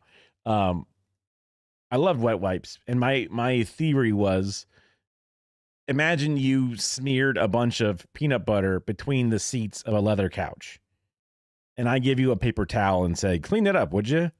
There would be some grease or oil from that peanut butter left behind. And you're trying to wedge it out of the gap, the crease between the two things, and you're just pushing it in deeper, and it's just not going well, But if you had like a washcloth or something, you would get a much better down to the surface level, and you'd get that shit up much better. Well, the peanut butter up much better. So that's why I loved wet wipes, like little butt wipes. But then I heard about how wet wipes don't actually flush. And even though they say the word flushable on the side, they still don't flush. And then they destroy the infrastructure. And they're also expensive. You got to buy them, right? Even the cheapest ones, you got to buy them. So when I first heard that, especially back then, I was like, I choose not to believe that. And then would just keep using them because I liked them. But Yeah. So realizing the fact that you're not supposed to do it helped me also push me towards looking into and then eventually getting bidets, because holy shit, they are incredibly cheap. At the time they were like $20. Now they're like 30-ish bucks. And they install really easy right on top of your toilet. And there's no excuse not to get it. I mean, Ludwig sells like a super premium one. Just trash them. Yeah, but then you got a bunch of shit in your garbage, right? Like it just smells like shit. Like we actually have a little tiny IKEA trash can that you can like step on and the lid opens up and you can put the poop wipes in it.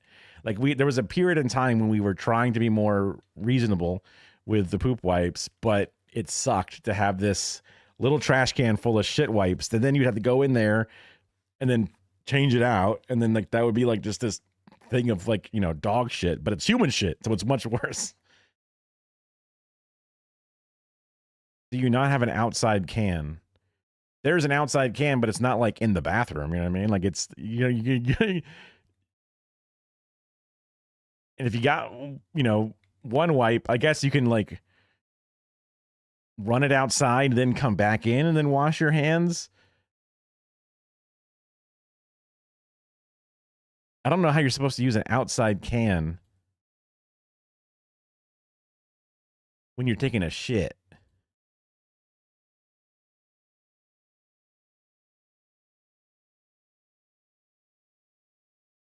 Doesn't matter anymore. We use the bidet. We don't use wet wipes. I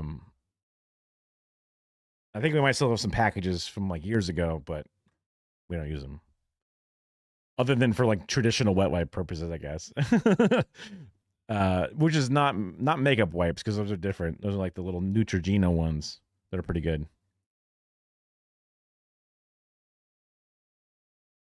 I guess that's just changing out the bathroom bag every time you take a shit, which is more of a chore than I think I was expecting. What are they teaching kids in Florida?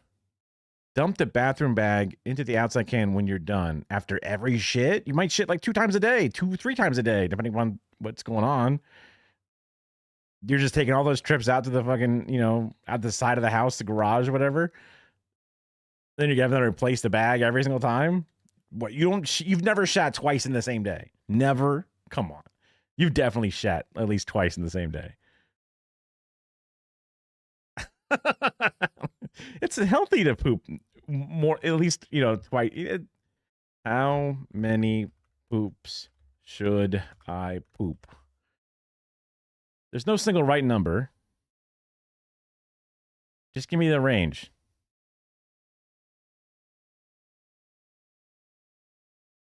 They didn't even give you health line. Almost 50% poop once a day. Another 28% report going twice a day. Only 5%, 5.6% going only once or twice weekly. Holy fuck. Holy fuck. Most respondents, 61.3%, reported their average bowel movement was in the morning. Another 22% going in the afternoon, while only 2% poop very late at night. That's really interesting to have a very consistent poop. Shit once a month like a snake. Yeah, you should weigh yourself. That'd be awesome. Oh my god, the only 31% that their consistency was similar to that of a sausage or a snake. Of a smooth and soft consistency. Smooth and soft.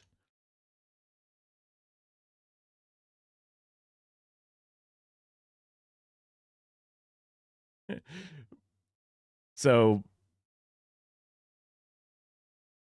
22% or 28% going twice a day. But 5.6% going once or twice weekly. That's either a genetic difference or some, well, I meant like before and after, and then kicking the difference. Because like sometimes when I have a huge piss, just at the precipice of like the sphincter's ability to hold it back, I'll spend the extra moment to get on the scale. take down the measurement, take a huge piss, and then get it back on it. Because I'm kind of curious how much liquid's in there. I always forget, but it's like sometimes a couple of pounds of water weight or piss weight. And I'm like, hell yeah. It's weird because I guess I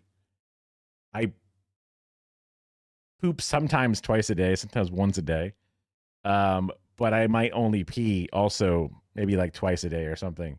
Some really small amount of pees and perhaps a larger amount of poops, which is unusual, where I might need to get help. But like, especially if I'm like out and about, like going to Universal or Disney or any of those places where, especially in Florida where it's hot as fuck, I'd be walking around and my wife would need to use the bathroom 3 or 4 times during the day. And I'm just completely fine, you know, just waiting outside, drinking at the water fountain outside the bathrooms for her to come back out because I'm just sweating it out of me, you know. I just sweat too much. Are 2 separate conversations, but why? Whether it's low pH cleansers and glycolic acid or essential oils and soapless solutions, it all targets the same thing, our skin. So how have we arrived at such different ways to take care of it? To figure it out, we are comparing skincare routines, Yo Mama and Joe Baba oil, diving into the history of hygiene, and understanding what's behind this clean divide. Why am I holding dinosaur soap? Thank you to Crave Beauty for sponsoring a portion of this video, and to our patrons for supporting the channel.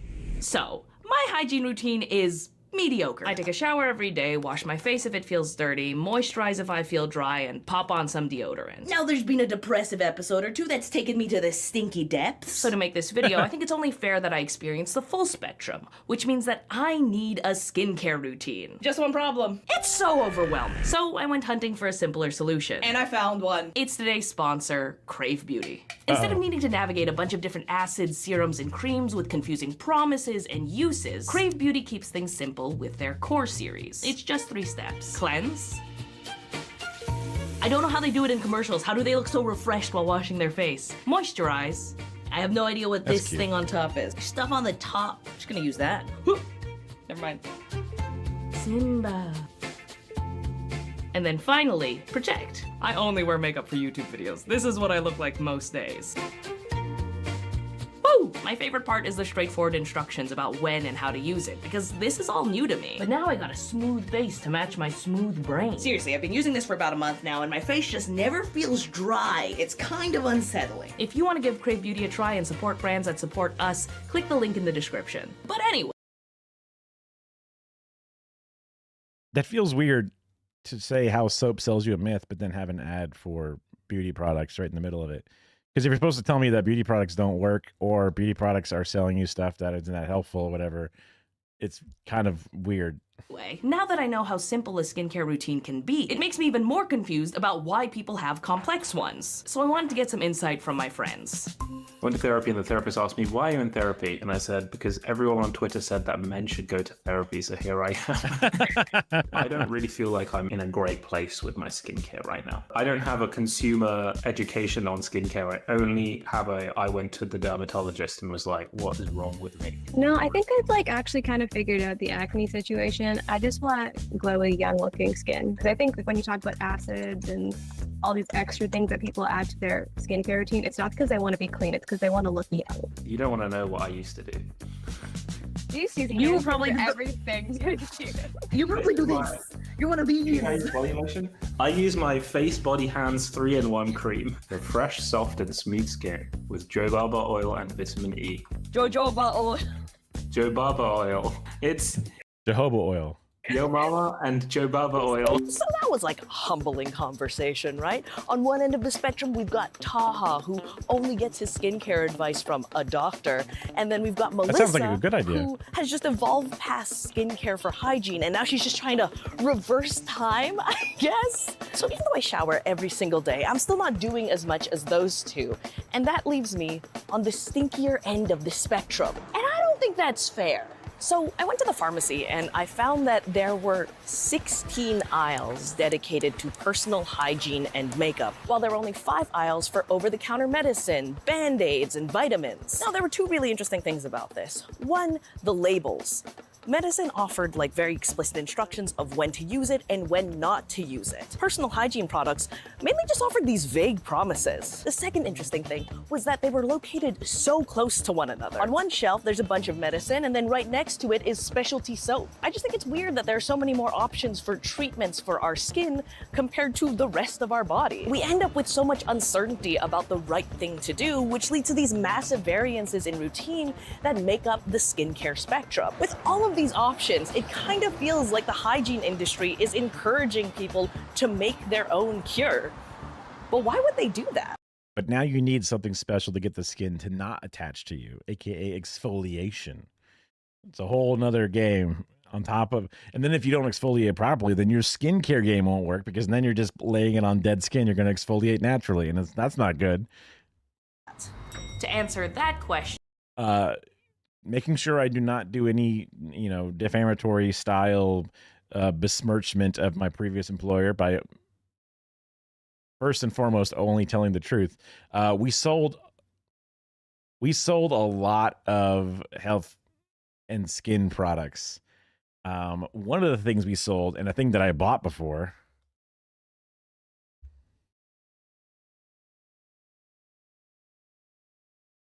oh wow, they have it on Amazon too. That's kind of crazy. Yeah, that has my address on it. I probably don't want to show that. It's just this PHACT bar, which is like pH tested, and it has.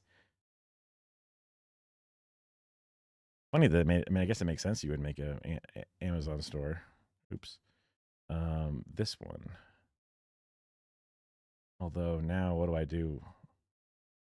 That doesn't help me. Wait, does this work? No.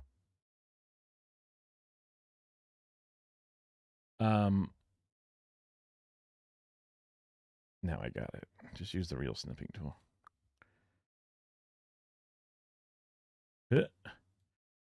It's this thing that's, oh, it didn't have the right page. Oh, it's gynecologically tested. Dermatologist, pediatrician, ophthalmologist, and gynecologist tested, which is like, oh, interesting. Never had that tested before. Probably should have had that tested before, but yeah, it's supposed to be whatever. It's expensive as hell though. So, but that was the stuff I was using for a while. Then we ran out, and then oh well. But it was like it's a shampoo, body and shave. Just everything. You just use it for everything. I think it was good. We also used to have this like goat milk like soaps or whatever. Didn't feel any different. I'll be real. It just felt like stuff. But we used to sell a lot of Lancome and, a lot of makeup products, but then also a lot of skincare products. Things that are supposed to like make your skin just. It's fair. I do use feminine wash setting on my bidets. For whatever reason, whenever I sit my ass down on the toilet, and I have 2 different toilets, but 2 with different bidets on them that have their own feminine wash section as well as regular ass wash mode. But whenever I use ass wash, it doesn't hit my ass. It aims off. The accuracy is off. But when I use feminine wash, boom, perfectly at my butthole. So if you imagine where a vagina would be, that's probably where my butt is. Don't know why. I just don't know why. That's is where it is. I started looking into the history of hygiene. I figured if we knew how the hygiene industry got to where it is today, we'd also White people didn't do it. Brown people did. We all know the history of hygiene. get an idea of why it took this specific approach. To be I think honest, Vikings I did bit too. off way more than I could chew with this question, so I got a bit of help. This has been such a fact of life for so much of human history that a lot of people just didn't really see a point in studying it. Something else that I ran into is this language barrier of skincare versus cosmetics. Together, I think we got it down into a manageable pulp. As usual, I needed to cut out a bunch of random stuff, like how gnarly King Louis XIV's skincare routine was, to why the West just refused to wash their butts with bidets for centuries. All a worthy sacrifice so that we can focus on our main question.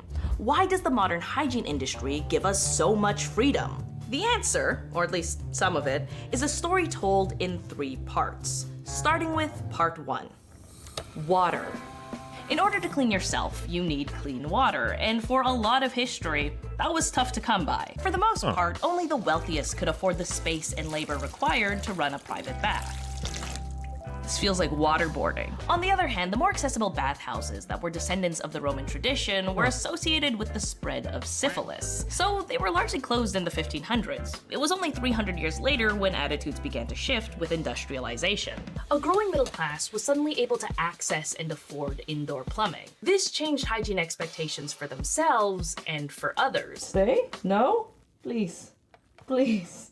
Please. Please. The dirtiness of the working class was now a moral failure instead of an economic limitation. So public bathhouses were built, the perfect metaphor for cleansing character. You should learn from these other ducks that can stay upright. And while this approach was born in England, it really thrived in America as a tool to strip unpatriotic identities from immigrants and encourage discipline.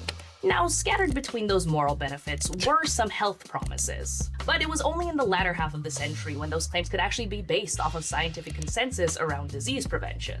This historical context is really important because it shows that our modern cleaning habits are built off of social foundations instead of scientific ones, a pattern that continues in part 2. Soap. So an increased access to clean water led to an increased demand in personal hygiene. But the bar was Are they going to say that you don't need to wash? Is that what we're going to get to?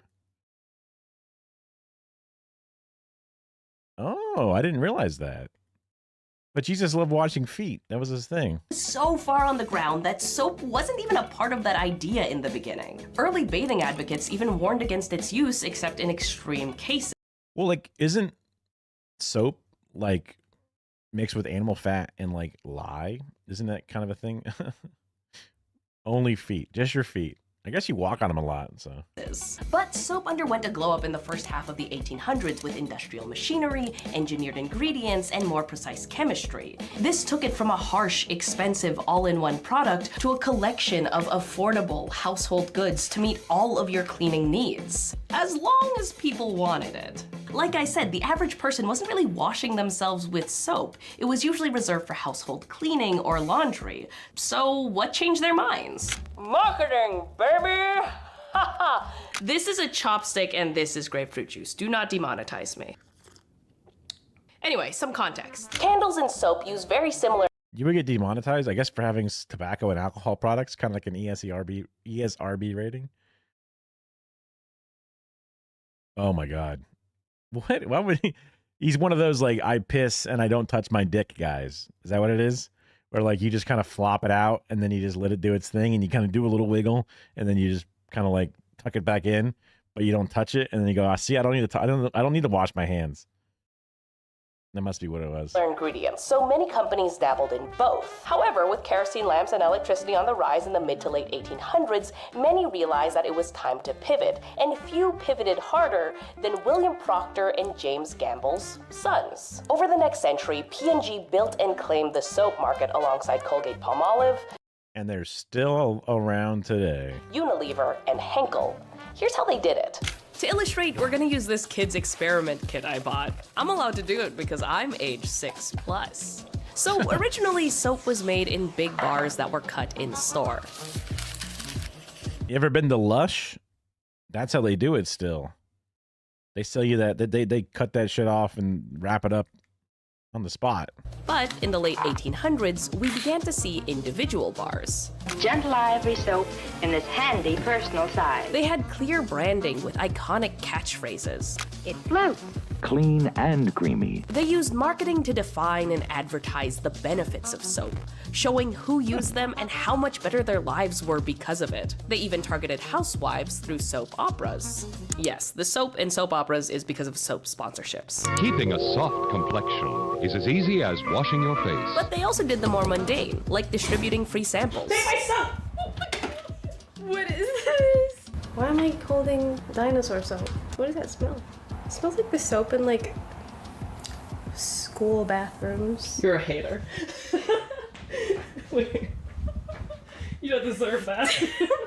So, it was this culture of maximizing soap's presence in every part of domestic life that led to these overwhelming shelves. It wasn't scientific discovery. It wasn't even necessity. Stop! Now, before you little stinkers convince yourself that all soap is pointless because it's just marketing, let's put on our thinking caps. Germs exist! So washing, especially your hands, is important for disease prevention. Does this mean that men's bathrooms are a public health crisis? Yes. Also, we live in a society, one that cares about body odor, so unless you got that built different genetic variant, wash your mitts! It's not a moral failing, we all get a little stinky sometimes, but be considerate. I'm talking. So I've heard, if you know, you know, I've heard, what was it? Pits, souls, and holes as, like, was it Mila Kunis? I was talking about what, you know, I don't want to be throwing slander around, so I could be getting it wrong, but I think it was Mila Kunis or somebody that was saying that, like, they just wash their pits, souls, and holes as what they wash, and the rest water, you know, whatever.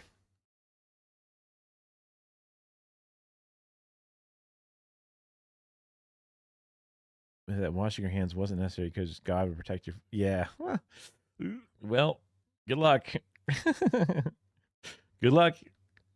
I feel like the Christians had it pretty rough during the plague, and somebody said somebody else didn't. It may have been like just like the Muslims just didn't have as because they washed and whatever, so they had less of a problem with it in comparison. And I guess that would mean the Jews would as well. Talking to the engineering students. Now, with all that being said, we might be taking this soap thing a little too far. Okay, when I said, with all of these options, it kind of feels like the hygiene industry is encouraging people to make their own cure.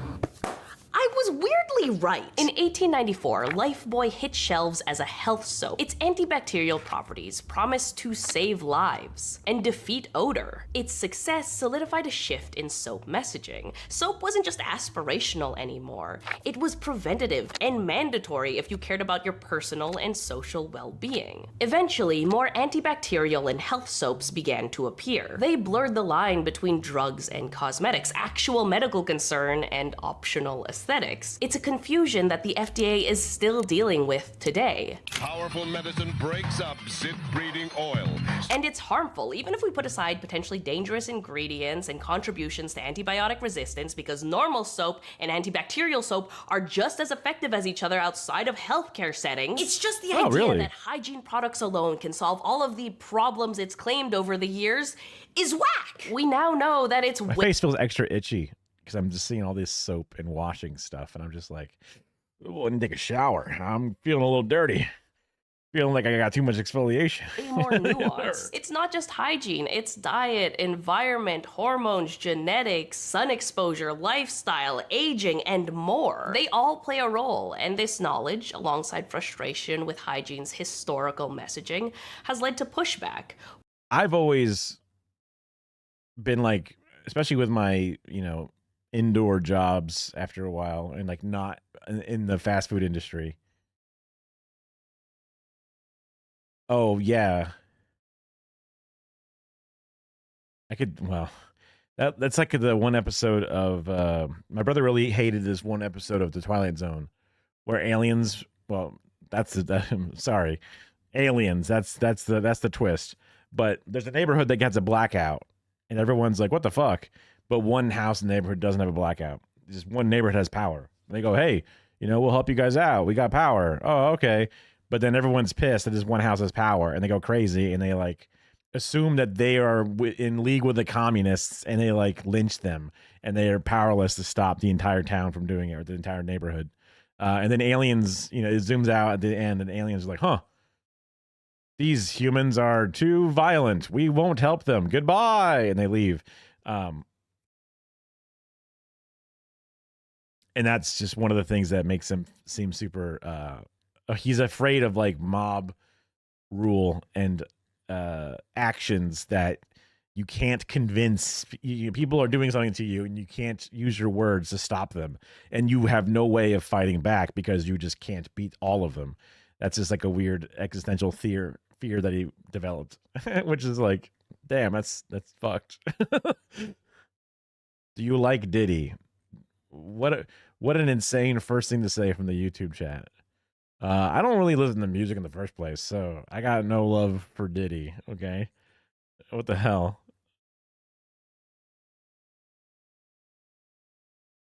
Thanks for asking, though. I guess. Now I forgot what I was saying. Saying something about the soap stuff. Oh well. What I've been calling the stinkier side of the skincare spectrum. Because it does get a little stinky. So, now we know why the modern hygiene industry gives us so many options. But I still don't understand how we're navigating it in... I don't know which Twilight Zone episode that was.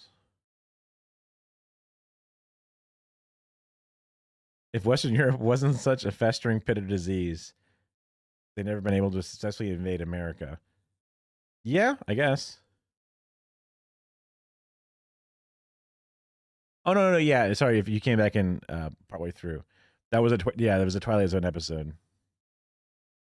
Oh, gotcha. Yeah, I know. That one, I remembered that part, but I thought like before the Twilight Zone thing came up. Is he going to jail or not? I mean, I didn't even really follow the thing. I thought like he got off, or like most of the different things. Some of the more serious charges or something is kind of what I heard.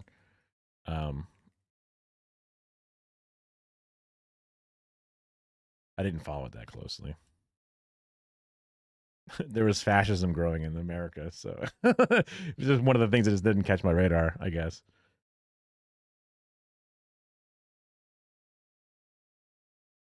such different ways. It might have been something along the blood libel idea in that line, because that episode was supposed to be kind of like, because you know they're looking at the Jews and they're like, wait, you guys are clean and not getting diseased. It must be because you're doing evil spells. And it's like, no, we're just clean, and you've got the wrong thing. I don't think he's been sentenced yet. Okay. Ways. Given the response to the tweet that started all of this, we're not all on the same page. Is there an objectively correct hygiene routine that we all need to follow? Or is there some... It just came to me. I would work a lot of indoor jobs, and when I, wasn't doing like fast food stuff anymore, I was like, our clothes are not that dirty. When I go to work, I'm in air conditioning. I'm in my car. I'm in air conditioning. In my home, I'm in air conditioning. So I don't barely even sweat in my clothes. And I change my underwear every day. And it's like, honestly, are you also in the Diddy cult? No. Okay. What? Why would you? What do you? Whatever. So I just was like, we don't need to use that much soap on our clothes, because I've heard that both the dryer and lots of different cult of personality. I don't only even know. I couldn't tell you a P. Diddy song, honestly. Oh, dude, yeah, it was rough back there. It was, yeah, okay, then you get it. Yeah, this was a KFC / Taco Bell. So there was the big chicken fryers, and then there was also the Taco Bell fryers. They were separated because different foods, different things. I did think it was really interesting, though, that they used flash frozen cooked food for like meats.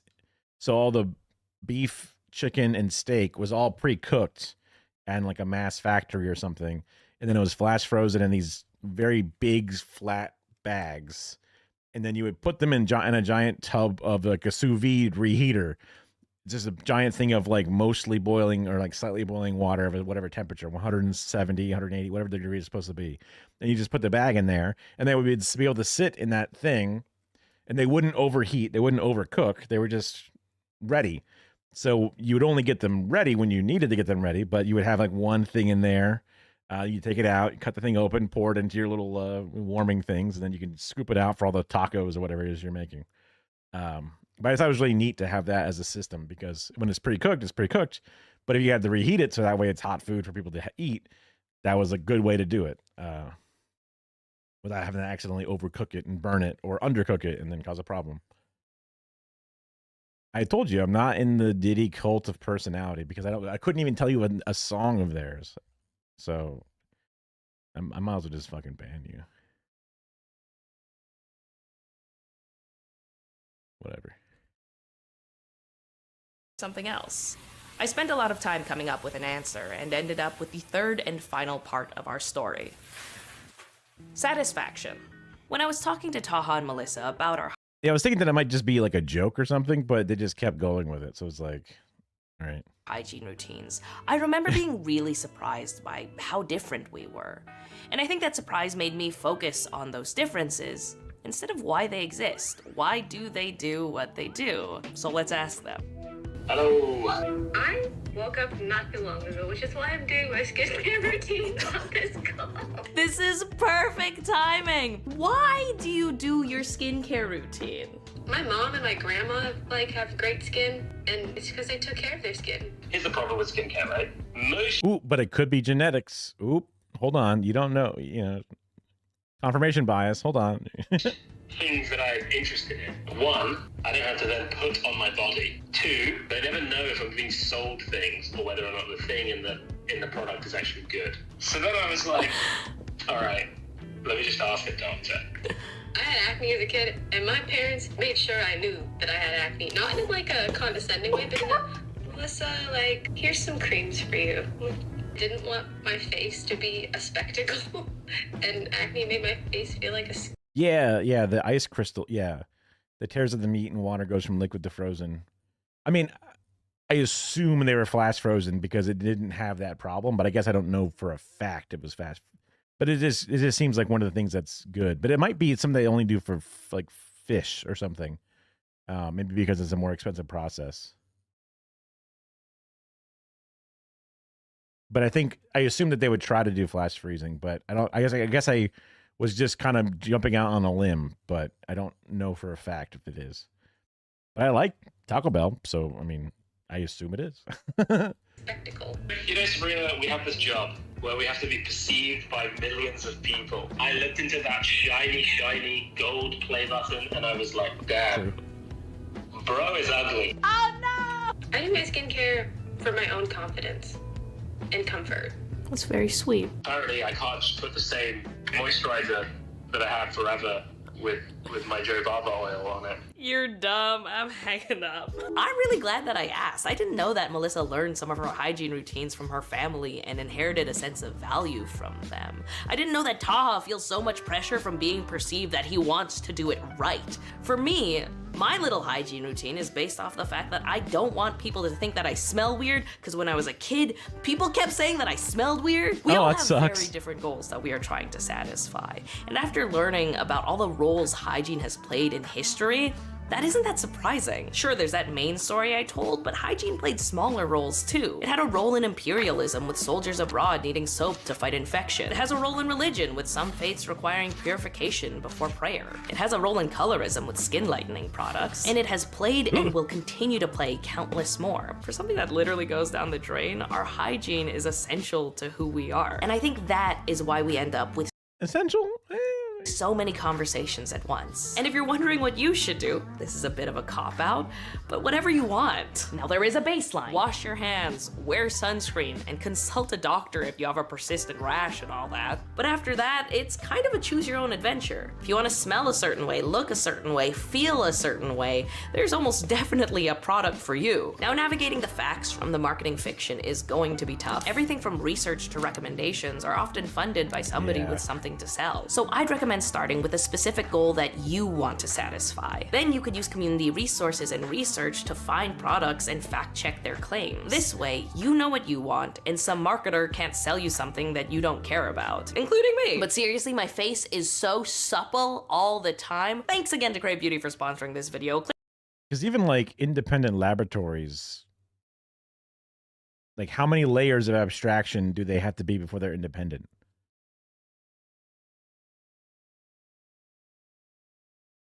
Because I feel like I've heard, and this could be just complete made up, I guess, but this beauty company wants to test its product, so it has a subsidiary, sub-subsidiary that then does lab testing, and they test it positively. They can say it's not their company, it's an independent company, but it could just be an independent company that is independent subsidiary or something. Who knows? Because when we would do stuff, we would do all the kinds of beauty products that do clinical lab testing of this, and they found in this perception study, the people said this about it, but it don't tell you how many different studies they did, because one individual study might mean one thing, but then 5 other studies showed much worse results, and they just cherry-picked the best one, right? And even though the meta-analysis would show that overall it's pretty inconsistent, there's lots of ways they can twist what they say to you, because they can. They choose their words wisely. Sometimes the legal teams make them have to not say certain things, but then sometimes they do it anyway.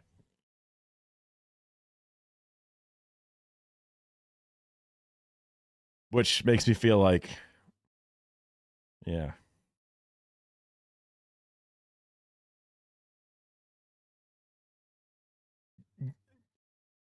There definitely could be a more in-depth analysis.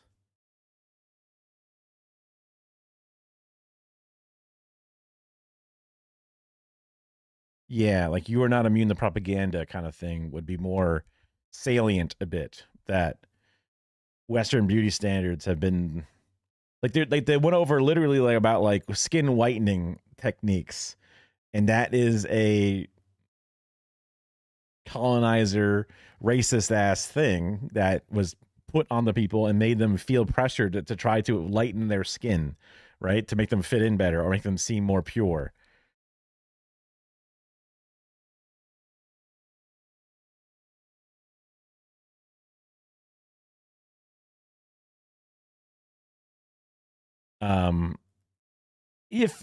If lightening their skin helps them in the very short term, make them feel less anxiety or something, I guess that could be seen as a small positive, but it's only caused by a giant negative. So just ignoring that does feel a little difficult. These seem like they're just 3 Gen Z-ish people making some stuff. So I would have liked them to have gone deeper into some stuff. I was hoping to see a bit more about studies and stuff. It's interesting to see the evolution of how the market formed, a little bit of a background. You feel bad about yourself because you're being impacted by a beauty standard. Yeah.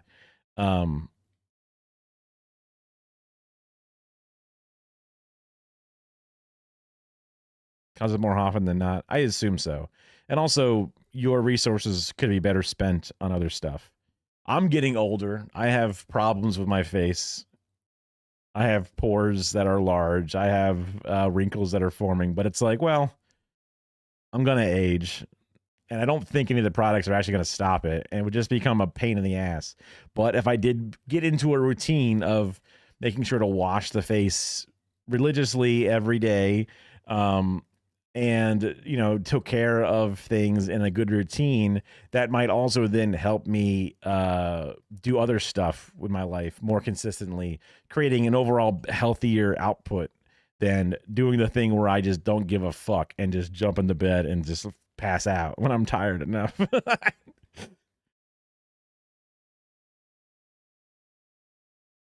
Liberal feminist, more female CEO, war criminal thing. Oh, yeah. Yeah. Yeah, I was hoping for an overall different, a different analysis and a different perspective on the thing. But I mean, the moment it was immediately brought to you by a skincare company, it's like, okay, well, fuck, you know, what are you gonna do? Like, I know for a fact this video is not going to be kind of, maybe at that point I should have just turned it off, but whoops, whoops.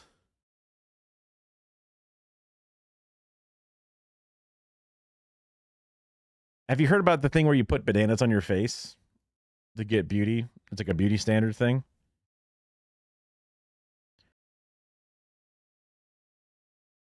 What is crypto? But Monkeys what usually if you use bananas to describe cryptocurrency? Bait and switch. Bait and switch. It's somehow related. This is one I've wanted to watch for a while, just because I like this channel. And I love the thumbnail, because where is it? Here it is. It's just a little monkey. He's holding he's a little crypto guy. He looks a little hacker, man. I just think it's great. And she seems pretty good so far. What is crypto? Monkeys use leaves to buy things. Leaves used by most monkeys as currency. But there are some downsides to leaves. Leaves controlled by monkey banks. Whoa. Hold on. Whoa, is Monkey Man a crypto bro? No, Every time please. monkeys buy something with leaves, monkey banks take a bit extra. Buying things with leaves often takes a long time for monkey banks to process, especially if monkeys send leaves to other monkey countries. Copyright claims. Monkey banks can print more leaves, which can cause inflation. Not every monkey has access to monkey bank. Leaves can be faked. Monkey bank isn't always open, so monkeys invent new currency. Monkeys use bananas. How does crypto work? Bananas are not controlled by one monkey or monkey bank. Bananas are controlled by entire troop. Every time monkey buys something with banana, there This is are usually all my apes gone. No. no fees. Or maybe just a very small fee. Literally every time you do anything with crypto, there's a fee. What are you talking about? What? Unless it's particularly busy. Buying things with bananas is very quick, even internationally. What? No, it's not. Cryptocurrency takes forever for the process, which is the whole reason that Visa does so many transactions per day that cryptocurrency could never have, even if you add it all together, would never have been able to do as many processes as that in one day in its entire lifetime. The skincare and beauty stuff before, and it realized over time that it's like the social and economic forces in your environment that are 70% of your skincare routine. True. Yeah. I mean, I was telling, or at least seems true to me. I was telling Kara for years that, like, I think she's pretty and doesn't need to wear makeup, right? I mean, there's always all these different layers of societal, things like, she matches traditional aspects of beauty standards and Western ideas and blah, blah, blah, blah. But, like, she's pretty. I find her pretty. I think she's pretty. Other people think she's pretty. She's pretty and doesn't need makeup, or she should wear very little of it. A, because it's just gunk on your face, and B, because you don't need to, like, paint your face to be pretty for men or whatever. And it's, like, kind of fucked up. But then also it can then improve your self-esteem and make you feel a bit good. And, let them, they like what they like. And why do you want to, shit on you, right? So it's like, I've heard reasons to be like, don't be annoying about the anti-makeup thing, but then also don't tell them they have to wear makeup. So it's kind of like a don't tell them what to do kind of thing is generally the best method.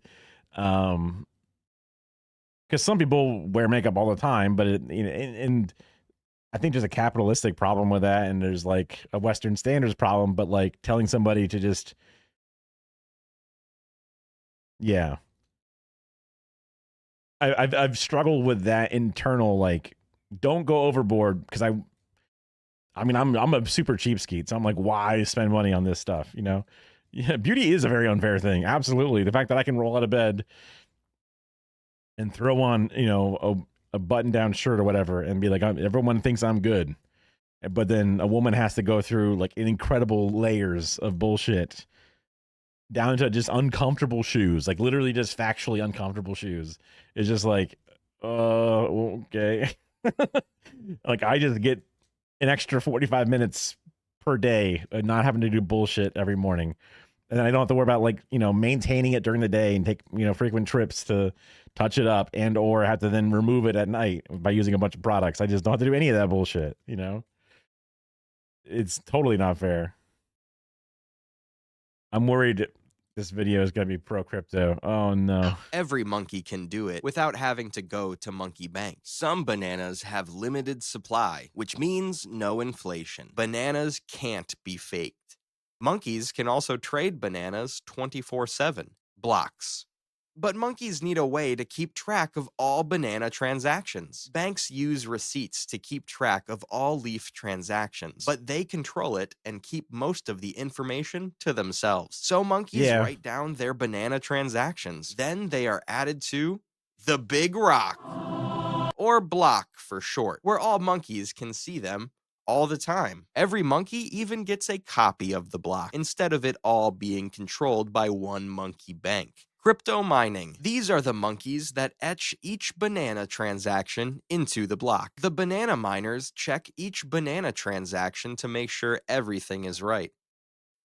They throw out any obviously fake trades, then etch each correct banana transaction into the block. Finally, when the block is full, the banana miners must guess the correct code for the block. This is like a password they don't remember. They just keep trying until one of them gets it right. This is called proof of work. Once a monkey guesses right,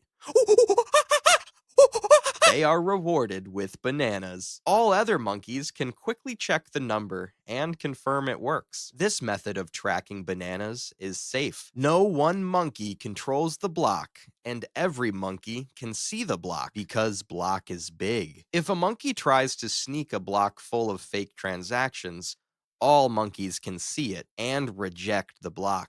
What is the blockchain? When the banana miners have finished a block, they share it with every monkey in troop. Every monkey gets a copy of the new block. Every time this happens, monkeys simply add another block to the chain.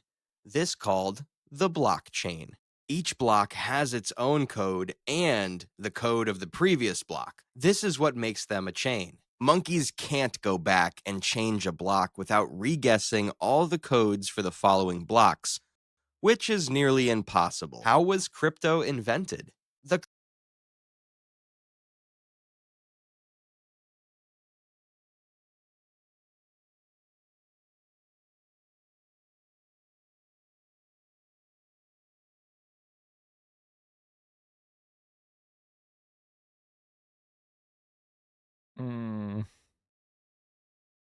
creator of bananas is a bit of a mystery. No monkey knows for sure. There are monkeys that claim they invented bananas, but this is very unlikely. All monkeys know for sure is the name Satoshi Nakamoto. Wait a minute. If I remove the A, T, S, H, and 2 O's, rearrange the remaining letters.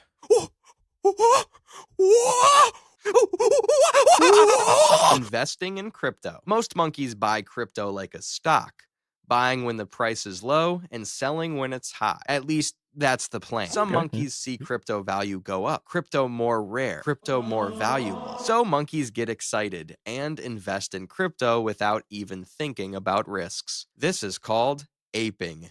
Yes. Really. Unlike most stocks, crypto, very volatile. If stock market is smooth car ride through countryside, crypto is rocket-powered roller coaster. Crypto is still a very new currency. Things like news, rumors, even one monkey tweet can hugely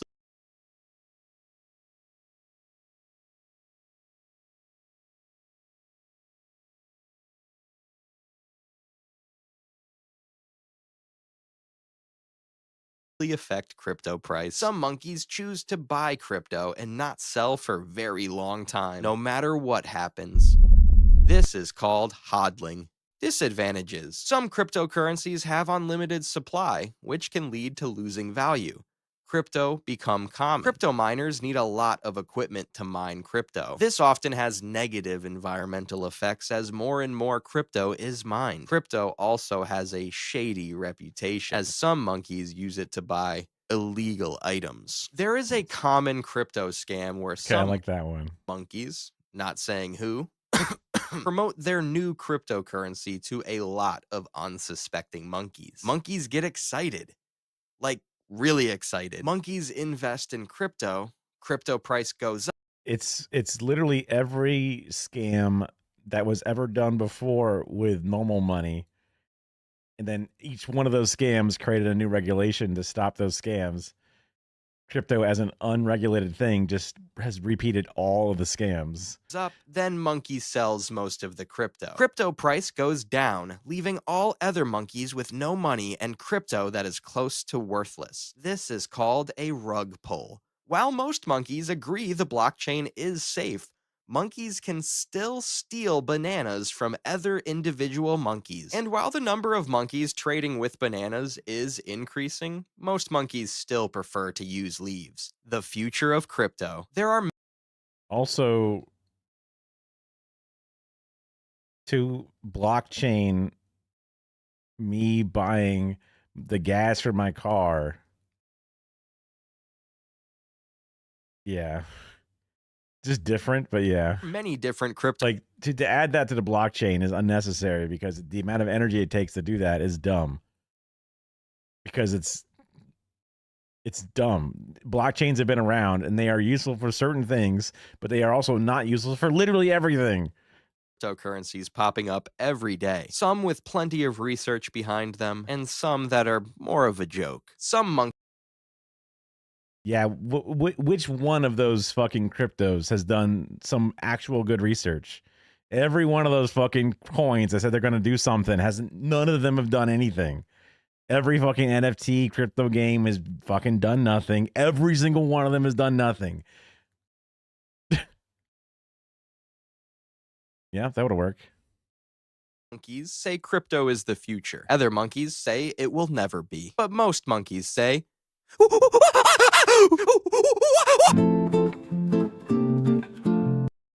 Maybe Monkey did not want to take the ire of all the crypto bros.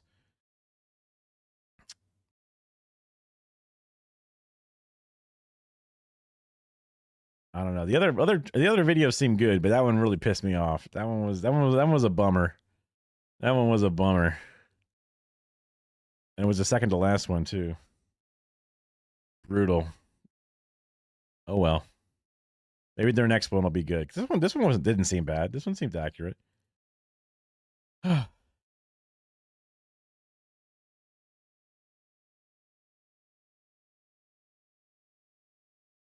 no, yeah. I mean, because like even this one here in the thumbnail, it's a regular monkey wearing a black hoodie, which is funny and fine. But then making the monkey actually be a black one. Cuck philosophy. I mean, the name sounds familiar, but it could be because it's similar to other ones. I have a couple other ones that were on my list, but none of them are particularly important.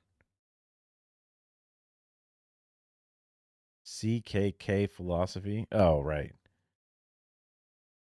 Is it really? I guess it would be considered a restricted term overall.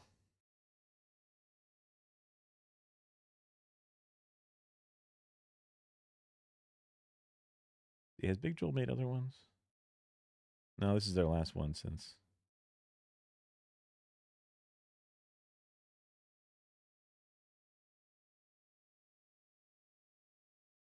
Let me see what this one is. Let me see what this Big Joel video. I've enjoyed a lot of the different Big Joel videos I've watched, but this is a short one, so let's see how this. Your husband is into Mousetrap. I've seen Big Joel around on different, back when I was using Twitter, and then I actually started watching the videos when I noticed. Oh, wait, that's that same little weird little icon or whatever. What the hell? Why isn't this loaded properly? Your husband is into mouse. That's weird. Yeah, this little picture here. That's what I would see on Twitter. And then I was like, wait, I see it on YouTube too. So then I watched a few of them and like, hey, these are pretty decent, even though they're really simple. But I guess some of them are animated now too.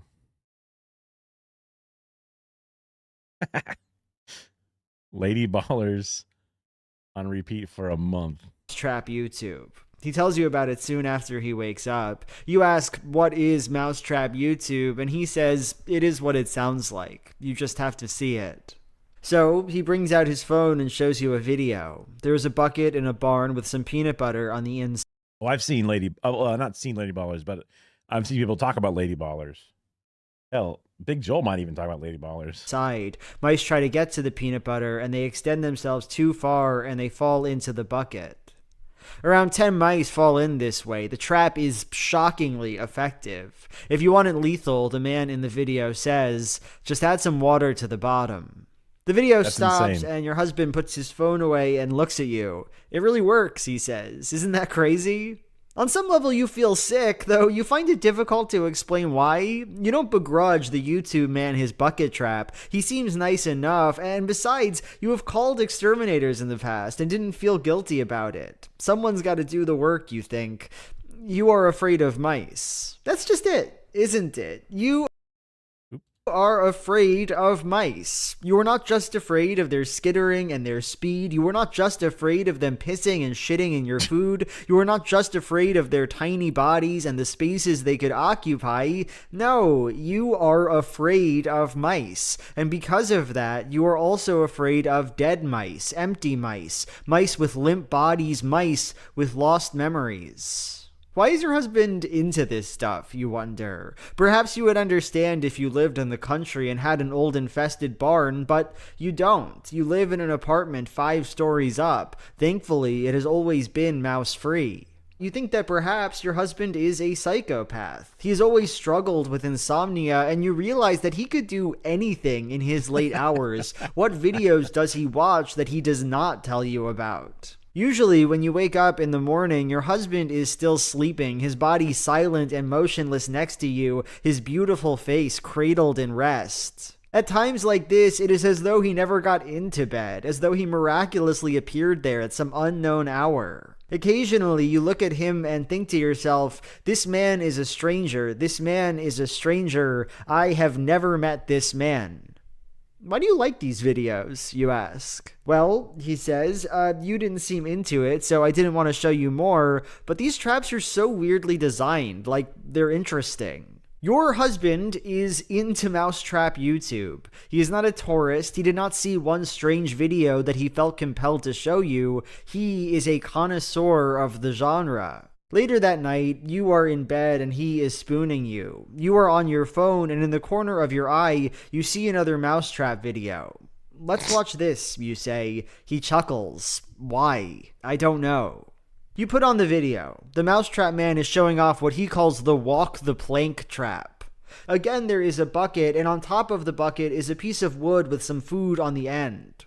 The wood is unstable so that when the mouse puts its weight on it, it collapses straight to the bottom. There is something elegant about this trap, you have to admit. When you think of mouse traps, you think of what you saw in Tom and Jerry, spring traps you now know to call them. The mouse nibbles on some food and then gets thwacked and killed by a bar of metal. These work, of course they do, but they have their downsides. Spring traps are very violent and loud. Setting one up is perilous. You risk thwacking your own thumb. And if you have pets or children, they could get hurt. In any case, spring traps seem downright ridiculous to you now. Each mouse to his own trap, his own metal, his own killing. Why bother? The bucket will do. Because your husband is spooning you, you cannot see him, and because he does not speak or move, you cannot hear him, and so you are left to imagine his reaction. Has he seen this video before? Is this all boring to him now? Or is he mesmerized, electric, or his eyes glued to the screen? These videos have millions of views, but for a moment you imagine that your husband is the only man who has ever seen them. The mousetrap man looks at your husband and says, "What an incredible mousetrapping device," and your husband agrees and smiles without a word. You realize you are in the middle of something here. You are an intruder. When that video ends, you wordlessly put on another. If your husband is surprised, he doesn't express it in any way. His body hardly moves, though you can hear his breathing and know that he is awake. This new video is about the rolling log trap, one of the mousetrap man's absolute favorites. The trap is wonderful. A bucket with a metal log on top. When the mouse goes into the middle of the log to eat peanut butter, it spins, and this causes the mouse to lose his footing and fall. There's something almost funny about this one, about watching these mice, clumsy, ridiculous, twisting with the log. This trap is especially effective. In the sped up footage, you watch 26 separate mice fall for the trap in one night, and you begin to look at the whole thing as a game. 26 mice is a shocking number, but it also feels arbitrary, meaningless. Just how infested is this old barn? How many mice occupy its walls and scurry on its floors? It could be a million for all you know. Perhaps the mousetrap man feeds and nourishes the mice, breeds them so he can later trap them. One night, 26 mice, a new record. It makes sense that your husband would enjoy a thing like that. Still, if this is a game, it is a game about death, that respirates with death. In fact, death is a problem for the mousetrap man. As it turns out, this video you now watch, the rolling log one, is a remake. Years ago, he made a video about the same trap. In it, he showed the drowned mice at the bottom of the bucket, and YouTube took the video down because it broke with their terms of service. Now, the dead mice are largely hypothetical, lingering on the margins of the work, an afterthought. It must be strange, you think, to be a mouse in an old infested barn, to fall to the bottom of the bucket and see 10 mice who, just like you, fell prey to the same beautiful trick. The trap only works because mice cannot call out to each other, because they cannot give warnings or do not care to do so, because mice are so desperately, desperately alone. It is getting late. Your husband moves to leave the bed as he always does at this time of night. You think to stop him, to ask him one more time what he sees in this kind of video, but you wouldn't know what to say, and in any case, you already know whatever answer he could tell you. You are into Mousetrap YouTube. What an interesting and poetic little thing. I'll grab the video and see. Human rights today. Ooh, audio does not sound good to start. But it was 5 years ago. I'll check out some of their other stuff and see.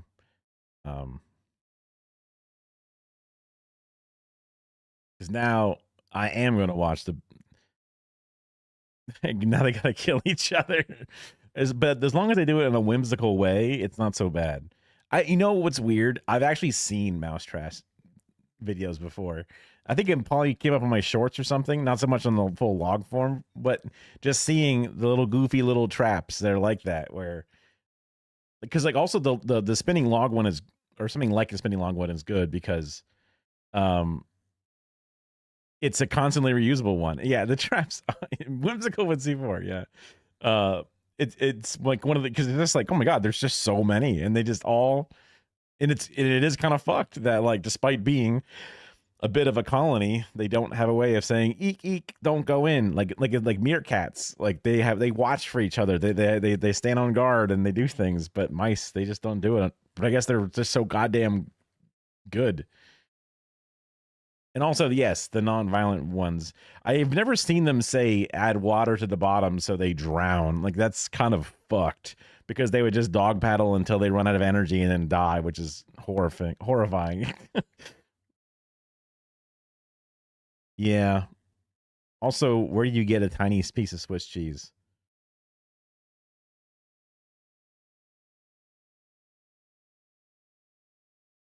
High. Although... Also, I really like his animation style, or whoever animated it specifically. But I just like his. I guess I like his voice, and I also like his weird way of saying things. So I'm curious. You know what? They might have lady ballers in this because it's about the Daily Wire.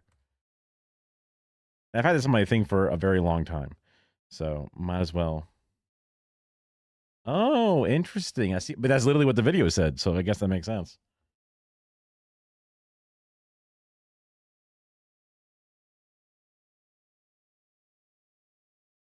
On May 8th, 2025, Kanye West released a single from his upcoming album Whenever I click and move this thing and then drag my mouse down, it counts as a click, which is kind of weird. Called Heil Hitler. They don't understand the things I say on Twitter. Oh, it's about, you've seen Lady Ballers unironic. Well, probably you've seen it ironically, but you have seen it, yeah. In the song, That's Kanye an repeats the insane phrase song. N-word Heil Hitler over and over again, and he plays a soundbite from the Führer himself, a campaign speech he delivered in 1935.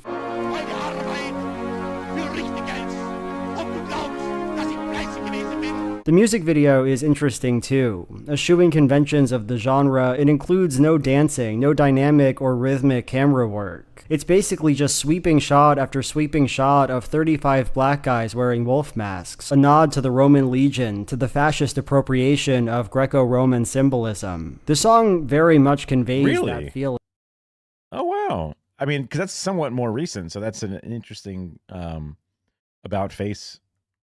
I assume, I mean, I'm not sure how many years ago it was, but it feels like it's more recent overall. The melody is triumphant and the drums feel militaristic and regimented, as if to convey that an unstoppable force is coming to turn the tides of a great war. That's what N-word Heil Hitler is, right?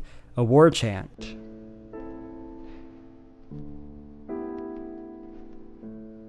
On May 9th, 2025, that's one day after the music video was released, Mike Knowles... Okay, now we have a very...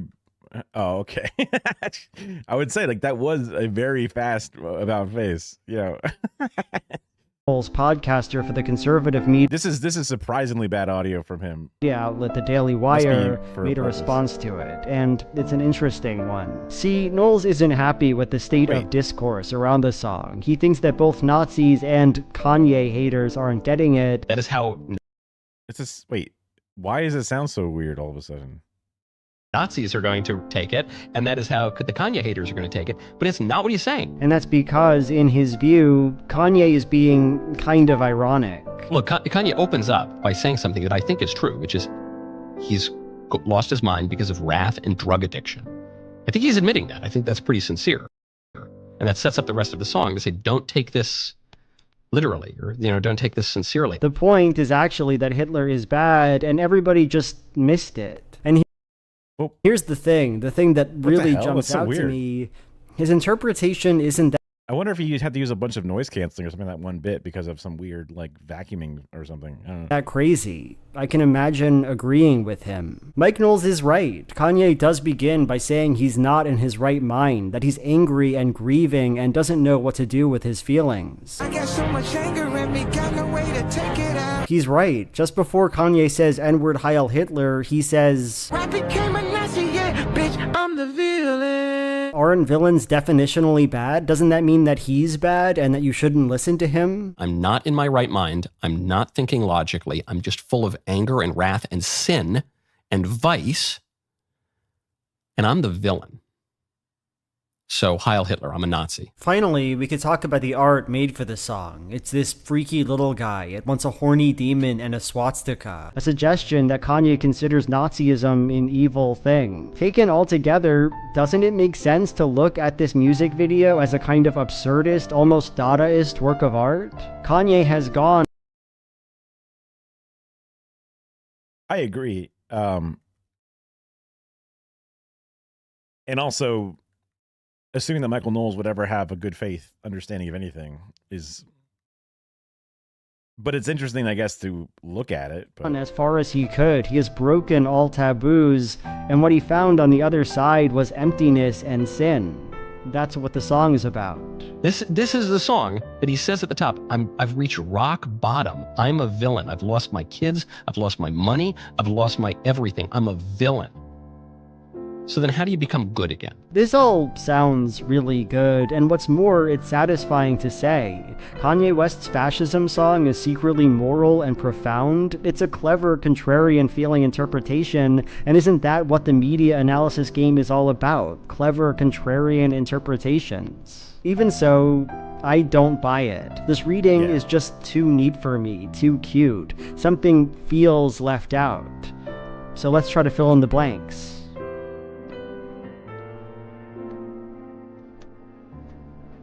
On October 17th, 2022, that's around 3 years ago now, Candace Owens, then a media personality working for the Daily Wire, sat down for an interview. Did that sound go from like or kind of muffled and bad to good all of a sudden, right in that mid-sentence? Or maybe my headphones are just going crazy. I'm just double checking.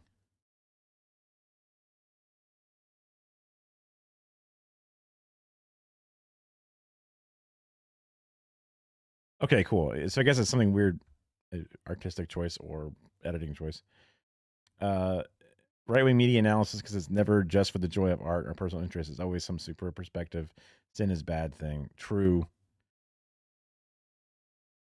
Especially the Daily Water freaks are more religiously minded than others. With Kanye West. That October was a big month for Kanye. On one hand, it was probably the closest he'd ever get to full mainstream conservative adoration. He went to a fashion show with Candace Owens where they both wore White Lives Matter t-shirts. He went to the premiere of her anti-Black Lives Matter documentary. He was and had been an outspoken Trump supporter. And everyone seemed pretty happy with the performance. Mike Knowles approved of the White Lives Matter stunt. Of course he did. Kanye and Candace are coming out there and provocatively saying the narrative that you are being fed by the liberal establishment is not only false, it's the opposite of true. The only people who are being hunted down by the government right now because of their identity are white conservatives. Tucker Carlson had Kanye on his show, kept reiterating how sane and competent he was. The enemies of his ideas dismissed West, as they have for years, as mentally ill. Too crazy to take seriously. Look away, ignore him. Salivated. And now they're like, yeah, I like him. And then like a month later, okay, never mind, I don't like him. At every word out of the man's mouth. So I really don't care about people's response to that. I perform for an audience of one, and that's God. I'm starting to see why they want to make you be quiet. Ben Shapiro, co-founder of The Daily Wire, loved the interview, thought Kanye did great. Frankly, it sounds fantastic. Frankly, Kanye sounds much more sane than virtually everybody else in public life. On the other hand, cracks, obvious cracks, were forming at the surface. On October 8th, Kanye famously tweeted that he was going to go DEFCON 3 on Jewish people and that he couldn't be anti-Semitic because black people are Jew. And while Carlson cut this part out, Kanye made a number of strange and anti-Semitic remarks during their interview. I prefer my kids' new Hanukkah than Kwanzaa. At least it will come with some financial engineering. These clips didn't stay buried long. They emerged just a few days after the conversation. Oh my God. And when Candace sat with Kanye late at night on the 17th, not in a studio, but in Candace's living room, you could feel that tension, that uneasiness. People don't actually understand. There's something about you and I coming together that the media cannot stand. Right. In the background of their interview is this unspoken question: what is Kanye West to the world of conservatism? Can he be used? Can we call him normal? There are a number of moments in the interview where it seems that Candace is trying to moderate Kanye, protect him from his own words. Around 25 minutes in, after Kanye... That's like when Alex Jones was like, oh, come on, Kanye, you don't mean that you love Hitler. And he's like, oh, I love Hitler. Like, son of a bitch. Kanye had already talked at length about his grievances with the Jews. Candace says this. You are talking about an industry where there are Jewish executives, and that's the first time I've actually heard you say Jewish executives. Mm-hmm. And I think before, the way that they were trying to sort of callously interpret it was that you meant every single Jewish person in the entire world. Every person who walks on the street has this power. The media callously interpreted Kanye's DEFCON 3 on Jewish people tweet. All Kanye meant was that there's a lot of Jews in Hollywood, and why can't you say that? And they have a similar interaction just a minute later. Jewish people have bought the black voice. And that's what you meant by it, is that they're disproportionately represented in media, and so if something that you say is something that they don't like, They won't allow you to have it said. That's what you meant. That's getting more specific. Candace seems almost excited by the idea that Kanye had some specific grievance, that his problems can be narrowed down, treated as legitimate or well-founded. The problem, though, is that it doesn't hang together. This interview is an hour and a half long and unedited, and it's very obvious that West does not have a clear idea what he's talking about. For one thing, he doesn't have any specifics. Like, he says this at one point. If I hadn't went so far, said the word DEFCON, right, DEFCON, then we couldn't have had an open conversation about what Jewish execs are specifically doing. All of the conversation would have been said to be hate speech. That he made his DEFCON tweet to open up the conversation so he could talk about issues he'd had with Jewish businessmen. And even leaving aside how absurd that claim is, we must recognize that it's also a lie. Kanye never talks in this conversation or otherwise about any of his shady business dealings, never names names, speaks of bad deals. Look, we could talk about the entertainment industry as much as we like. I have no doubt that it, like any industry, is sometimes cutthroat and brutal. But Kanye is a very wealthy man, right? For 3 years, Forbes wouldn't call me a billionaire. It is important if people are calling you crazy to be like, oh, but I'm a billionaire. So how much, really, could Hollywood, could the Jews have screwed him over? What did they do to him? How unfair was it? More to the point, Kanye is certainly not just upset about bad deals happening in the music industry. Maybe that's what started him down this path, I really don't know, but the man is all over the place. One of the major things he talks about is the black abortion rate. The idea that black people are not Jew is the greatest lie that's ever sold, because you don't see the Jewish abortion rate at the same level as the black abortion rate. 50% of black deaths a year is actually abortion. He suggests at multiple points in the conversation that the Jewish-controlled media is encouraging black people to get abortions even as Jews themselves don't get them, and how they conceal this fact from the public. But then you ask the question, you can't even Google, like when you Google Jewish... Like literally in Judaism, abortion is like talked about as fine. Like when people talk about the religions being against it, like it specifically talks about it. I've been told. I've never read Jewish stuff. Ooh, ZZ girl, hold on just a little bit. Jewish abortion rate, it'll be one piece of information. The next information is like from 4 years ago or something. There's no information. He likens this arrangement to the Holocaust. Charlie said, hey, I want to take you to the Holocaust Museum. And I said, I want you to go to our Holocaust Museum, Planned Parenthood. Like, we're still in the Holocaust. At another point, he suggests that Jews are conspiring to prevent intelligent black people from rising to the top. There's been a shift.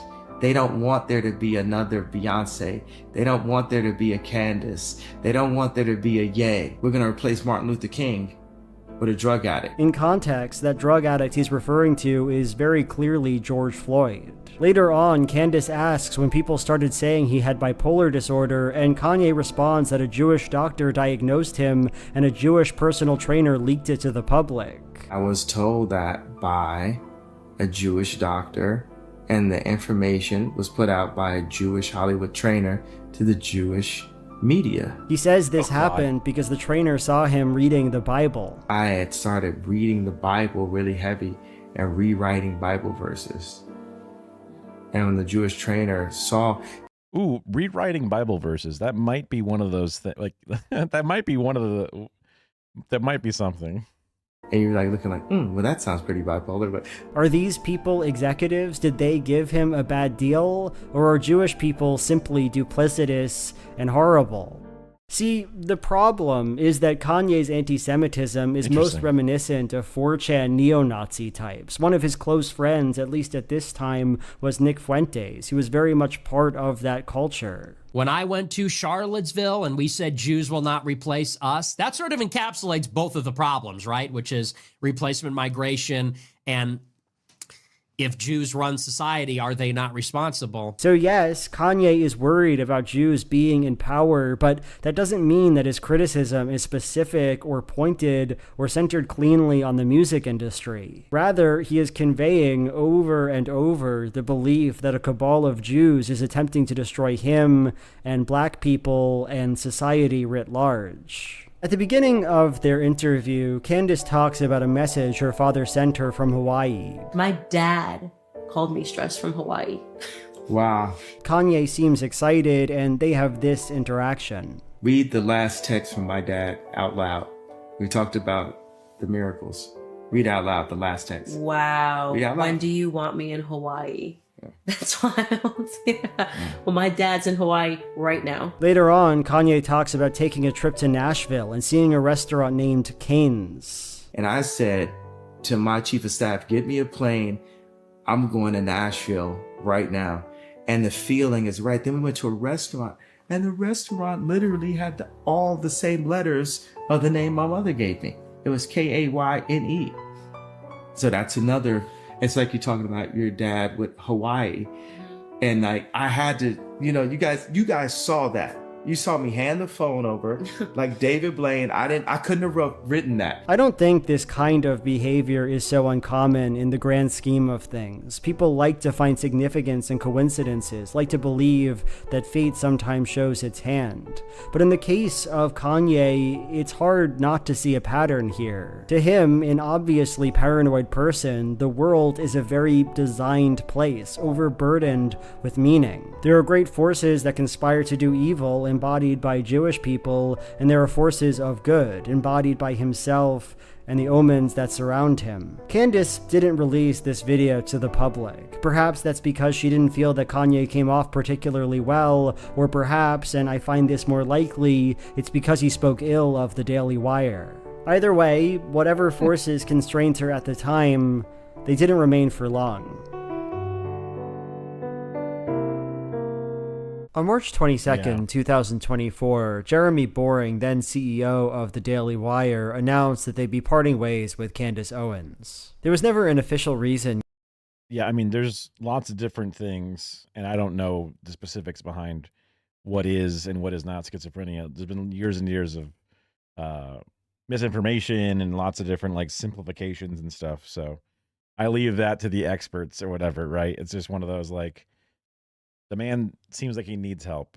Does not undo the damage and the cruelty and the abuse that he's putting out, but I can understand that the man needs help. It's just like how many people who end up in these situations and even do bad things need help, which is, another big push for rehabilitation and actual proper corrections facilities that are not just torture factories, but things designed to actually help individuals, along with having healthcare and other access for people, because this is just a incredibly high profile individual, but these are things that happen to people all the time. Not literally on like, you don't run into this every single day, but these are things that happen in the country for sure. Given for her termination, but I think there's one event that probably lends the relevant context. On November 3rd, 2023, in the wake of October 7th and the Israeli occupation of Gaza, Candace Owens tweeted, quote, "No government anywhere has a right to commit a genocide, ever." A few weeks later, Ben Shapiro, presumably responding to takes and coverage like this, said, Yes, the question is about Candace Owens. I think her behavior during this is disgraceful. I think that her faux sophistication on these particular issues has been ridiculous. It's not faux sophistication, it's ridiculous. Everybody can see the moves that she's making, the things that she's saying, and I find them disreputable. That day, Candace tweeted an excerpt from the Bible. "Blessed are the peacemakers, for they shall be called the children of God. No one can serve two masters. Either you will hate the one and love the other, or you will be devoted to the one and despise the other. You cannot serve both money and God. Christ is king." Ben responded, "Candace, if you feel that taking money from the Daily Wire somehow comes between you and God, by all means quit." And that was basically the end of it. A few months later, Candace was fired. Because there's never been an official or detailed explanation from the Daily Wire, there remains a lot of unknowns here in impenetrability. Was Candace fired because she acted like an anti-Semite? There's a pretty strong case for that. The phrase "Christ is King" is sometimes associated with American fascist movements. Nick Fuentes, for example, gave a speech and had that phrase chanted at him. Well, specifically, anti-Israel is usually the reason you get fired. King. Christ is King. From Daily Wire. Christ is King. And while Candace denies that she intended such an association, who knows what's true. Either way, the tweet itself leaves a bad taste in my mouth. Ben Shapiro has chosen money over God. He's defending Israel because of greed. I just don't believe that. I think Ben is, if nothing else, a true believer in this cause, and given that, it seems clear that Owens is, in an ugly and insulting way, invoking Jewish stereotypes. Oh, She does interesting. that sometimes. Oh, just thinking that I thought she was saying that she is being silenced and she would keep her money, but they're saying that the Daily Wire is doing the defense. That's an interesting interpretation, because I was thinking of it as like, should I care about my money in my bag and working at the Daily Wire, or should I care about my principles or whatever? Not that she has principles, because she's a fucking white supremacist, but yeah. Times. In another video she made while at the Daily Wire, she characterizes American political Jews as Marxists. There are all different types of Jewish people.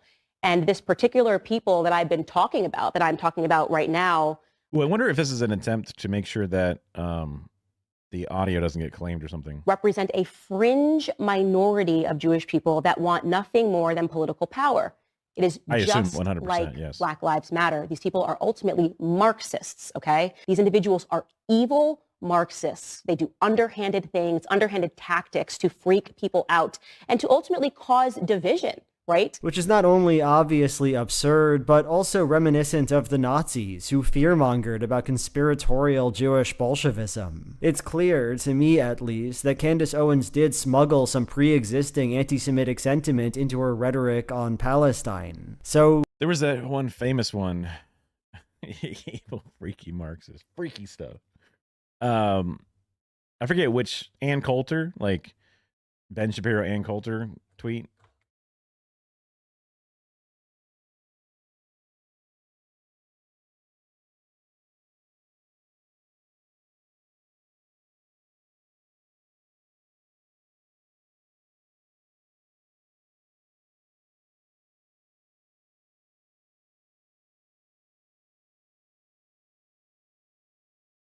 I don't see an immediate link to it, but it's like, yeah, she might be anti-Semitic, but she's pro-Israel, so I can sleep good at night or something like that.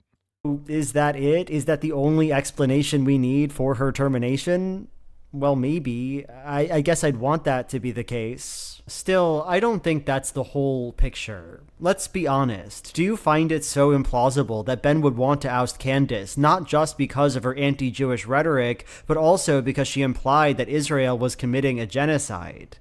I don't. After all, that's why he called her disgraceful and faux sophisticated in the first place, right? When Shapiro is asked to justify the Daily Wire firing Candace Owens, he always uses the same example. The Daily Wire would not have a host, would not pay a host who was staunchly pro-abortion. They would have no obligation to pay a host who is staunchly pro-abortion. And I think it's a telling and interesting line. In 2003, when Ben Shapiro was 19 years old, he wrote an article called "Transfer is Not a Dirty Word." In it, he argues quite explicitly for the ethnic cleansing of Israel, not just of the Palestinian population living in Gaza and the West Bank, but also of the Arab-Israeli citizens. It is an ugly solution, he writes, but it is the only solution. Yes, he uses the word solution. Now, Ben has retracted that article on multiple occasions, calling this solution inhumane and impractical, immoral, and he literally is defending the Trump administration's desire to do such a thing. philosophical error. Still, this article speaks to the world Shapiro inhabits and inhabited, the education he received. It's haunting to me. What's more, it's not entirely clear how seriously Shapiro takes his more humanitarian convictions. In 2023, he went to Israel and had a nice photo op and conversation with Bezalel Smotrich. Amazing the impact one man can have, Smotrich wrote, Shapiro retweeted. Bezalel Smotrich is the head of the extremely far-right religious Zionist party, Netanyahu's financial minister, a man who currently has broad authority over the West Bank. And for him, transfer is surely not an ugly word. In 2021, when an immigration bill introduced by his party didn't pass, he threw a psychotic tantrum at the Arab members of the Knesset. אני איתכם לא מדבר, אנטי-ציונים, תומכי טרור, אויבים, אתם פה בטעות, כי בן גוריון לא גמר את העבודה ולא זרק אתכם ב-48. He would go on to say, in 2025, the Palestinians will be totally despairing, understanding that there is no hope and nothing to look for in Gaza, and will be looking for relocations to begin a new life in other places. Shapiro never aired any criticisms of a man who clearly supports ethnic cleansing, at least none that I can find, and that makes sense, right? Shapiro is plainly and radically on Team Israel. He certainly doesn't believe the state is doing anything morally wrong, quite the opposite. What is Israel doing right? What is Israel doing wrong in this very specific current war? From an American perspective, I think that Israel is doing pretty well. From an Israeli perspective, if I were Israeli, I would actually want Israel to be less loose about sending its soldiers in on the ground level. Look, again, we don't know what happened with Owens, and I don't deny that her conspiratorial anti-Semitism was probably a factor in her contract being terminated. But really, does it make sense that Ben would be so much kinder and more lenient to Candace Owens' suggestion that Israel was committing a genocide than he would be to some pro-lifer? Would he feel the desire, the obligation to allow her this kind of speech? No, I don't think so. And in any case, if the Daily Wire's main problem was with the possibility that Owens might be anti-Semitic, we must ask, why did they keep her around so long? Why did they defend her uncritical and strange friendship with Kanye West? Candace is his friend and has defended him and has tried to say she didn't really think he was being anti-Semitic in these comments, and kind of tried to find an angle for him that would help others make sense of this in a way that wouldn't lead you thinking this is a wild anti-Semite. So then, as I understand it, everybody turned to you guys, you and Ben, are like, fire her ass. And I think that's fair. That's right. I think she defended her friend Kanye. I'm not going to ask you to pile on. I'm not going to ask you to disassociate. You know, the actual person, Candace, is actually friends with the actual person, Kanye West. Why did they fire her at the moment it would look best for her? Why did Ben Shapiro, why did the Daily Wire only care here when it was already far too late? On August 7th, 2024, after she no longer had Daily Wire bosses to impress, Candace Owens released her podcast with Kanye West. Alongside the interview, Candace made a video where she speaks about Kanye, about their relationship, about how she's changed since they started talking years ago. And so today's episode is going to be a little bit different because there is so much more that I want to say about the things that happened off camera, the things that were said to me off camera by Ye. It's kind of interesting how much the Daily Wire has dropped off, and how much these other creators have then blown up afterward. At that time, and I finally feel that the world is ready to hear those things. Candace speaks about Kanye West with a lot of reverence, describes him as a visionary ahead of his time. Everything was happening because I am not the same visionary that I believe that Ye is. I did not know. I want to be honest with you. I did not know what on earth he was talking about. But when you actually listen to the story she tells, her account of Kanye off the record, it sounds more uncomfortable than anything else. She talks about how he laid all these far-flung theories on her, claimed that Michael Jackson was killed by some Hollywood Jewish mob. When you say to me, as he did, that they killed Michael Jackson, it's quite a heavy thing. They killed Michael Jackson, Candace. I'm going, what are you talking about? How the Khazars did something. He also brought up to me the Khazar. There are so many. It's weird how many people followed Brett Cooper and Candace. Like, Candace's career has popped off more, apparently, in recent times than it has before. Which is just... It's... I guess that to some degree... I know. It's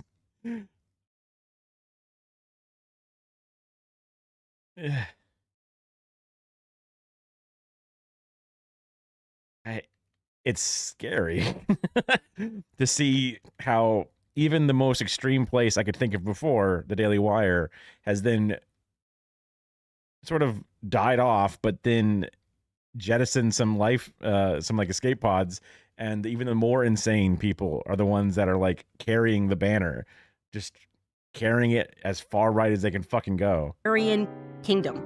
literally was asking me if I knew about Khazars. She says that when she expressed that she had no idea what he was talking about, he accused her of being disingenuous, a Zionist shill. I think he thought at some point that I was playing a game with him. He's like, you're very smart. You know, you read tons of books. You have to know what it is I'm speaking about. And I'm going, no, I have no idea what you're talking about. Then he starts accusing me of being controlled by Zionists. And I'm going, what on earth are you talking about? I just want to do my show. It can be tempting to think of Kanye's strangeness as a kind of performance, a way of getting attention. And I'm sure that's part of it. But there is an authenticity to Kanye, a person who doesn't go away when the cameras turn off. If anything, I think he may have restrained himself in his podcast conversation.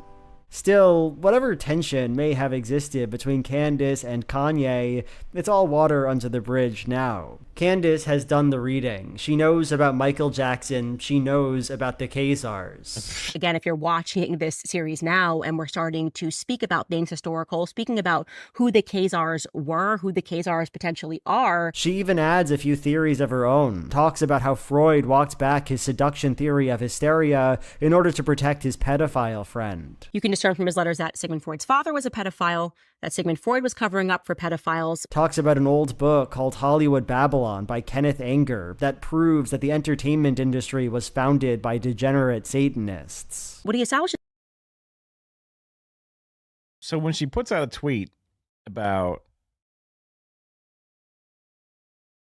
you gotta still be with God and you can't be with God and be with money, but then does shit like that, like, has her brain melted and she believes these insane things? I don't buy it. She's going after money. I mean, I just can't. Don't you have enough? What the fuck? In this book, Kenneth Anger, is that the intention of creating Hollywood was to create a sort of demonic religion. I suppose I could try my best to piece through these ideas, but I really don't think that makes sense, at least not in this context. The way Candace works her way through her theories, it doesn't feel like it's meant to be interrogated. Like, she talks about Michael Jackson, says that he was likely murdered by a conspiracy. She even made a separate video all about Jackson. So today, I am going to tell you the true story of what happened to Michael Jackson. What and who killed Michael Jackson. Yet between her discussions of the man, I still have no idea why she thinks his death was an intentional plot. She never gives evidence for that claim, a solid reason to have such a belief. She never even mentions his well-recorded drug abuse problem. Was that a plot too? Or she spends around 20 minutes of this video. Also, she's holding a book that was like flushed in a toilet. Reading from Hollywood Babylon, yet we never consider the reliability of its author. Was this guy, Kenneth Anger, really so informed about the sexual hedonism of Hollywood elites over the span of like 50 years? Does anyone corroborate his many stories? The book seems so lurid and over the top that I just can't imagine It's not a flattering photo of taking it at face value. This religion, enormously lucrative for its perpetrators, as cynical as they were shameless, was just old, heathen, hedonistic body worship, dolled up in a new disguise, the adoration of the stars of Hollywood, USA. It was an illusion, a tease, a fraud. It was almost as much fun as the old-time religion, without blood on the altars, but the blood would come. He then talks about, the star worship of the heavenly bodies. This entire video feels like a hallucination, and I can't help but ask, for what? She wants us to accept that Kanye was destroyed by yellow journalism, that the Jewish media manufactured claims about his mental wellness and anti-Semitism because he refused to play their game. So much of what Ye was trying to communicate to me was very plausible, like this conspiracy of agents working with lawyers, working sometimes with people's managers and agents to effectively get somebody kicked out of Hollywood via the means of yellow journalism, just lying profusely about somebody. But I'm sorry, that's just not possible. People don't think poorly of Kanye West because he was diagnosed with bipolar disorder by a Jewish doctor. Why would they? No, the public turned on Kanye because he tweeted that he was going to go DEFCON 3 on Jewish people, because he wore a White Lives Matter t-shirt, because he talks about how Jews are conspiring to increase the black abortion rate, because he said that slavery was a choice, because he went on the Alex Jones show and said he especially loves Adolf Hitler. There's a lot of things that I love about. There's Nick Fuentes just hanging out there in his blue hoodie like, wow, this is wild. Hitler. These are events that objectively happened, and there are lots of them, so many.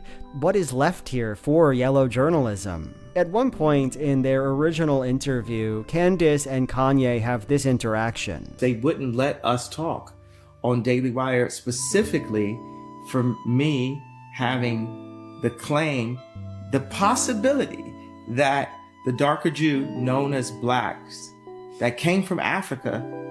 Oh, him being like, oh, we want the Epstein, it sucks. You are a freak, you're an Epstein, whatever. Yeah. I didn't see too much coverage. I mean, I saw that it was happening, but people were like, I don't like this guy. I'm not going to watch him. Could possibly be Israelites, that could possibly be Jew. And I was, just to be super open, I was confused by it because I'm like, are we saying that there's no such thing as black Israelis? They live in Israel. So I don't know, maybe Kanye descends from it, maybe I descend from it, who knows, right? At first, I assumed that Candace was being disingenuous, that she knew full well that Kanye wasn't saying his family was from Israel. The idea that black people are in some sense the true Jews is a fairly old one, and I imagine Candace knew about it and was lying. But now, I'm not so sure. Maybe she was genuinely confused. Maybe she was really trying to make it make sense, backfill any rationale, any justification that could remotely fit. Now, though, there is no need for lies or justifications, for particular grievances to be aired, for ideas to be explained. Hollywood is filled with Jewish Satanists, and this book says it always has been, and that's connected to Sigmund Freud and to seduction theory, and that's why we know that Kanye was MK-Ultra'd. I believe that Kanye West was MK-Ultra'd. And both of our fathers have some recent connection to Hawaii, and a restaurant in Nashville has a name that sounds like Kanye.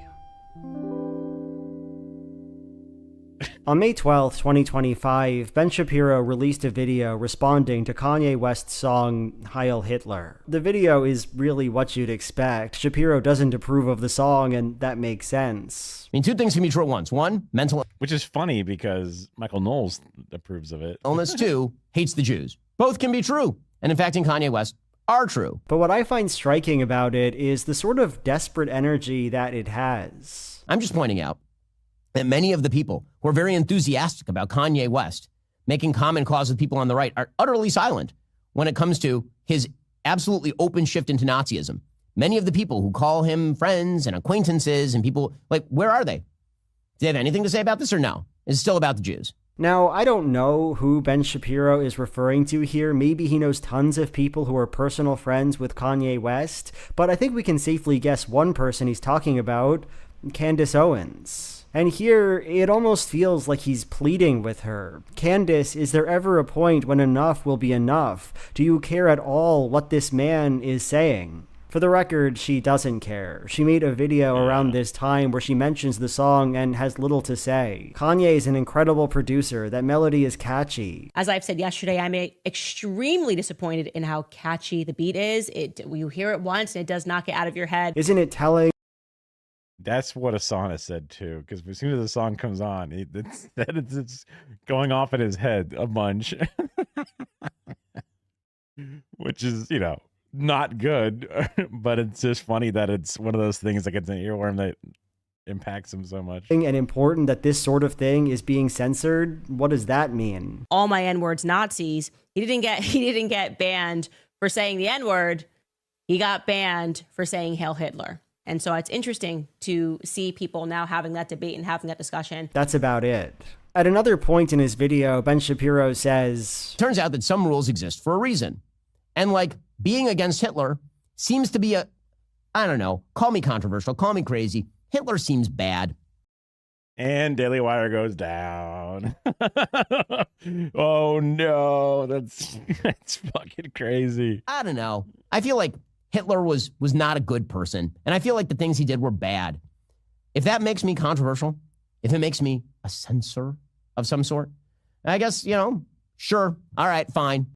Oh my God, the fact that they fled and then went towards that is not good. And there's a sense that he can't believe he's saying this, that he has to. There's an edge to his tone. He seems angry at his audience. That makes sense, I think. When you go into the comment section of this video, it is genuinely riddled with Nazi buzzwords and anti-Semitic jokes. They really made it so you can't see dislikes. Thanks, YouTube. Oy vey, you're only supposed to sing about murder and drugs. The song is banned in 109 countries. That's a reference 109. to the fallacious claim that Jews were expelled from 109 countries. The implication being that if so many places throw you out, it must be a you problem. Based yay, the Jew is mad, LMAO. Crazy how some of the anti-Semitic comments have more likes than the actual video. The world is healing. This song was banned in 109 countries. I went on a bender last weekend and got kicked out of 109 bars. It wasn't my fault. On a scale of 1 to 271K, the song gets 6 million. I wasn't familiar with this one, but in Holocaust denial circles, 271K is sometimes thrown around as the actual number of Jews who were killed. And then they also say, and that is an appropriate number of killed, as if that makes it any better for some reason. Killed. Oy vey, shut it down. That song is literally gas. 109 countries for a reason. The world owes the Austrian painter an apology. Perhaps that list got dull, but for the record, it took me less than 5 minutes to compile it. It's the majority of the comment section, and I'll scroll by the most recent comments here. You can see it for yourself. It's hard to gauge public opinion from something as performative and capricious and self-selecting. I appreciate that layer of analysis just because sometimes people get all up in it if there's like, look, in someone's chat, someone said this thing.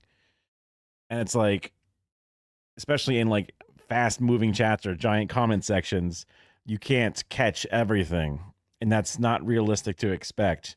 But when stuff is the majority of the stuff, then there's clearly a lack of moderation and or encouragement, and that distinction is important. And it gets ignored for all, by all the most annoying people for all the most annoying reasons. Like when an Asmongold's chat is just going insane with DEI hires and woke game or whatever, or saying based whenever there's a bunch of Nazi shit on the screen, and then it's the majority of the posts are flying up with that type of message. It's not the same thing as when 1 out of 40,000 people says some weird, Nazi shit in Hassan's chat that somehow doesn't get, or is just instantly banned anyway, but is caught out. That's, yeah. I mean,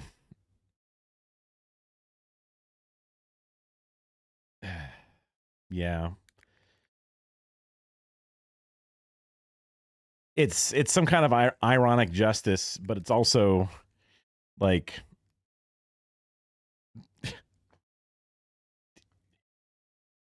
he did the thing and now we all suffer for it. And so even him getting his justice doesn't necessarily mean it's good. I think a just solution would be he gets free healthcare from socialism. That's what I think would be a great end instead of this end. Collecting as an online comment section. Sometimes what looks like a crowd is in fact just some guy's fandom getting activated, a forum somewhere deciding to bombard a creator. Indeed, Nick Fuentes, longtime hater of Shapiro's, tweeted about the video, no doubt fanning the flames. And yes, many of those comments have thousands of likes, but it could very well be the same thousands of people spamming the like button on each other's posts. Still, the word like happened in this thing. Too cautious here. I don't think Ben in this video is fighting a mirage, that he's mad at a few meaningless trolls. The numbers don't tell that story. Since leaving the Daily Wire and leaning more and more into conspiracy theories, Candace Owens has become unbelievably successful. Her YouTube channel regularly gets millions of views. She runs the 9th biggest news podcast. Her career I mean, that is a possibility. That is one possibility. I'm a bit of a fucking pussy humanist or whatever, so I still don't like state executions. I look over what China does sometimes, and I'm like, ooh, billionaire ends up doing something fucked with baby formula and killing some people, and then what? Gets capital punishment? Egads. Interesting. Billionaires being held accountable for their incredibly impactful crimes. Interesting. Still don't like state violence for lots of, state executions, especially. But I've also heard people say that they should have, what's his name? General Shepard, or whatever it was supposed to. Is that the guy from Mass Effect or the guy that did the Civil War? They should have, kept going after Georgia or whatever, or wherever they stopped.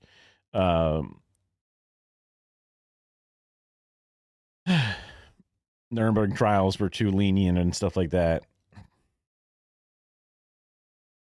Some of the war crime things are tough.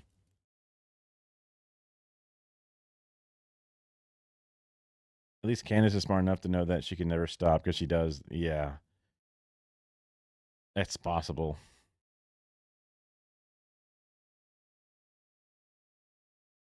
Yeah, some people wanted more. Ulysses S. Grant. Is that what I was saying? Did I say? Yeah, I was saying Shepard. That Ulysses should have kept going, and done a purge of the South more than they did.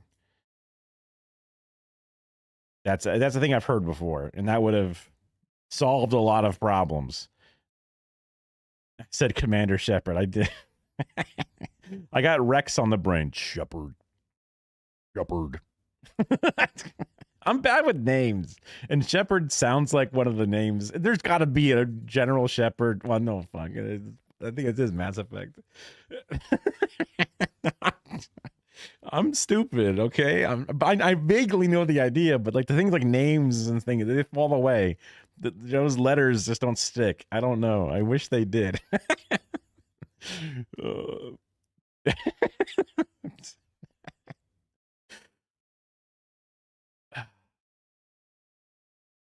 The bullshit we did post World War II with Operation Paperclip and all that shit, holding on to all the Nazis that did all the most fucked up bullshit, didn't have to do that. I like to think that murderers and people that get the death penalty under normal circumstances, they're not the Joker, they're not the Penguin, they're not escaping from fucking jail and recommitting crimes. Put them in jail for life. That's my answer. Instead, and also it costs less, at least in our current understanding of how we do appeals and all these things. So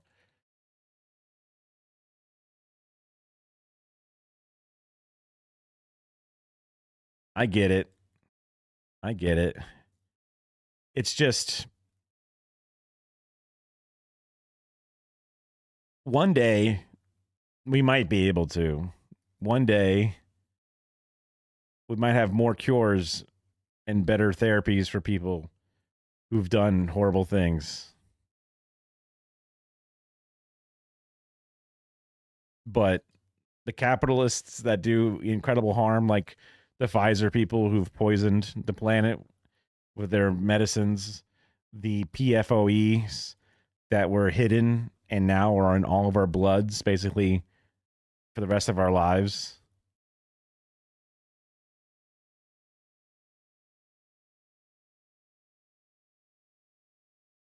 Yeah. I mean, I don't know enough about the full Napoleon thing, but they put him in a prison. I think he got put into a nice prison on an island somewhere in exile, but it's and then sometimes they go out the Hitler way, right? They do it themselves. And then sometimes the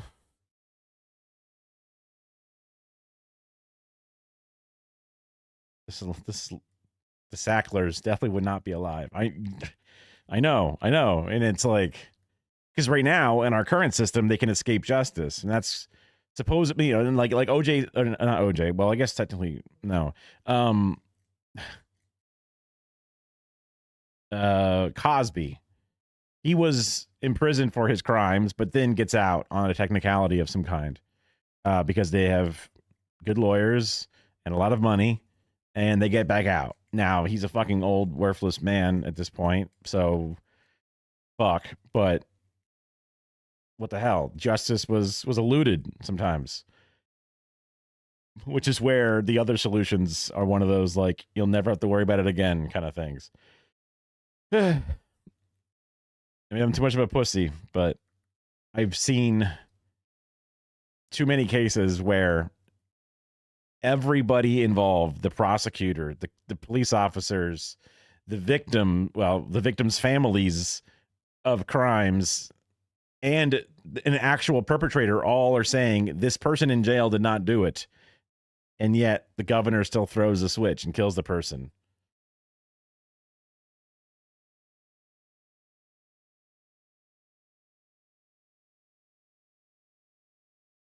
This is a YouTube comment. Oh, Simpson, ye the gloves. Okay. USA, you buy your freedom in your country. Fact. I think I get what you're saying. I think you meant to say OJ Simpson. Yay. The gloves. OKK. USA, you buy your freedom in the country. Fact. Yeah, there's definitely some buying of stuff, so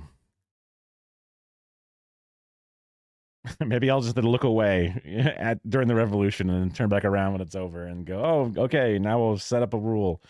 But I don't know. I've seen as soon as it's available to use, it's a tool in the toolbox. It will eventually get used again. That's one of those things, and it's so much easier if you just don't use it, because then you never have to worry about it being misused. And even though there are situations where you would think that it would finally be justified, I feel you can get things dropped in some of your court cases. Depending upon what, yeah, there's, I mean, all kinds of stuff can happen in a court case, depending upon civil versus criminal, and then all kinds of stuff.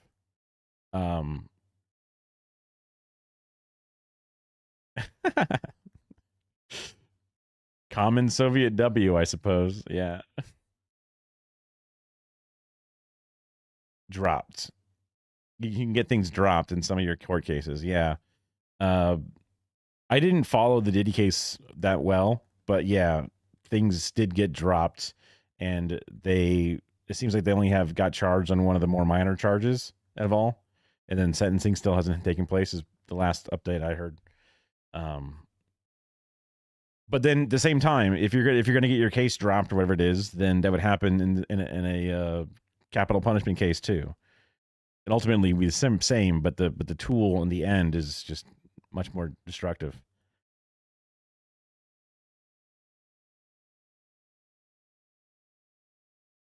I'm not sure. I guess the UK has different laws for lots of different things.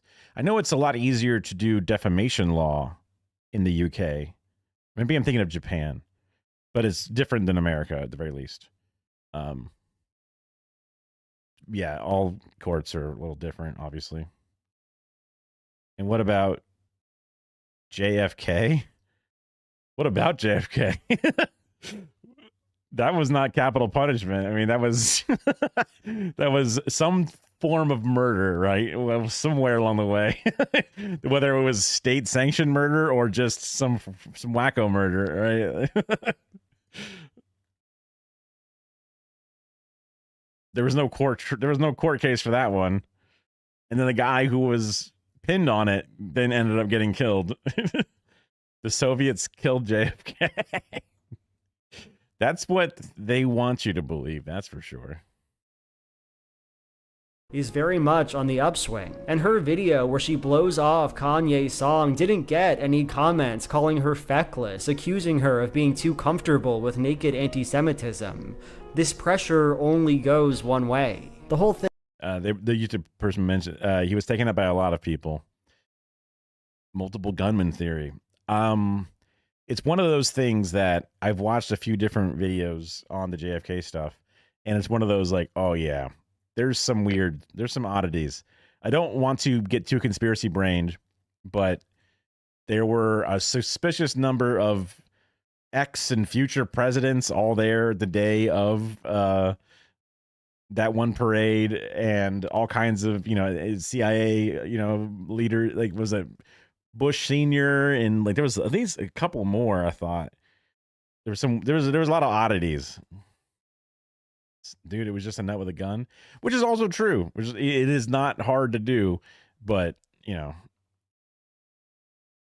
the concerns and the number of assassinations that happened, because also it's like, I don't think Malcolm X was just a nut with a gun. I don't think that MLK was just a nut with a gun. These are all happening right in the same time, right?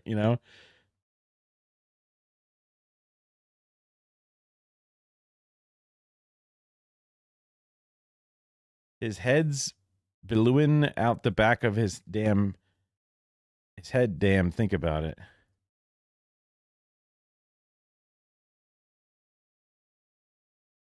Yeah, that's how I imagine. That's usually how bullets work. Yeah. I didn't do it. I didn't miss Trump. Okay. Whoa, easy there. Hey, whoa, whoa.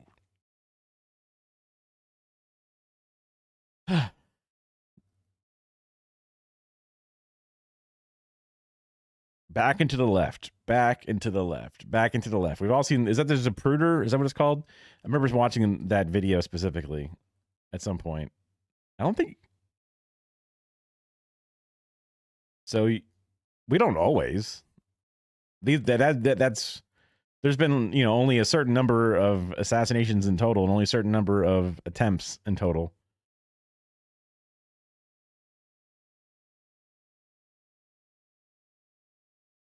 And there's been assassinations in other countries as well. So, we just got a lot of guns. That's,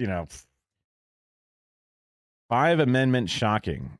I don't even know what the 5th Amendment is because I'm stupid. 5th.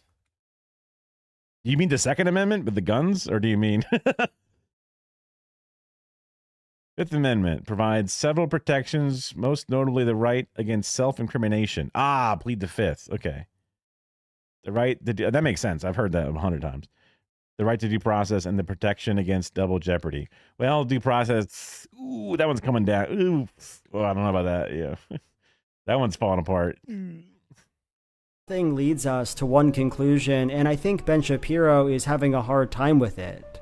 That if the Daily Wire started peddling conspiracy theories, started throwing around oblique references to the Jews and their harmful effect on society, the audience wouldn't care that much. People would like it fine, and it would make for good content.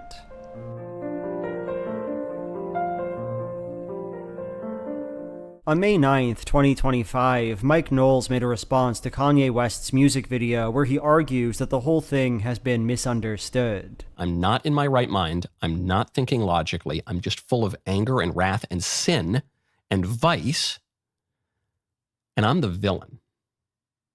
The YouTube chatter says, more than any other country in the world, assessments, attempts, fact. I mean, I think the assassination attempts. I can't imagine that's true. I can't imagine that there's been more assassination attempts in America, because we're just a very young country, right? Like there's no way that's true. Just based on age alone. If you want to say like per capita, like per percentage of age versus number of assassinations, but like also like guns have only been around for such a period of time, whatever it is, but there's no way that's right. I mean, I'm just going off of my just complete vibes. I think that it would be unrealistic to say. So, Heil Hitler, I'm a Nazi. If nothing else, it's an... That was a perfect pause and a perfect unpause, because that's like Nickel Knowles in a nutshell. Boom, easy peasy. argument that makes intuitive sense. Lines like, people don't understand the things I say on Twitter, N-word, Heil Hitler, are just kind of funny, and when we see things that make us laugh, we often assume they were built that way on purpose. Still, the argument doesn't add up. Is Mike Knowles aware of Kanye West? Perhaps if Heil Hitler was a track from the peak of Kanye's career, when he was still widely understood to be a brilliant... I heard them say, listen to Kanye West. Why does he say someone's name those number of seconds? I look it up. 1.12 seconds. Is that some kind of dog whistle thing? Is that what you're trying to like allude to? And fairly progressive songwriter, we could have an argument about this, but it wasn't. Kanye has been almost singularly devoted to the project of anti-Semitism for years now. There is no reason to think it's all been a joke. A few days after the song was released, Kanye tweeted, "I am done with anti-Semitism. I love all people. God forgive..." Oh, did he see, what was it? 22 Jump Street? Did he watch the movie with, what's his name? Jonah Hill? Malcolm X was assassinated, at least in part, by the NOI, National Office Intel. A clue. Look it up, please. Wait, is it based on your name? Nation of Islam. Oh, right. Oh, no, I remember watching the movie from Spike Lee. It was definitely, the gunmen were Nation of Islam, but they were also being fed and held and pushed over by the feds, at least according to that. And if Kings wasn't assassinated by the FBI, they were definitely happy about it. They were actively trying to kill him. Nothing like that exists for Kennedy. So the person's name is Grame. Grammy? Grame. That's a clue, and you're asking me to look it up.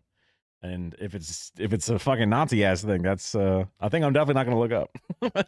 Forgive me for the pain I've caused. I forgive those who have caused me pain. He seems to have reversed course since writing that, tweeting, "Shopify is currently holding $4 million of mine. Just to put it in question form, who do you think Shopify is ran by?" But the point remains, why renounce his hatred of Jews in such an earnest post if the hate was never meant earnestly?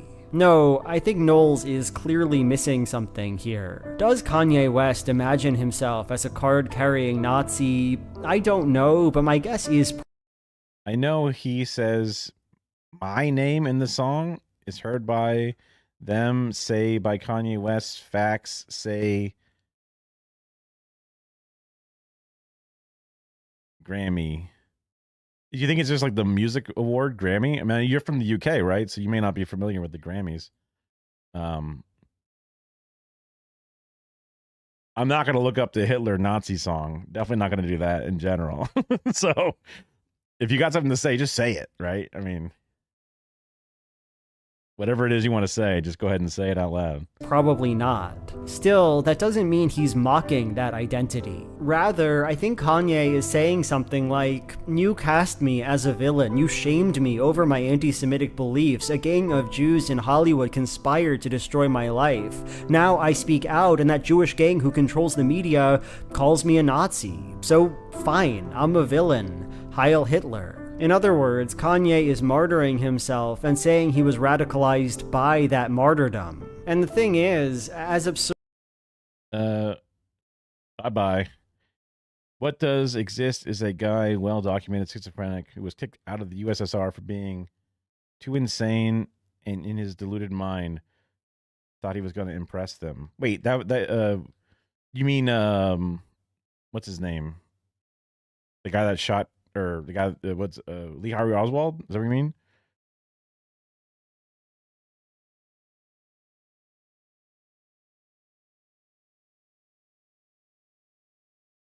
Absurd as it might seem, that kind of gesture is common. It's almost banal. On November 6th, 2024, a Twitter account posted the question, "Why are Gen Z males the fucking Hitler?" Oh, gotcha. Weird. The Grame.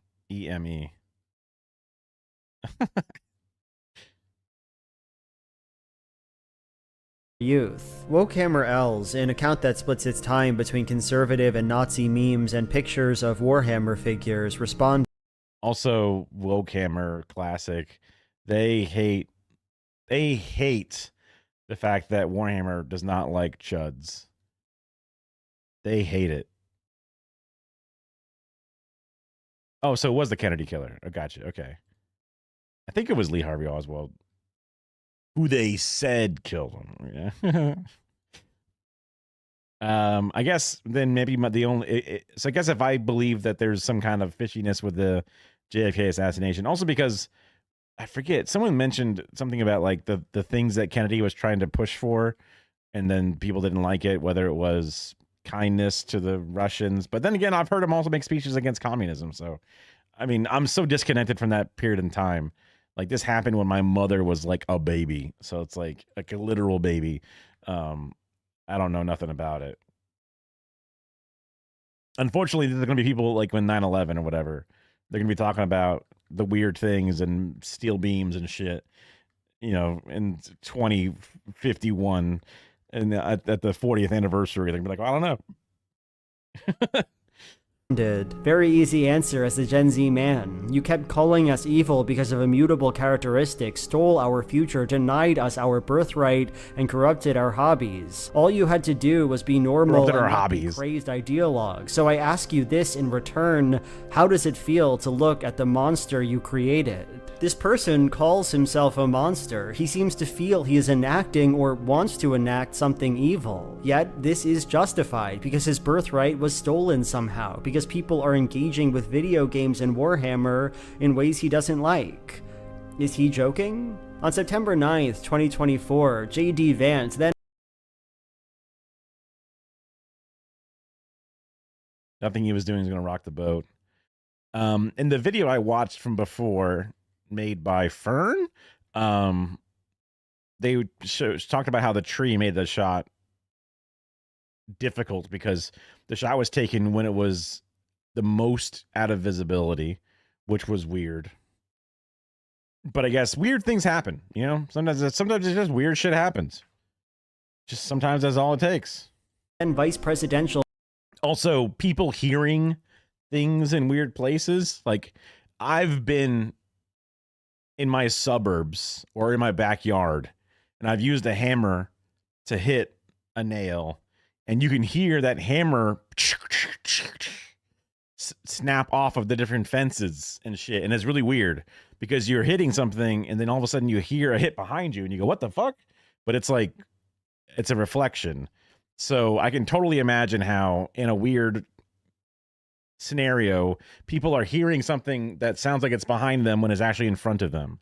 You know, that's just, and also personal testimony is completely weird. Yeah. It's also totally worthless. So that part of it, I can easily just go, I discredit and don't give a fuck. You know, it's one of those like, don't care, you know, because it's like, it's interesting and like it's worth collecting at the very least, sort of, just to kind of get a vibe where if everyone's like, no, we all saw a big fire and everyone's seeing it, it means you have a higher propensity to look in that section specifically. But especially when it's a lot of mixed reviews, then it's just like, okay, this is not working out. This is not super useful right now. Like, you know. Nominee tweeted with no evidence. Wait, why did they use AI to make his face thinner? That's not right. Huh? That's weird. That Haitian immigrants in Springfield, Ohio were abducting and eating dogs and cats. The next day, Donald Trump repeated that claim during a debate with Kamala Harris. In Springfield, they're eating the dogs, the people that came in. They're eating the cats. They're eating the pets. When asked to defend his remarks, Vance claimed that the media had ignored the harm caused by these immigrants for too long, necessitating the, as he calls them, cat memes. I've been trying to talk about the problems in Springfield for months, and the American media ignored it. The American media totally ignored this stuff until Donald Trump and I started talking about cat memes. If I have to, create stories so that the American media actually pays attention to the suffering of the American people, then that's what I'm gonna do. Yeah, it's so weird. I don't understand where, like, I feel like it should be, like, isn't, I feel like it's supposed to be, yeah, he's got like a bigger face. Weird. Dana, because you guys are completely letting Kamala Harris coast. The media backed him into a corner, so he had to... They tried to assassinate FDR with the, what was it? What do they call it? Like the merchant plan, the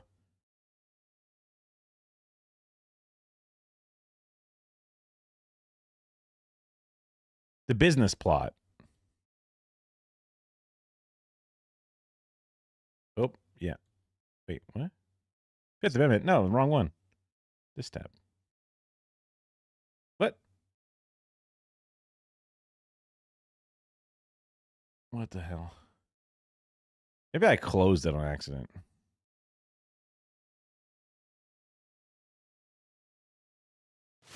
Do you wash your legs? Sure didn't. A while back.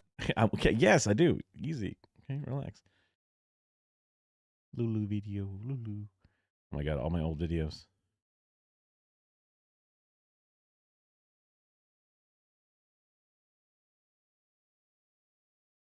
Okay, I don't know what the fuck. I also can't spell business, so.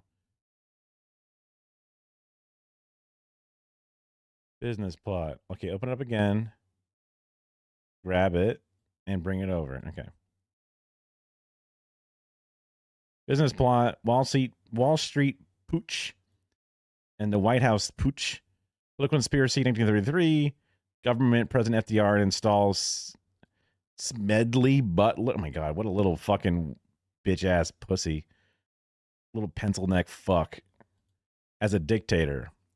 Butler, a retired Marine Corps general, testified under oath that he wealthy businessmen were plotting to create a fascist veterans. I guess he did fucking turn them in, I guess. I'm assuming that he's a freak because they wanted him to be the dictator. He just looks like the bad guy in a Nazi movie. You know what I mean? He just looks like that. Okay. He's catching a stray maybe, but still.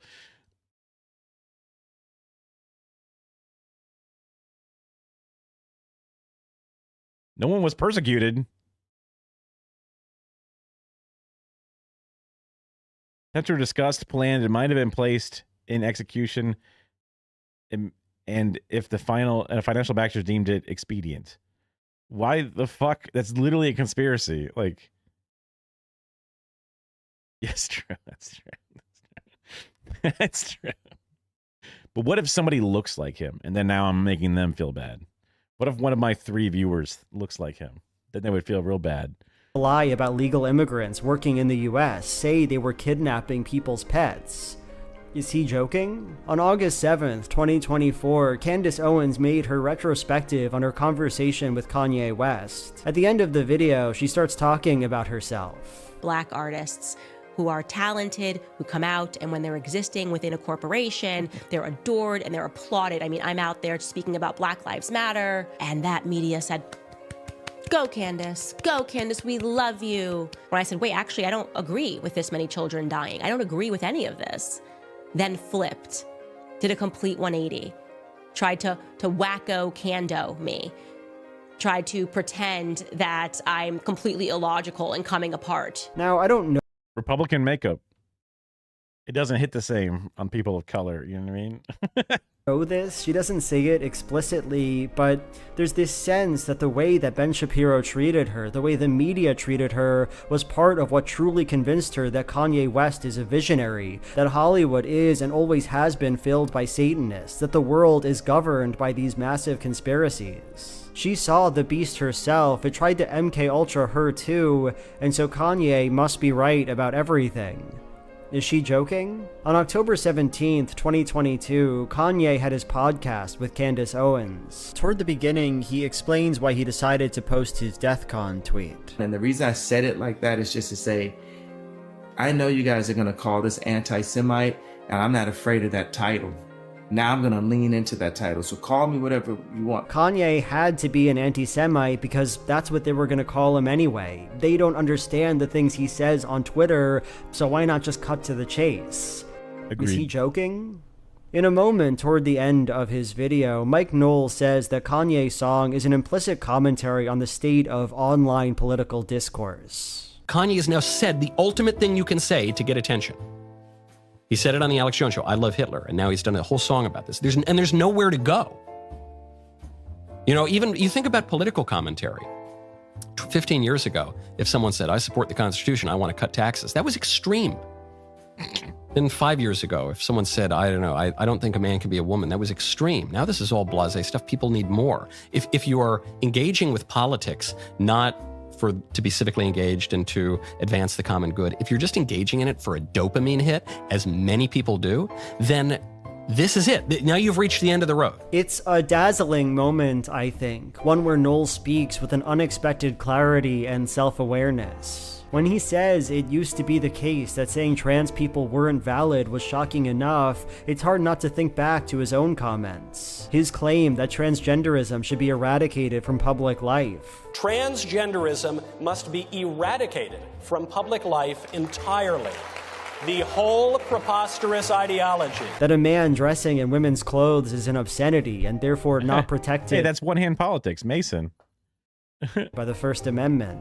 Should we have the freedom of expression? The First Amendment? That's what it's all we don't for. know. There's no First Amendment right to obscenity, first of all. But second It's of all, obscene for me to wear a dress. In this way, Knowles is tying himself to the grand... Mason also streams on Twitch. One-hand politics, which I've always wondered, is that supposed to be like a masturbating joke? I don't get that. Like, to me, like, one-hand gaming is like you have one hand on your dick, basically. So I'm not sure if that's what it's supposed to mean. Maybe it is. I just don't know. Let's go. I mean, that is their violent ID. I mean, yeah.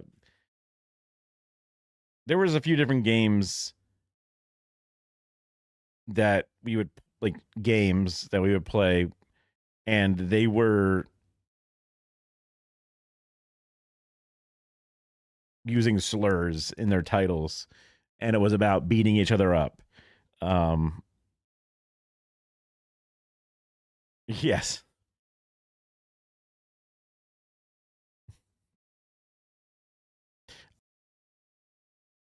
I thought you were saying they wanted to go back to an era when they would do violence to people, but maybe you meant like just where violence was more allowed in general. But I guess I see what you're saying. And conservative project that Kanye has now finished, and where else can we go from here? What more can we say? And yet, Michael can't live with it, not completely. Kanye, as it turns out, didn't mean what he said. He couldn't have really meant it.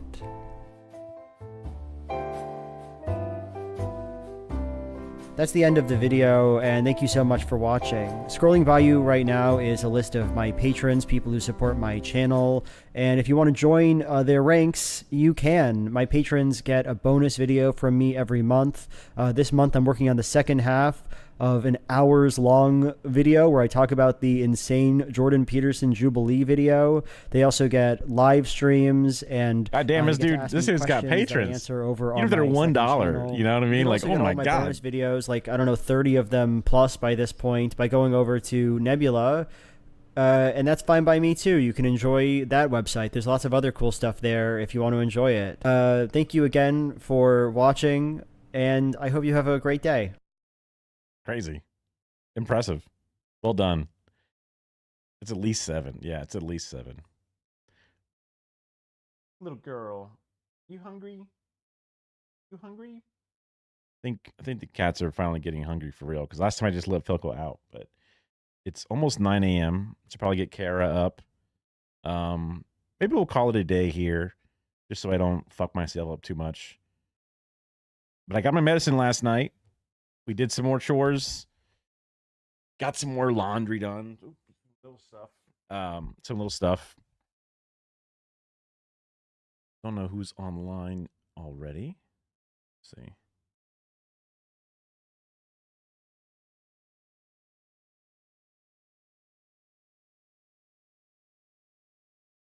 Whatever. Just let's see. I should put some music on. I reached out to a friend from the DSA who was making a bunch of posts, and I was like, hey, you know, I could probably turn a bunch of these posts that you make and turn them into little videos and stuff. Have you ever seen the Dump Duke video that I made? I guess we can put that on.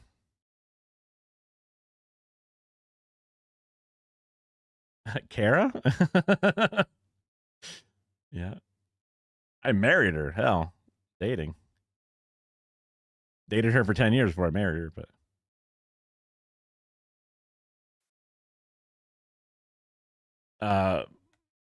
this was the final product of the video that I edited on that other day. Yeah. Got me a pretty good song. Dump Duke. It's about Duke Energy. Power company I did choose. Dump Duke. It's the truth. Yeah, it's giving me that dirty power blues. Well, 30 years is long enough. Paying my bills is getting tough. I'd like to have the choice to say how my power's made. Okay, Dump Duke. Duke is puke. The power company I didn't choose. That's one of my shots. Dump Duke. It's the truth. Yeah, it's giving me that dirty power blues. We've got to take over that grid to get clean power for our kids. Clean power's just a dream, they say, but not if we all start today. That was a little sudden. I should probably double that back a little bit. The official one. Duke is puke. The power company I didn't choose. Dump Duke. It's the truth. Yeah, it's giving me. A bunch of these shots I really liked. Like this like rainy power thing. I thought this was nice because it matches blues pretty good. I was pretty happy overall. Obviously, the song is great. They were supposed to finish doing some edits to the song, but they haven't hit me up yet. They're probably busy, which is fine. But I wanted to make some more edits for the Dump Duke campaign. I want to be more involved. They're over there making a whole bunch of social posts and things, and I would love to be able to offer my services a bit, for free, obviously, to the DSA. But there's a bunch of cool people doing cool stuff, trying to get more active, not only in my own life, but then also in my community and stuff. Because that's a good thing to do. So make sure to get something checked off your list. The to-do list is one of those things that if you do it, you'll feel good. And when you feel good, it feels good. If you are there for the raid, just say hello, Peepo wave or whatever when you get there. And if not, otherwise, we'll see you tomorrow. Free Palestine, a bunch of other good things. See you tonight / tomorrow morning.